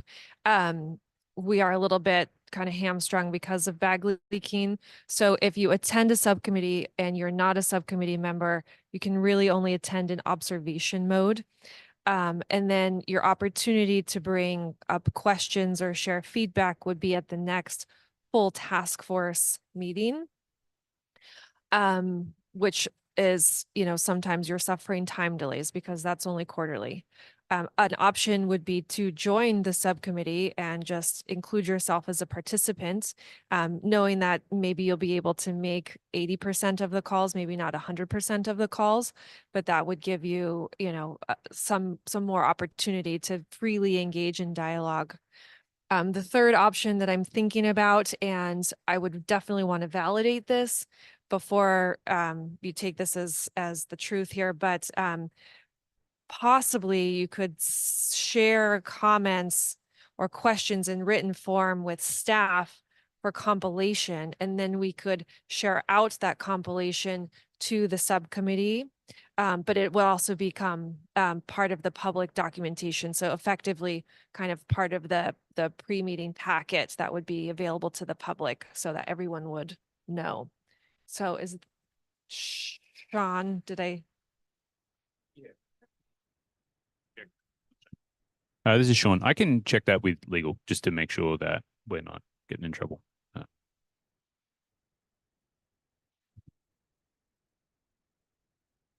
Right. Yeah. So, I mean, exactly. Like report outs are the perfect opportunity if there's something that came up for you that you wanted to ask or share a comment on related to sustaining natural and cultural resources or other subcommittee updates. And then we'll call the question towards the end of the day of who might want to join different subcommittees or, if there is any change in composition. Nelson, please go ahead. Thank you. Yeah, regarding the Bagley-Keene dynamics and like side conversations or opportunities for task force members to interact with one another, if someone can clarify or report back to legal, my understanding was that it was very specific to agendized topics because to avoid like factions or side conversations that can influence like actions being implemented in meetings and in efforts going on between meetings. Is that the case? Can anybody answer that right now? I thought it was very specific to like agendized topics and not just like generally. I think we have concerns about that. Camille might have information. We have been advised, so we will double check on this and make sure we have the right language for you, Nelson. But we have been advised by legal counsel in the past that the work of the task force is what you need to be cautious of with Bagley-Keene. So it might not be like Sigma and only before the August meeting you couldn't talk about Sigma, but you could in other moments, that kind of thing. It doesn't correspond exactly with agendized sessions and with the like timelines of meetings. It is broader than that. It is about topics related to the work of the task force. So land equity, and that's a pretty big topic. So it gets a bit sticky. But we can ask legal, maybe they have some language that they could draft for us that we could make sure we get to the task force that might give a little bit more clarity on the parameters. Okay, coming over to Doria. Ask my anxiety question. This is like our restrictions on speaking are specific to talking to other task force members, right? Like I can talk about land equity in general, like, but not to other task force members. Yeah. Just to make sure. Correct. Correct. Okay, Lawrence, and then Theo is going to give us an update, and then I've got a goal of getting to lunch at 12:15. So I think I missed it, but did we clear that with legal that a task force member cannot join a subcommittee meeting unless they've been designated a subcommittee member? Because that doesn't make sense, but just want to clarify. Good question. You can join the meeting to listen in as an observer, but if you are not a subcommittee member, you can't openly engage in dialogue. So, you would effectively kind of be an attendee online where your subcommittee members would be panelists. So Thea was listening in. She's not a subcommittee member, so she can't chime in, but she can listen to everything you talked about. So that was explained by legal? Yeah. Okay. We're going to get a memo from legal. Yeah, Bagley Keene. Okay, Thea, may I ask you to give us an update on grants and resources? Then we'll try to get to lunch by 12:15 until 12:45. Great, thank you. And I'm sitting next to Doria, who's also on that subcommittee. I will make this very brief. We were part of the Grants and Resources Subcommittee. If you remember from the previous meeting, SGC staff had compiled a spreadsheet of existing grants and resources for all of us to look at. But we really have some highlights and some things that we talked about with regards to that list, and also some additional kind of next steps and things that we thought for an approach. So we're really trying to look, after looking at the list, we wanted to primarily focus on the programs that are available in California. Some of these are federally funded programs with other states, but first focus on California. Prioritizing developing a set of metrics to analyze the program outcomes. It's specifically looking more in depth at the number and acreage of land transfers that came up we were talking about, and really we talked a lot about this to really understand that, how it currently exists. What are we dealing with now? Does that data already exist? Can we find it? How can we look at that better? And specifically on the number and acreage of land transfers, like I said, demographics of those, if that exists, of those transfers, or demographics of the individuals, location of beneficiaries, type of land involved, and how long they maintain land tenure after lands are transferred. We as a subcommittee felt that that was a very important piece of data and information related to grants and resources, because just better understanding the landscape of which farmers are seeking this, the access to grants and resources to transfer land, et cetera. For another idea that we talked in depth about was with regards to programs, grant programs, and there were few that we talked about that were specifically for individual farmers. It's very hard. It's not as common to find grants that are available for individuals versus nonprofits or other entities. But we wanted to better understand because there are so many oversubscribed programs, who are those who have applied but were not served through the program, or were not able to receive funding in the end. And then another layer to that within grants and resources is understand the efficacy of technical assistance. How is technical assistance working? Really diving more in depth into gathering demographic and geographic data for those who are getting access to technical assistance, primarily one-on-one.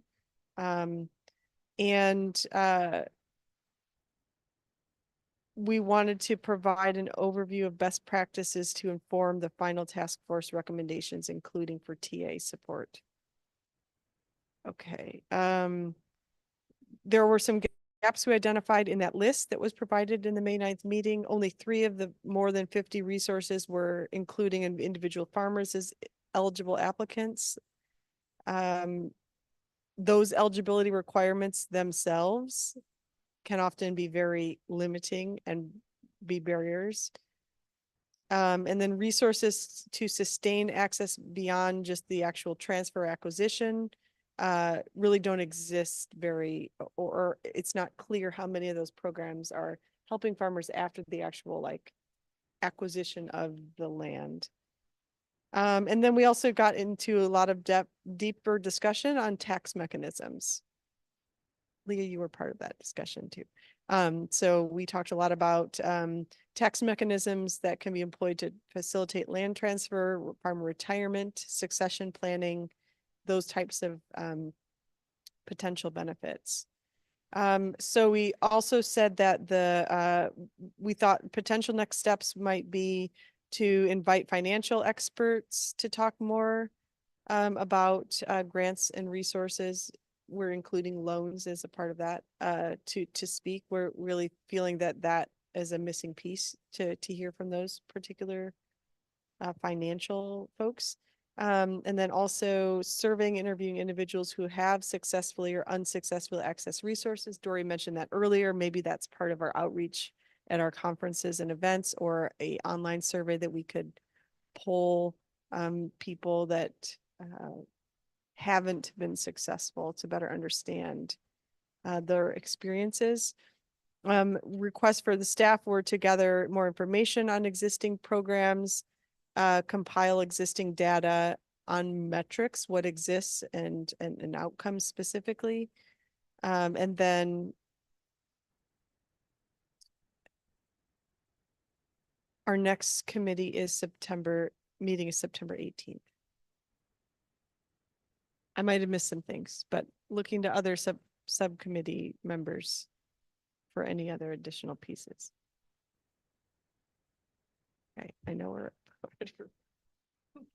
Thank you for that. We might be able to maybe, I'm thinking, build a slide next round for subcommittee updates for, visual incorporation of the updates. But any questions for grants and resources, sustaining natural cultural resources subcommittees?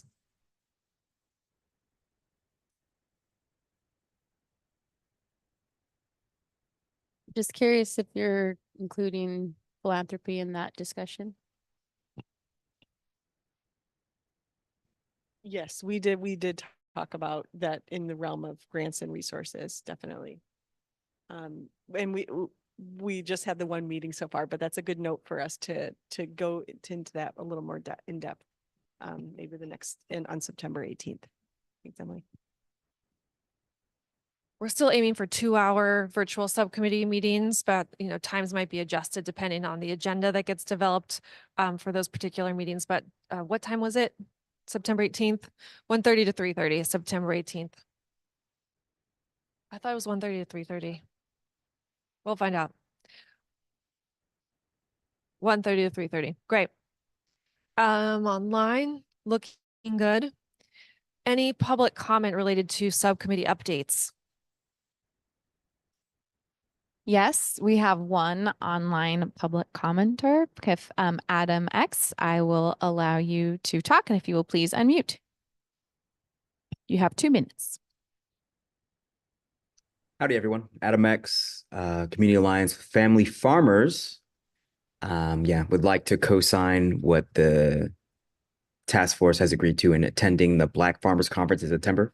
It's coming up, so I think it's a great idea and a great move. As someone who will be going himself and went last year, it's great and would be a great forum. Look forward to seeing Shizo or whoever's going to be there with her.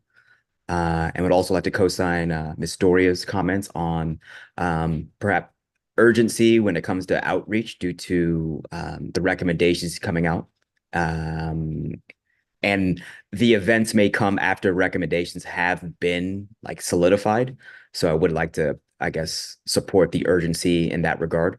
So the outreach efforts have bite, which I think is the ultimate objective. One thing I would like to recommend and just call out as a potential avenue for outreach, and I don't remember this being spoken to, but urban agricultural events and organizations in big cities, specifically San Diego, Los Angeles, Bay Area, that would be seems like they'd be more than willing to host some sort of outreach event with task force members, et cetera. And seems like we have coverage in Southern California, task force members in Southern California, task force members in Central Valley, as well in the Bay Area. But I do think that it would be a relevant and powerful forum for task force to sort of bridge the urban-rural divide and actually bring interest to agricultural land conversations to those in urban areas, a lot of whom desire to go out to rural areas to farm. So that in concert with the RCD conversation, which I thought was great, and an opportunity that could unlock more agricultural land. I think all things that should be explored, but definitely urban ag outreach to organizations, of which there are plenty in LA I could speak to. But yeah, I think that'd be a great idea. And that's it. Bye. Thank you, Adam. Other comments online? Okay. No other public comments. We are perfectly on time. We're at 12:15. We will break for lunch for 30 minutes. We're going to unpack lunch for task force members right here in the back.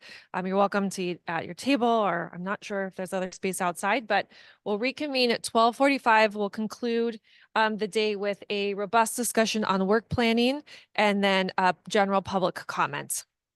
Lunch break, 12:45. We might need to adjust that slide there. Tessa, thank you, everyone.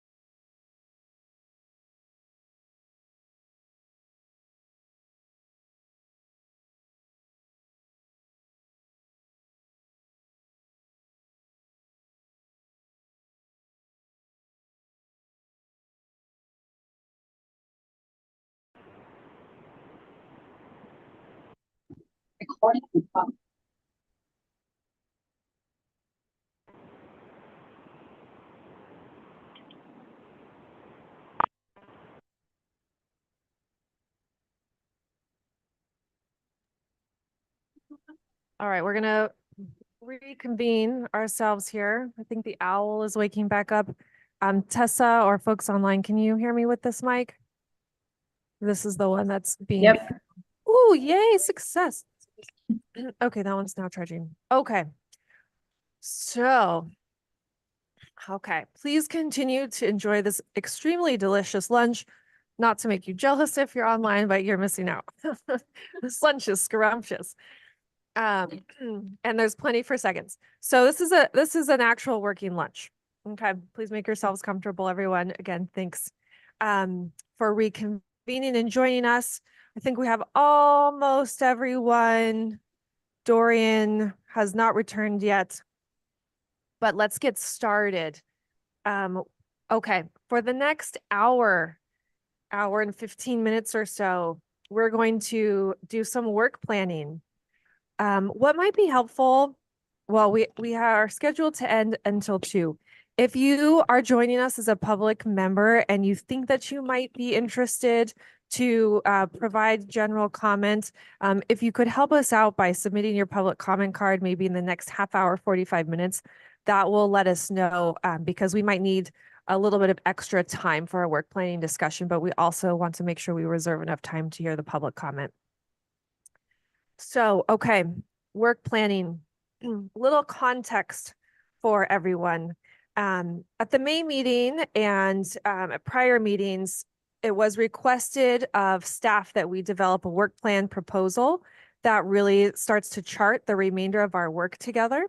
And that's what we're going to be reviewing and discussing right now.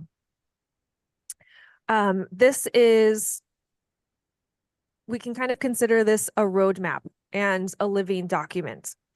It's our attempt to come up with this unified place to compile and consolidate the various goals folks have highlighted, different topics that have emerged, other emerging recommendations and ideas that we've heard both at previous full task force meetings and during subcommittee meeting conversations. Then we wanted to take these priorities and map them onto a timeline leading up to your final recommendations. Of course, we know the submission deadline of January 1st, 2026. So with that in mind, the goal is really to align around the work that you all as a task force wish to achieve and the kind of resources and support that are needed. So we will, let me review the goals for this session. So what do we want to achieve with this conversation? Let's ensure that this proposal here captures all of your top priorities and goals as task force members. If we miss something, we want to hear it. And then what we wanted to walk away with today is alignment on this timeline, this path forward that gets us to our goal of developing recommendations. And just as a reminder, you're all task force members because you're experts. You have a wealth of experience and expertise to contribute in very particular categories. Some things will need some education around collectively. For example, the conversation we had around Sigma today. So when you look at what's proposed here, maybe hold in your mind, are there other things that you want to learn? And also, what do you want to contribute? Where are you an expert and where might we be able to plug you in so that you can share your expertise with us, just as Ruth was able to do for us today. Before we kind of jump into specifics, do we want to review the timeline just now or do we want to take a pause? I forget which slide was next. Okay. Just a quick overview of our timeline here. This lists our current quarterly meetings, starting with the next one in fall, and it also fills in some gaps of subcommittees that we know of right now. So fall of this year, September, October, we'll have some subcommittee meetings. Then we next meet again on November 14th, at least that day. We might split it into 2 again. The area we're aiming for is Sonoma. coming back together as a full task force in February 2025 in the Inland Empire area. Of course, subcommittee meetings on the in-between. Then we'll meet again in spring 2025, Northern California, aiming for maybe a first draft of recommendations around that springtime of next year. And then in summer and fall, we'll be working through sets of recommendations. We'll be considering that iterative processes. It is likely that we'll want to schedule. Right now we have holds in August 2025 and November and December, but it's possible we'll probably want to put something else on the books in October, and we can think about that in a couple months' time. That's difficult to schedule, you know, a year and a half out. So that's just a nice reminder of our timeline here. Everyone has printed copies of the work plan. If you don't or you need a copy, took it home with you, let us know. We can share that. This is also, of course, available on the project website. If you're joining us online, go ahead and open that up and download it. It's about 6 or 7 pages, and we wanted to make sure that everyone is grounded and kind of refreshed on the contents here. So we thought we might give you a few minutes, maybe 5 minutes, 7 minutes, to just take some kind of a silent review time, give this a review, and then jot down some notes. If that works for folks while you kind of continue to eat lunch. And then I'll take Leah's question in 1 second, and then would be, I think, easy to identify folks who are ready to talk if you take your tent card and put it on the vertical. So that way we don't interrupt your review time. But Leah, go ahead. Just seeing our timeline and where we're headed, I'm seeing Northern California listed. Obviously, that's a big old chunk of land. I'm just wondering how we're making the decision on where we're gonna be, and if we can suggest. Sorry, So right now, the way that we're planning, the reason why it says Northern California was because we wanted to touch base with Task Force member Lawrence Harlan to make sure that we got his recommendations, since he represents a community in that area. But Task Force members are, of course, welcome to provide their thoughts. And so I did already get a few recommendations from Lawrence yesterday. So that'll be something we'll follow up with him and make sure that we are finding a space. Yeah.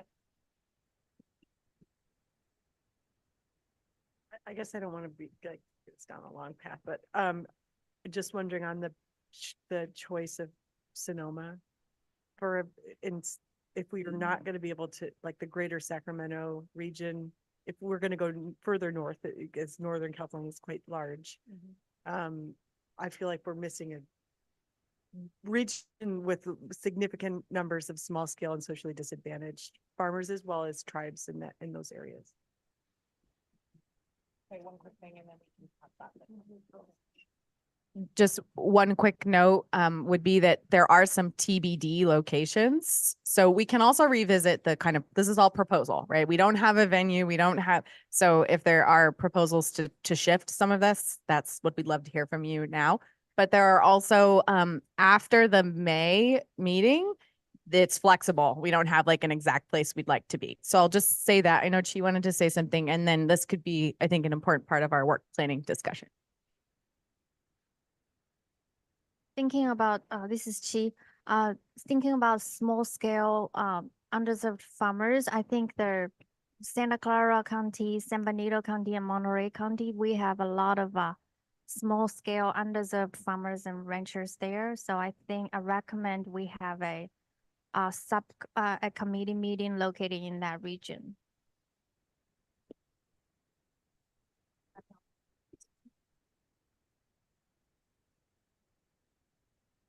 This is Sean. One other thing that has been suggested that we don't have mapped out on here is to hold listening sessions. So that could be another way, not necessarily holding a fully fledged task force meeting, but another way of engaging with folks around the state. Can I ask a quick follow-up to that, Sean? Certainly. Is that would be like I just wanted to flag that, like, I'm confident that at least 60 to 80% of the task force is going to be attending Eco Farm in some way, along with, approximately 1,200 to 1,700 agricultural folks. Now, not all of them are producers and growers themselves, but I think that's a really good opportunity to capture feedback from people all in one place. And I know EcoFarm EFA is like excited about the prospect of hosting that at the conference. So just wanted to flag. I imagine that falls under exactly what you just described, Sean, but I didn't see it on the timeline and it scared me, so bringing it up.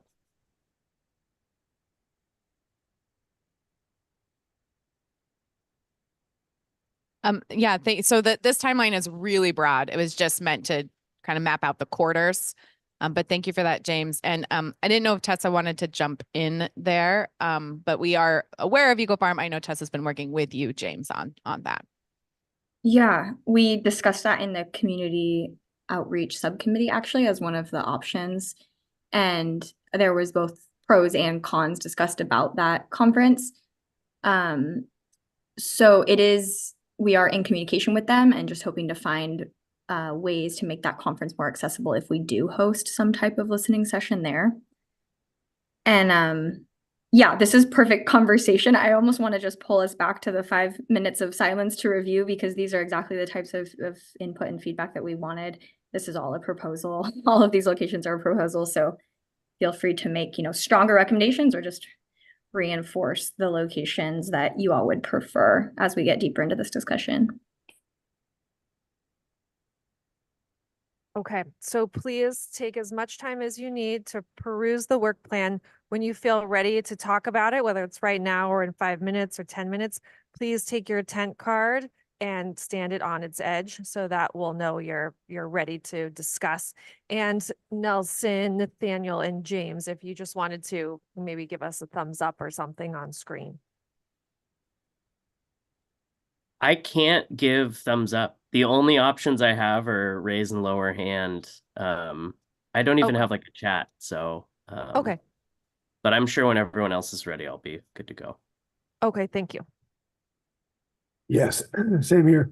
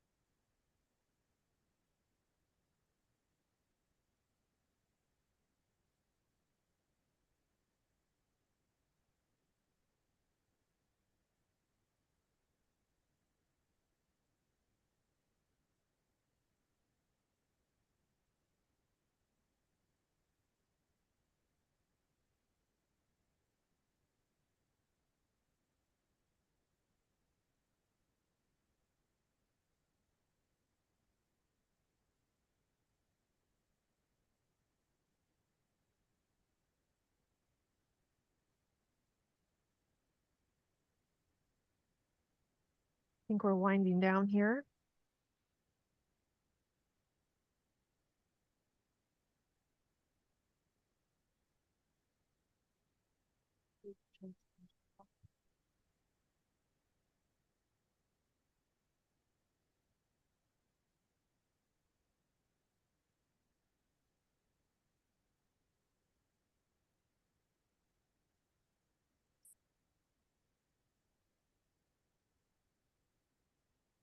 Okay, I think we should get into it in the interest of time.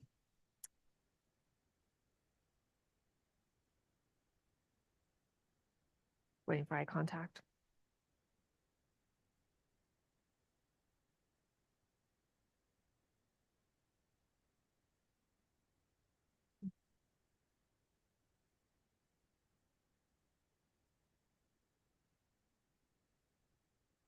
Should we do it? Yeah. Okay, team online, we're going to minimize our participant panel, so we won't be able to see your raised hand. So jump in when you want. Oh, but Camille can see your raised hand, so she can help with that discussion queue. Okay. So here's a proposed work plan. We're interested in thoughts generally. Is this reflecting your priorities and your community's priorities? Are we including all of the topics and subtopics that are of interest to you right now? Knowing that we might need to do some refinements along the way, might need to do some expansion or contraction. And is this feeling like a feasible pathway forward? So open conversation. We do have a series of slides if we wanted to look at kind of each quarterly meeting individually and talk about implementation of this. And we can also pull up the draft work plan itself. So let's see how the discussion goes. I'll probably take some whiteboard notes. I might take some notes directly on the work plan, but whatever we discuss, we'll make sure is reflected in some revisions here. So who wants to kick us off?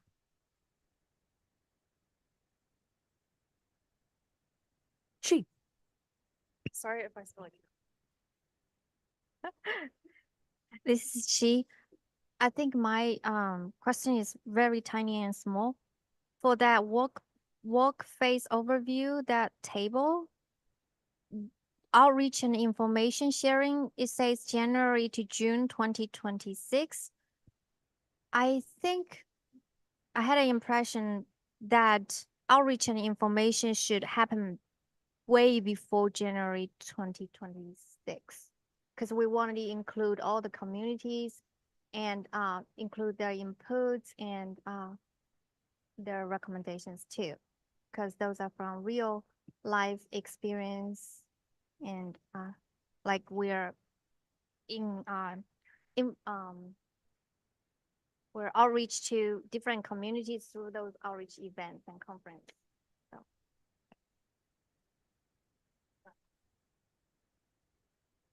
I want to give the opportunity for Tessa to jump in here too as well. So Tessa, anytime, feel free, but I'll just, that's a really great point. And I think if you look at that work phase overview, the point above it, drafting, reviewing, revising, and gathering feedback on draft recommendations was meant to also be a feedback process, but I could see why that's lost in that long list. So it sounds like really being very clear that this is an ongoing, iterative, communicative process might be something we could better incorporate into that phase. Okay. Yeah, exactly. The gathering feedback is indeed a different way of saying community outreach. So we should clarify that. And then that January to June 2026 outreach and information sharing is referring to final recommendations. So sorry, that's a little confusing. Thanks. This is the just a suggestion, perhaps for helping us to better kind of pair the discussion we had with outreach and engagement with this work plan or work, the timeline would be to have those specific, not only the specific events, but the types of outreach. And maybe this is for the subcommittee to go more into detail, but also for us to be able to see here where we might be able to insert listening sessions, like Sean mentioned, and where we need to do the, initial, just so we can be better organized on how we're getting the word out, in our various roles that we have. And then also, but that we're also scheduling in specific listening sessions throughout the 2025 time period. That would be helpful just to be able to see it all in one table, if it's possible. Yeah. All right. Who's next?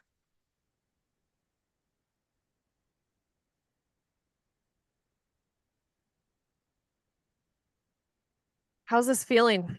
Are we hitting the right topics and subtopics? Anything we want to, specifically add related to the list of topics or subtopics? It's certainly not comprehensive. I mean, we're already adding ideas from today's conversation. Yeah, she coming over. I think in page 8, meeting formats, the last sentence says all activities will be supported by SGC staff, the facilitator, and other parties as needed, including the technical advisory committee. I'm sorry, I don't understand this. Who is this technical advisory committee?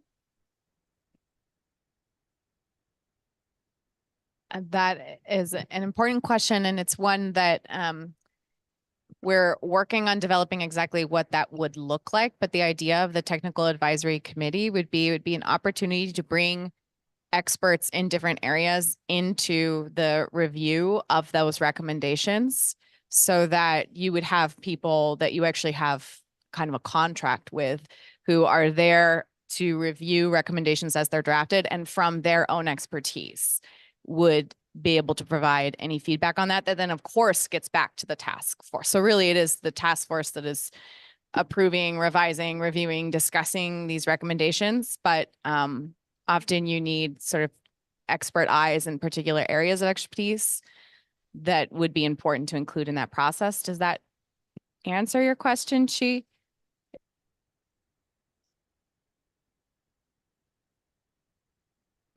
The question, sorry, she didn't have a mic. The question was who is on the technical advisory committee? That's yet to be determined. So we'll need recommendations from you all, but an easy and immediate example is if you all decided to draft some recommendations related to groundwater allocation or Sustainable Groundwater Management Act, maybe then you want to include Janaki or Godu as one of the technical advisory committee members, specifically for the purpose of having them review what you're putting forward to make sure it's within the realm of feasibility. I saw Emily and then Doria. Going to be my question was who's going to identify those experts and what are those requirements to be an expert? Because usually when we use the words like expert, it's somebody with a certification or, letters behind their name. So just keeping that in mind. Just to thank you for that point. And the task force, we really will rely on the task force to give us a sense of the kinds of knowledge, right? Expertise, experience that they want to make sure is part of that process. So kind of following up on that, I do wonder, this is Doria, by the way, Doria Robinson. I do wonder if we shouldn't look at the timeline and see when we want to do that, so we don't kind of wait to the last minute and not have a good process around it and not have enough time for them to look at things. So really look at the timeline and try to insert those different processes in our timeline. And then I just had a general question, because I know this list isn't meant to be exhaustive in terms of like the recommendations that we're gonna, potential recommendations and subtopics. And so, I mean, I could wax on about the things I'd like to see, or do we know just rest assured that we'll have other opportunities to, that other recommendations are gonna kind of emerge?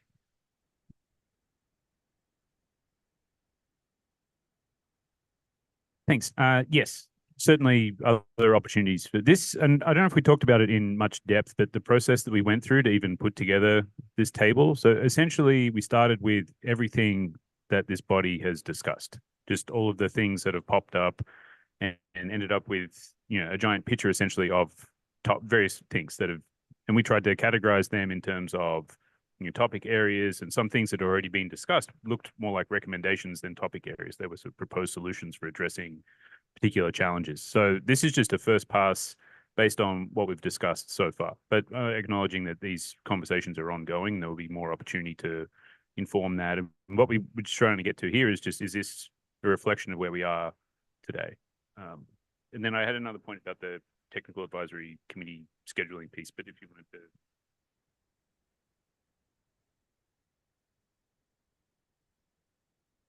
So before you respond to that, I do have a couple of things that I feel like we've already talked about and that we could add. And that would be in the area that's access to finance, just being explicit under the potential recommendations, that I think a potential recommendation could arrive around increasing the number and impact of grant programs, especially those where individuals are eligible applicants. I think that we could be explicit about that. And then I had one more, and that was in the infrastructure and land improvement. I don't have numbers on my page, or maybe they're really small and I'm blind and I can't see them. Okay. So in this one, in the potential recommendations, outlining a list of types of essential post-acquisition infrastructure that could be included in existing programs. Oh, so it was outlined or list types of essential post-acquisition infrastructure that could or should be included in existing or new programs. I was just going to add to your point about the scheduling of having assembling the technical advisory committee and engaging with them. That is really driven by the topics that you as a body decide to focus on. So this is sort of step one in that process. Once we've confirmed that we have the right topics and subtopics, that then drives any decisions about who may be serving on a technical advisory committee. And again, to Emily's point before too, any suggestions that we would have would be bringing to you, and would welcome your suggestions for the right folks to serve in that capacity as well.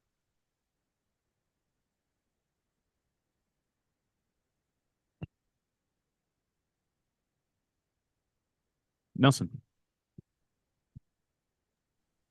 Yes, this is Nelson Hawkins. I have a couple things I wanted to raise regarding this work plan. First, I really like how it's organized, really simplifies where it says the 3 dimensions or categories of land equity, land access, land use, land tenure, and then subcategories there or subtopics there. I feel like it really covers a lot of, excuse me, really covers a lot of the areas and dimensions, and nothing comes to mind on like what may be missed there. But maybe as we, continue discussion, some other, dimensions or categories might come up. And I really like how we have a timeline at the bottom so that we can attach particular subtopics over time, and then we can really spread out the work to come up with recommendations specific to those subtopics throughout the next year and a half or so. I think it would be helpful if we have a way to like track the progress on each topic or recommendations, like, and then when we revisit this work plan every meeting, or maybe even subcommittee meetings potentially too, we can see how far along we are in achieving the milestone of the recommendations. For example, I don't know if a percent completed makes sense. I don't know how we would quantify or measure things, but like I feel like having somewhere to track the progress would be helpful as we continue working on the overall work plan. over time. So that was one thing. And then a specific recommendation I have right now, I noticed that the potential recommendations on land tenure, it's blank for infrastructure and land improvement. After our discussion yesterday, listening to all of the farmers, their challenges, their needs, and even relevant to our discussion this morning, specifically with Sigma and water specific challenges and issues that relate to land access and tenure. I think it's important to elevate the importance of including infrastructure on land as a part of specifically irrigation infrastructure on land as a part of the land access, like attaching it to it. I don't know if how I frame that makes sense, but I do want to lean on the task force on like maybe formulating that, whether it's today or another day, but formulating like including infrastructure in the recommendations in support for land access because of the obvious connection to water availability, capacity, and quality that's needed to irrigate crops, especially over time with the season and the long-term sustainability when it comes to these periodic droughts and the pressure from climate change and everything. As we discussed today with the Sigma discussion, these things can really make or break an operation if the irrigation infrastructure is inadequate or produces insufficient supply or is contaminated. And especially when it comes to like post-harvest handling, when any produce needs to be washed, or, I know it's very crop specific there, but all these things come to mind. I don't know initially how to frame that or how to put that into the recommendations. But that was the second thing I wanted to raise was like the importance of including the irrigation in the land. Because one thing to have access to land, but if it doesn't have the infrastructure, then land stewards and farmers and ranchers are not going to be able to, water their, irrigate their crops or provide water for their animals, or even on the landscape level, there might be limitations to stewarding the land ecologically without the reliable water source. So I know that was a lot. I just kind of put that out, covered all the things that came to mind. But yeah, those two things I wanted to raise. Thanks, Nelson. Ruth, did you want to respond? Ruth will respond, and then James, I think your hand's up. Yeah, this is Ruth. I really agree with that. And I would also say it relates to secure land tenure. And I'm happy to help with those recommendations and maybe also recommend experts. Oh, James, do you want to go ahead? Sure. I agree with what Nelson was suggesting. I think it speaks to kind of there's almost like a growing need in my mind for us to have kind of like a lexicon around what and I say this reluctantly because I don't think lexicons are the solution to everything or many things, but just like having like, to me, when we're talking about equitable land, we're talking about land that is like, or at least in the sense of like a prospective farmer who wants to come into land, that it's not just dirt, that it's land and I think being explicit about that from a high level from the task force will help, because it's a very different like if we kind of proceed with the like, it's not just, it's like when we're talking about land, we're talking about land plus, like that's a very different dynamic than the marketplace, than the way that the government works, the way that other orgs work, and I'm in support of that. And I think we should all be on the same page about it if we want to like make sure that it's, because I think beyond the land itself and the irrigation infrastructure to some extent, or at least maybe not, even if we're not saying irrigation, like the water concerns, the water issues of a land plus water, like beyond that, I don't think we could also say like and housing and as like a standard thing, because there are places where that's just not tenable, but there is still land and water. So yeah, I wanted to share those thoughts. I also wanna I don't see it reflected. I see it kind of reflected in different places in the work plan, but like ag easements is a solution, whether or not that's like a buy protect sell or some other model. But just like who I to my mind, the reason why that infrastructure one is so blank is because it's like who's going to pay for it. And it's either going to come from like an NRCS grant or some other private grant, or it's going to come from somebody who has the money to improve the infrastructure, which is probably going to be either open space districts, municipalities, private open space trusts, things like that. And wanting to make sure that we capture that in the recommended solutions. And then lastly, sorry for running long. I just want to put in a plug for us having a meeting somewhere in the greater Salinas area. So much of the agriculture in the state is in that region. It's also in many other regions, like the region that you all are in right now. But I just want to put in a plug for like Salinas, Watsonville, Santa Cruz area, somewhere in that region. Because it's the one place now where I'm like, okay, looking at the map of where we're going, we have not engaged in that region. And there's a lot of really interesting land issues going on in Coyote Valley and in the Watsonville area. So yeah. Food for thought. Thanks, James. We're taking notes here in the room. I believe Nathaniel wanted to go, and then we'll go to Leah.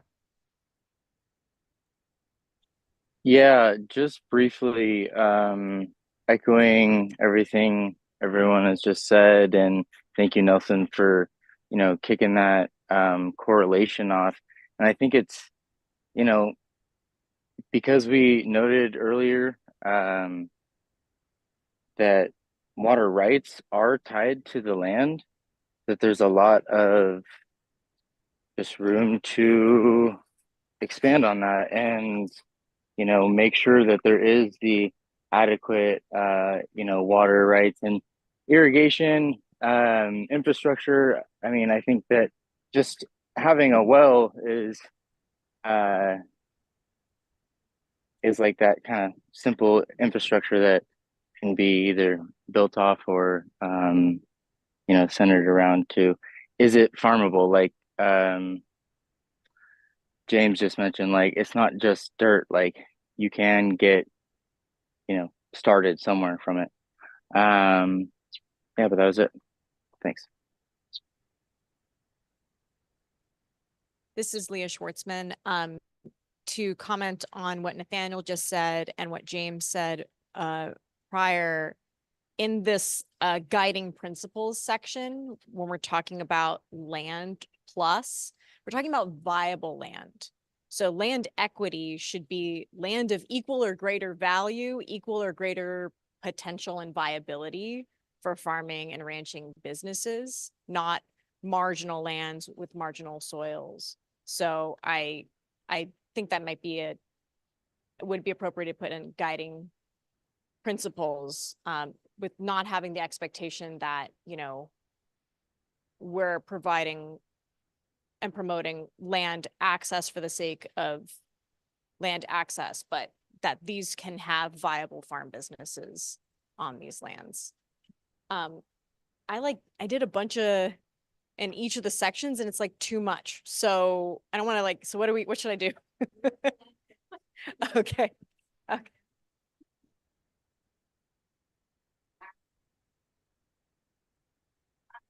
And I'm seeing like some yeah. Camille said she's going to collect our notes and get back to us with a summary. And I'm seeing some subcommittees offered. And part of me thinks these are also subcommittees that we could dive deeper into. We could have a subcommittee about everything. So I don't know where to stop us, but yes. It looks like Thea, and I know Tessa went after. Oh, there's okay. Thea, then Emily, Tessa. Oh, I just had a quick response to the comment about the viable land, and I agree, but I also think that it's very important to consider tribal perspectives in this. What we're calling here, we're mentioning businesses and farm businesses, and that's another dimension that we can't forget to incorporate. It's not just about a business that we're talking about. We're talking about viable for a variety of uses, whatever that may be, and particularly respectful of tribal nations and their desires to use the land in different ways. That was just my comment to the add on to that. Thanks. I just had a question about more towards the edit process of this. Because this is a first draft, right? So, and yeah, I have a whole bunch of notes as well. But one question, is it worth creating a working group to do this? To go page by page, right? And then two, because you know, you'll take our notes like you said today, and then you'll bring back another draft, which, you know, what, and then that was going to lead me to my another question is, when do we expect to finalize and have a final draft pretty much? Want me to take this one? I've got ideas, but Tessa, do you want to jump in? You can go ahead and respond to that, Megan, and then I can make my comment. Okay. I love the idea of putting together a working group to work on this. Ideally, that would be 1 or 2 task force members so that we can kind of work offline together on this. One idea is to collect written feedback on this work plan and then work with the work group of 1 or 2 task force members to incorporate that feedback and then give it back out to you all as a draft. But let's also remember to consider this a living document. So I mean, it would be kind of like the next updated iteration. I don't know that we would ever get to a place where it's final. It's just kind of like our roadmap. Yeah, the TBDs filled in slowly and stuff like that. And I would expect to, after, you know, subcommittee conversations and task force conversations, we'll want to update our roadmap. Yeah. I think one important clarification just to ensure that it's clear is that in those meetings, I think it's May through the rest of 2025. I think we have TBD written in there and then recommendations. So we're really thinking about those meetings as reviewing of recommendations rather than diving into new topics as we've been doing over the past few meetings. So just in your thinking about which themes are priorities, we want to make sure that those are showing up for you in November and February or in subcommittees. And then just to follow up on some of the comments about lexicon, defining things, making sure we're all on the same page about what agricultural land equity means to this group. Just drawing your attention to the first subcommittee down at the bottom of this document. That's a proposal. It can be modified, and that could turn into a subcommittee or a working group to work through the semantics and the details of these definitions. So want to just make sure folks are thinking about that too. And then I'll leave this up to you, Megan, as facilitator, but I'm hearing a lot about Salinas, Monterey area, perhaps less so about Sonoma. So I'm wondering if it makes sense today to get consensus from the task force on that, if that is indeed a preference to move, Sonoma to that area of the state. I will say we did consider it. We were shuffling a lot of different regions around, obviously. Well, for folks in the room, I see pretty much universal head nodding for everyone I made eye contact with. I think, excuse me. In terms of underrepresented communities, that's a much better location. Right. Yep. Thank you for that. And I think it's helpful to have this conversation with you all here. One thing that we were thinking about as staff as we were proposing the locations was we were trying to think about the topics to explore. Where would we want to go to dig into those topics? So I guess I'll turn it back to you all and say, if we go to Salinas, Monterey area, what would you really want to explore in that area? And that's a general question, right? So it's not just for that one location, but where do you want to go? And then what do you want to make sure you're learning about there? Why there? Thea has initial response, and I also have my eye on time. Some of this conversation will probably need to pick up with the chair and vice chair as it relates to meeting planning. So if we don't get a chance to hear all of your suggestions right now, you can send them to us. And then when we have meeting planning conversations with chair and vice chair, we can collectively take the input and make decisions. And we definitely do want to touch on subcommittee formation. So kick us off, Leah, and then we'll move there. Thea, but yes, thank you. Sorry, Thea. It's okay. And I think many of those who are on this task force from that area could chime in more here, but one in particular piece that I think would be worthy of investigating a little bit further in the Central Coast and Salinas Valley is as it relates to impacts on land access and land equity. Also natural disaster and response and how that impacts those communities have been particularly impacted by natural disasters over the last few years, drought amongst other flooding and other things that we haven't heard about that element, that sort of piece of how that's impacting land equity and land access. And then I think all of these could be very well represented in land back and land rematriation. Also, there are some examples of tribes in that area as well. So I vote for that location for those reasons. Can I add on to that super quickly? Yep. Yeah, I want to echo the exact same thing. Pajaro levee bursting 2 winters ago caused a ton of damage and is still not fully repaired. There's a ton to explore there. Additionally, the CZU wildfire in 2020 caused a ton of damage for coastal farmers who, had fires burning through their properties and things like that. So I think there's like a climate impact consideration too. I'm also just in listening to Thea talk about those other things too, that like, when we're talking about land equity, it's not just about like the prospect of purchasing, and things like that and about ownership. It's also about like, are you being equitably dealt with on land that you're currently living on and renting and things like that? And I think we see in the aftermath of those 2 disasters a lot of challenges that came up in navigating relief funding and navigating working with the government and things like that, that I think would be really rich material to explore to inform some of these policy recommendations.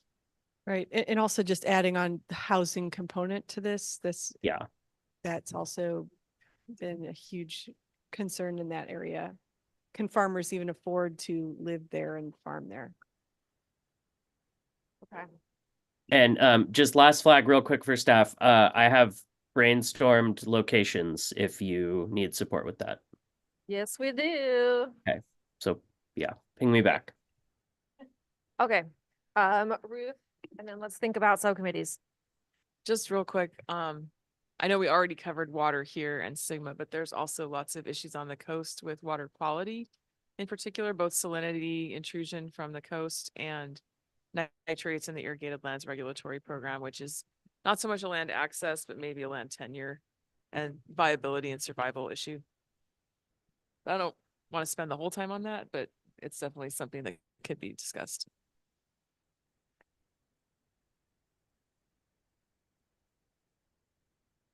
All right. Is the mic still working? Mic still working? Are we good? We're double teaming our mics now. We can hear you. All right. Okay. And do we have folks for general public comment? That's going to help me manage the last 15, 20 minutes. Okay, great. So you have 3 subcommittees: community outreach, grants and resource, and sustaining natural and cultural resources. A lot of topics here, a couple of proposals for subcommittees that are shared in the work plan. Also potentially a small working group to help make some updates and revisions to the work plan itself. What do you all think about these proposals, which subcommittees does it make sense to form and pick up right now. And then let's talk about who wants to join what. Yes, absolutely. You can join existing subcommittees.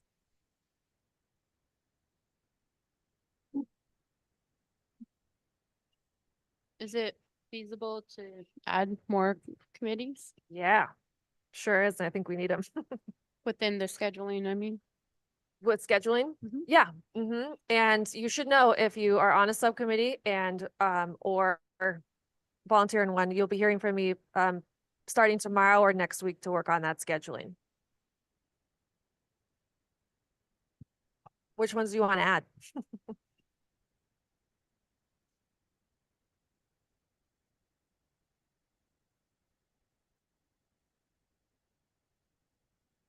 This is Dorian. I'd like to add a subcommittee on land use particularly. So I think we've seen, I mean, we have number 2 related to land use, but I think pieces of number 1 also relate to land use, specifically in land markets.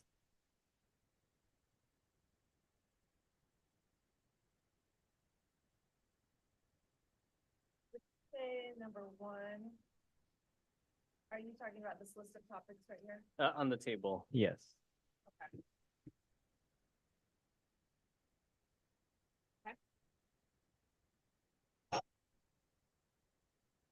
I feel like the valuing agricultural land subcommittee is that's a really important topic. Just prices of farmland and whether they're affordable or not.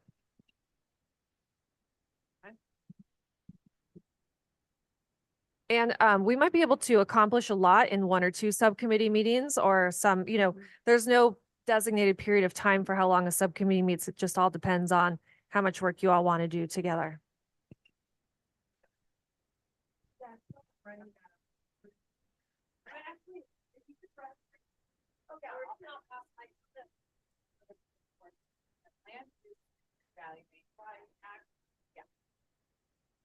I just wanted to go back to the public comment that was made earlier online about, I think it was a Sigma liaison was suggested, but maybe I'm just thinking of all of the things that are happening. I think it would be important to continue that thread throughout the next few months while we're still going out to see different regions of the state.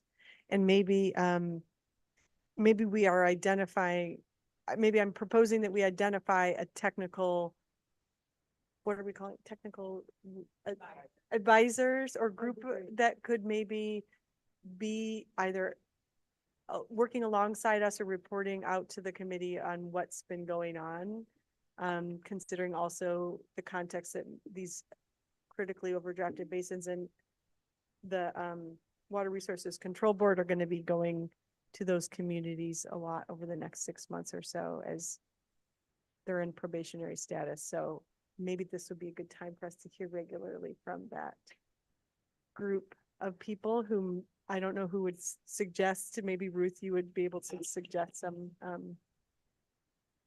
people who could be on that. To make sure I understand that, Thea, you're suggesting that we tap into a group of people who could basically explain what's happening as we continue from here and report back to the task force at the next. I mean, I'm just suggesting, I don't know if that sounds like a good plan or if it's a subcommittee, I'm not sure. I was thinking more so a group that would be be able to talk to the whole committee rather than a subcommittee that would then report back or something like that. Understood. A report to the task force. Yeah, but I'm just this brainstorming here. So. Yeah, if we can contract technical advisors, could we have a small group of Sigma technical advisors or something like that? Like 2 or 3 people that could advise us on how it all works. And we can. I can certainly suggest people. So what is the process like? Like, how long does it take to get someone on contract? Yeah, that's what I think to Doria's point, didn't you mention like sort of starting that earlier? If it takes a long time, I wonder if it's good to start some of that sooner. Yes, agreed. We have a draft scope of work for technical advisors. We have not, though, begun the process of making sure that aligns with contracts team and everything else, but we can definitely mobilize quickly. Yeah. The execution of contracts does take time, so the sooner the better. Cool, I know. It's not just your institution.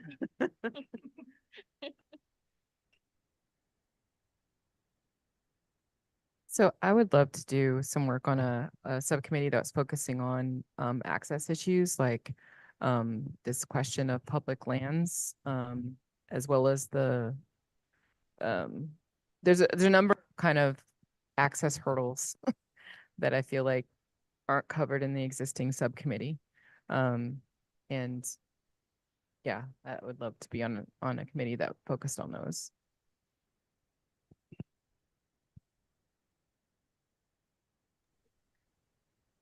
Dora, can you say more about the public lands connection with what you were just describing? Yeah, so in our document, there is one topic that's access to and acquisition of public lands. The subtopic is how might public land for public good movement apply to agricultural contexts? And then the possible recommendations are long-term ag leases on public lands, different recommendations for public and private landholders. I'd like to actually work on that and flesh it out and figure out what might be possible in that realm. I think that it would be great to have that with our recommendations. Awesome, thank you. So with that, we're one short of the entire, the 1, 2, 3 here. So do we then just want to have a land tenure one, or? You're thinking about in terms of these umbrella categories? I mean, we've got, yeah, we have 2 of them up there already. Do we just have a tenure one? There is a succession planning one mentioned at the end. And I agree with that also. But, I'm seeing that we have land access and acquisition. We have land use. And all we're missing is land tenure from this table. Okay. And then you think, I'm sorry, I'm not talking to Mike. You think succession planning is also one we want to pick up right now? Or does succession planning, no, take back my thought. Yep. Just kidding.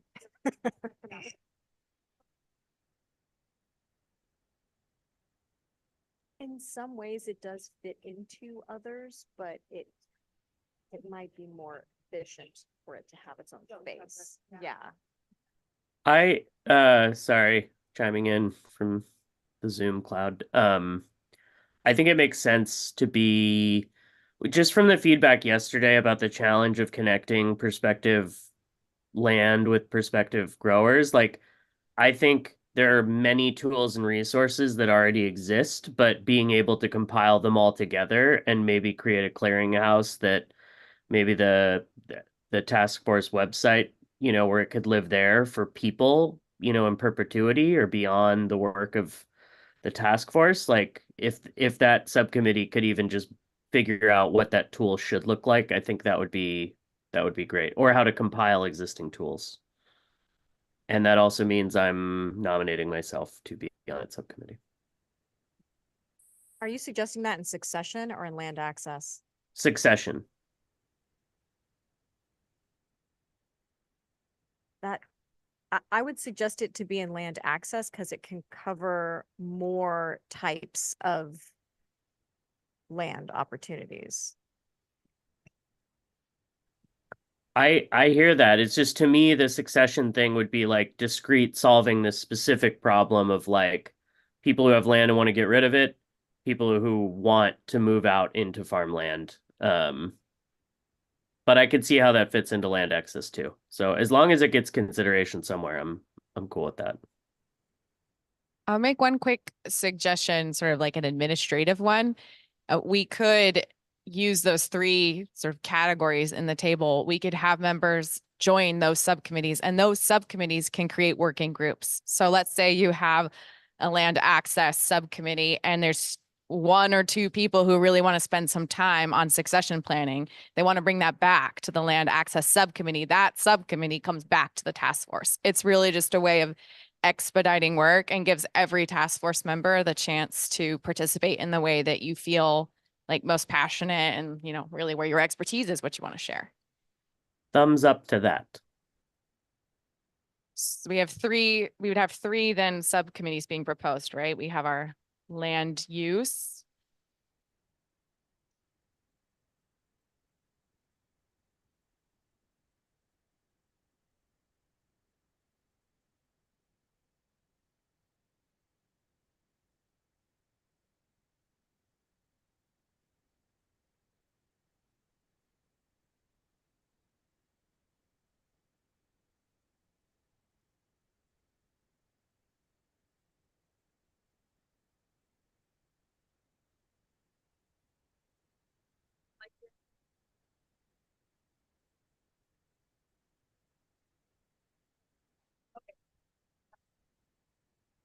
I recall when we developed the first round of subcommittees, it was by motion.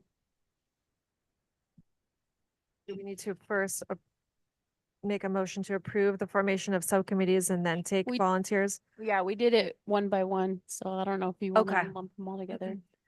Possibly we can hear a motion if folks are just kind of generally feeling good about this. Thank you for the reminder, by the way.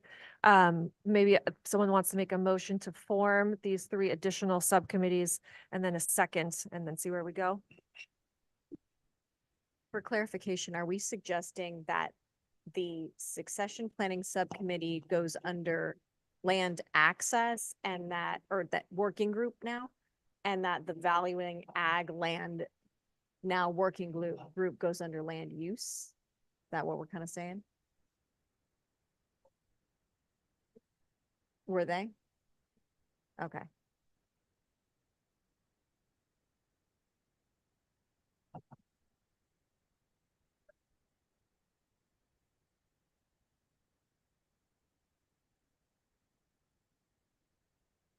How's this feeling? I just have a question for clarification, the land use and sovereignty. What sovereignty are we, the land sovereignty, the people's tribal sovereignty? Yeah, Very vague. Staff to reply. And can you pass to Dorian? Yeah, that's a good point. I think I like the way that it's written in the table, and I think maybe we can split it into 3 things. So land use, governance, and sovereignty, because governance and sovereignty, I think both relate to governance, but sovereignty can be specific to tribes. If that's a suggestion that I have, but I think putting governance in there, I think would speak to non-Indigenous folks.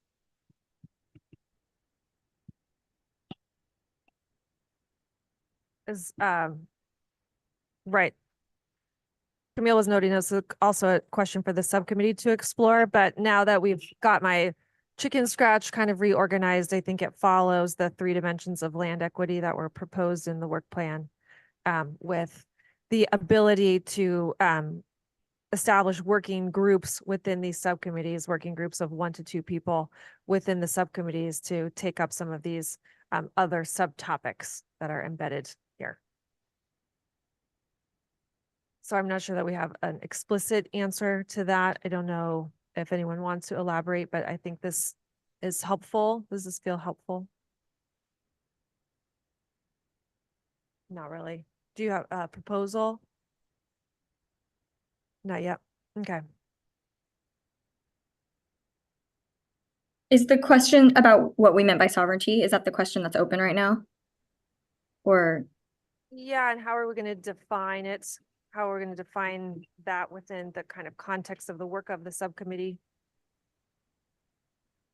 Got you. Well, that could be part of the defining terms subcommittee. I will also say that underneath that section number 2, it says guiding principles, and then we wrote prioritize sovereignty for BIPOC land stewards. So when we paired this with land use, acknowledging that city and county governments are often regulating land use. And so I think the contrast in putting sovereignty with all that was acknowledging tribal sovereignty, and then we also have BIPOC land stewards in here. So perhaps it's best being defined, but I do just want to like say out loud that we were considering tribal sovereignty when we wrote that. And then Megan, would you mind just saying out loud the subcommittees we're talking about, because we can't see the board online? Yes. Okay. So we're maintaining our 3 existing subcommittees, and then there's a proposal to form 3 new subcommittees that follow the 3 dimensions of land equity outlined in the work plan. They include 1, land access and acquisition, 2, land use governance and sovereignty, and 3, secure land tenure.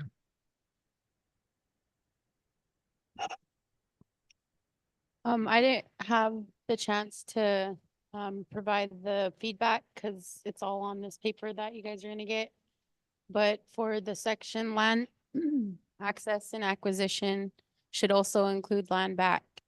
I know it's in the topic section of it, but it's different from access as well as acquisition. So don't mean to add another term to your title, but in order for it to be an equitable topic of discussion, we should also include land back. Emily, are you proposing to include that in the title of the subcommittee, or as a topic that, okay, okay, great, got that up there. I'm sorry to interject. I have to jump off for another meeting. Okay, James, and I know we're right at time. Can we keep you for 2 more minutes to form subcommittees and then get to see which ones you want to be a part of officially for the record? Yes. Okay, anyone want to make a motion? Let's go fast. Doria. I move to create 3 new subcommittees. 1 is land use, government, and sovereignty. 2nd is land use and acquisition and land back. And the 3rd is secure land tenure. You have a second? I second that, James Right, Nakahara. James, second. Okay, we'll go around the table here. Darlene Franco, approve. Leah Schwartzman, approve. Doria Robinson, yes. Dee Rittenhouse, yes. Ruth Dahlquist Willard, yes. Emily Burgueño, yeah. Dorian Payan, approve. Shizo, yes.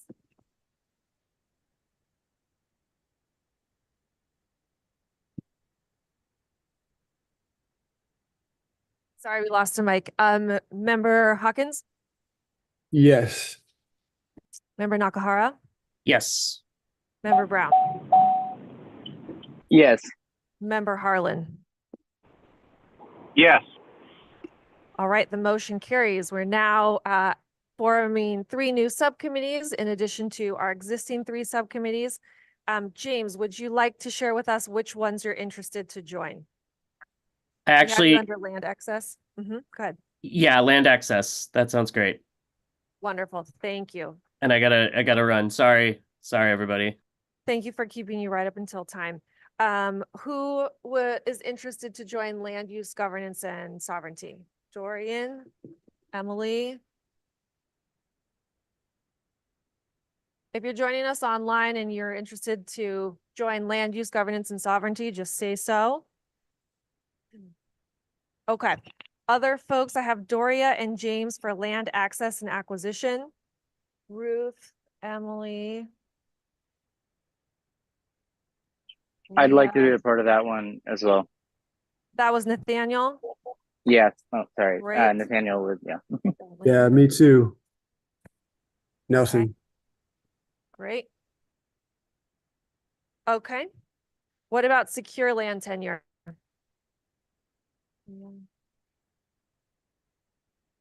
Emily.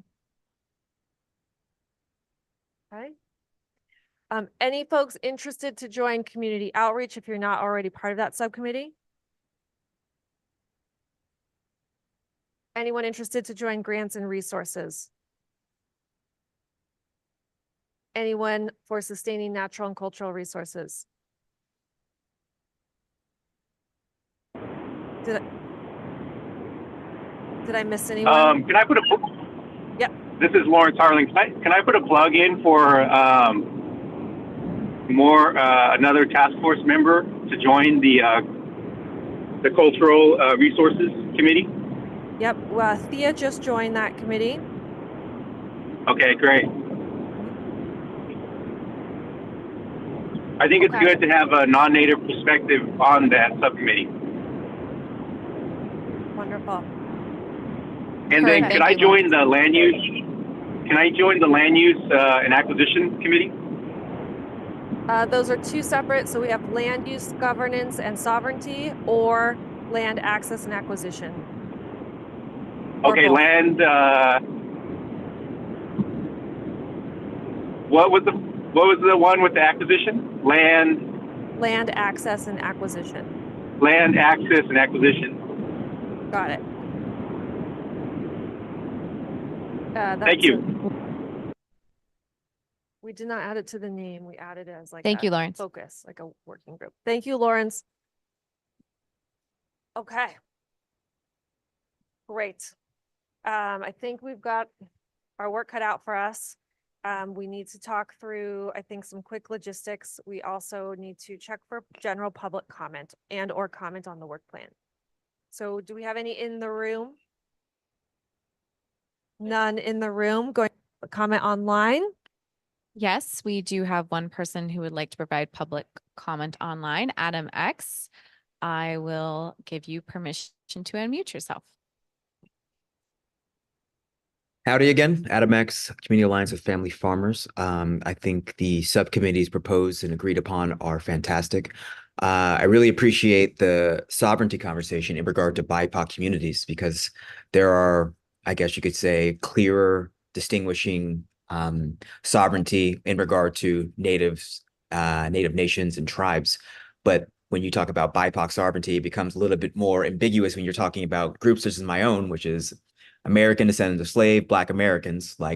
So I do think it's important to actually define that within the BIPOC space about what sovereignty looks like. So that would be that'll be a critical conversation because that will determine how this sovereignty conversation is discussed within land access, et cetera. So I do think that's a great idea, and it's necessary to define what specifically that means. And if there's any other legal support to usher in to define that, and it could have ramifications outside of this task force and the recommendations. So I do think it's a conversation that is it's vital and important, and it also could set the foundation for sovereignty and true equity. So I just want to voice my support for that. And in regard to closing remarks, I'm not sure if there was any closure on the RCD conversation and facilitating that. Maybe there was with Sigma. So I do recommend that that conversation continues as well, because I saw value in that. Other than that, yeah, I think I got a lot from this meeting, and thank you for everyone's time and sacrifice. Thank you very much, Adam. Okay, one in the room. Oh, Emily, go ahead. Yeah, I just wanted to make a quick suggestion because what Adam said is, on point. And I mentioned this at the first two meetings we've had when we were developing our bylaws, which is that not all California tribal nations identify with indigenous. My understanding of indigenous could be any, native person from their homelands in California. So, displaced indigenous person located on stolen California tribal land. So my suggestion is to include the first guiding principle from land access and acquisition, just to pretty much repeat that guiding principle into the second, land use and governments, which is the acknowledge California Native American tribal sovereignty. And that would be, in addition to the prioritize sovereignty for BIPOC land stewards. Captured, thank you. Okay, very quick logistics. If you have additional written comments on the work plan or you want to share those with us today, we'll happily gather them. If you want to email them to staff next week sometime, we'll take them that way. We'll work on a next iteration of the work plan. Again, it's a living document. We'll consider it a roadmap, but we're very happy we got some guidance to move forward. Thank you for working through the establishment of some subcommittees. We definitely have some work to do on the in-between. Our next meeting, Tess, if you wanted to click, it has several slides, maybe 6 or 7 slides, I don't know.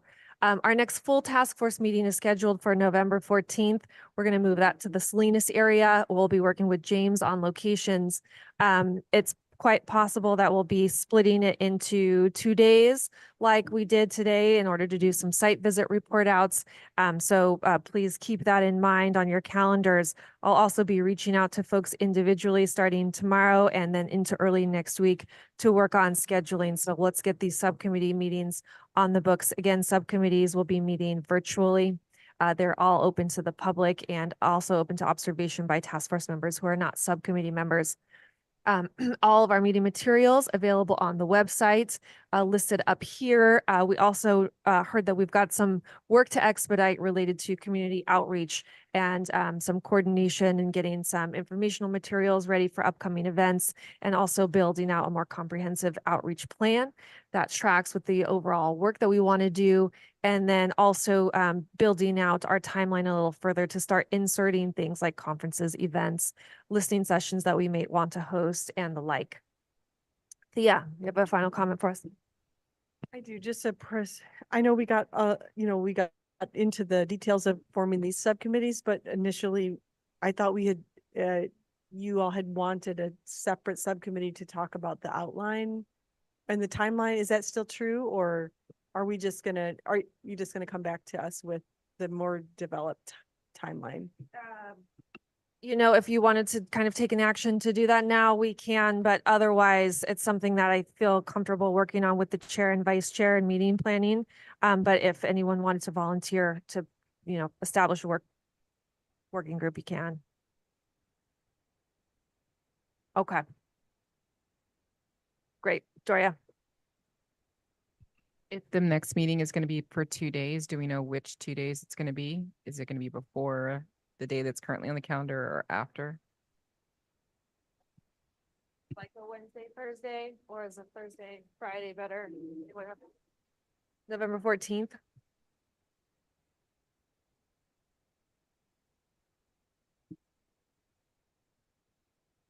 Okay. Okay.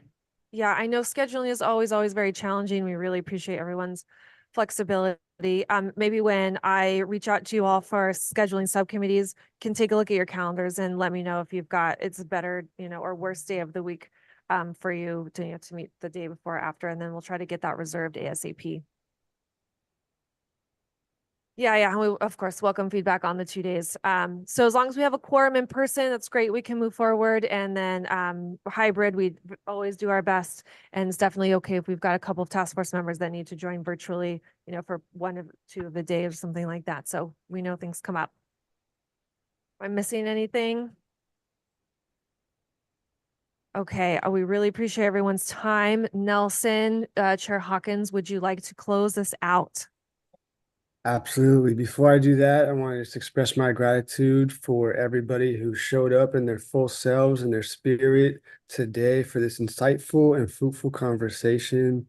And I'm looking forward to continuing this work in these coming months. I now adjourn the 4th meeting of the California Agricultural Land Equity Task Force. See y'all next time. Thank you.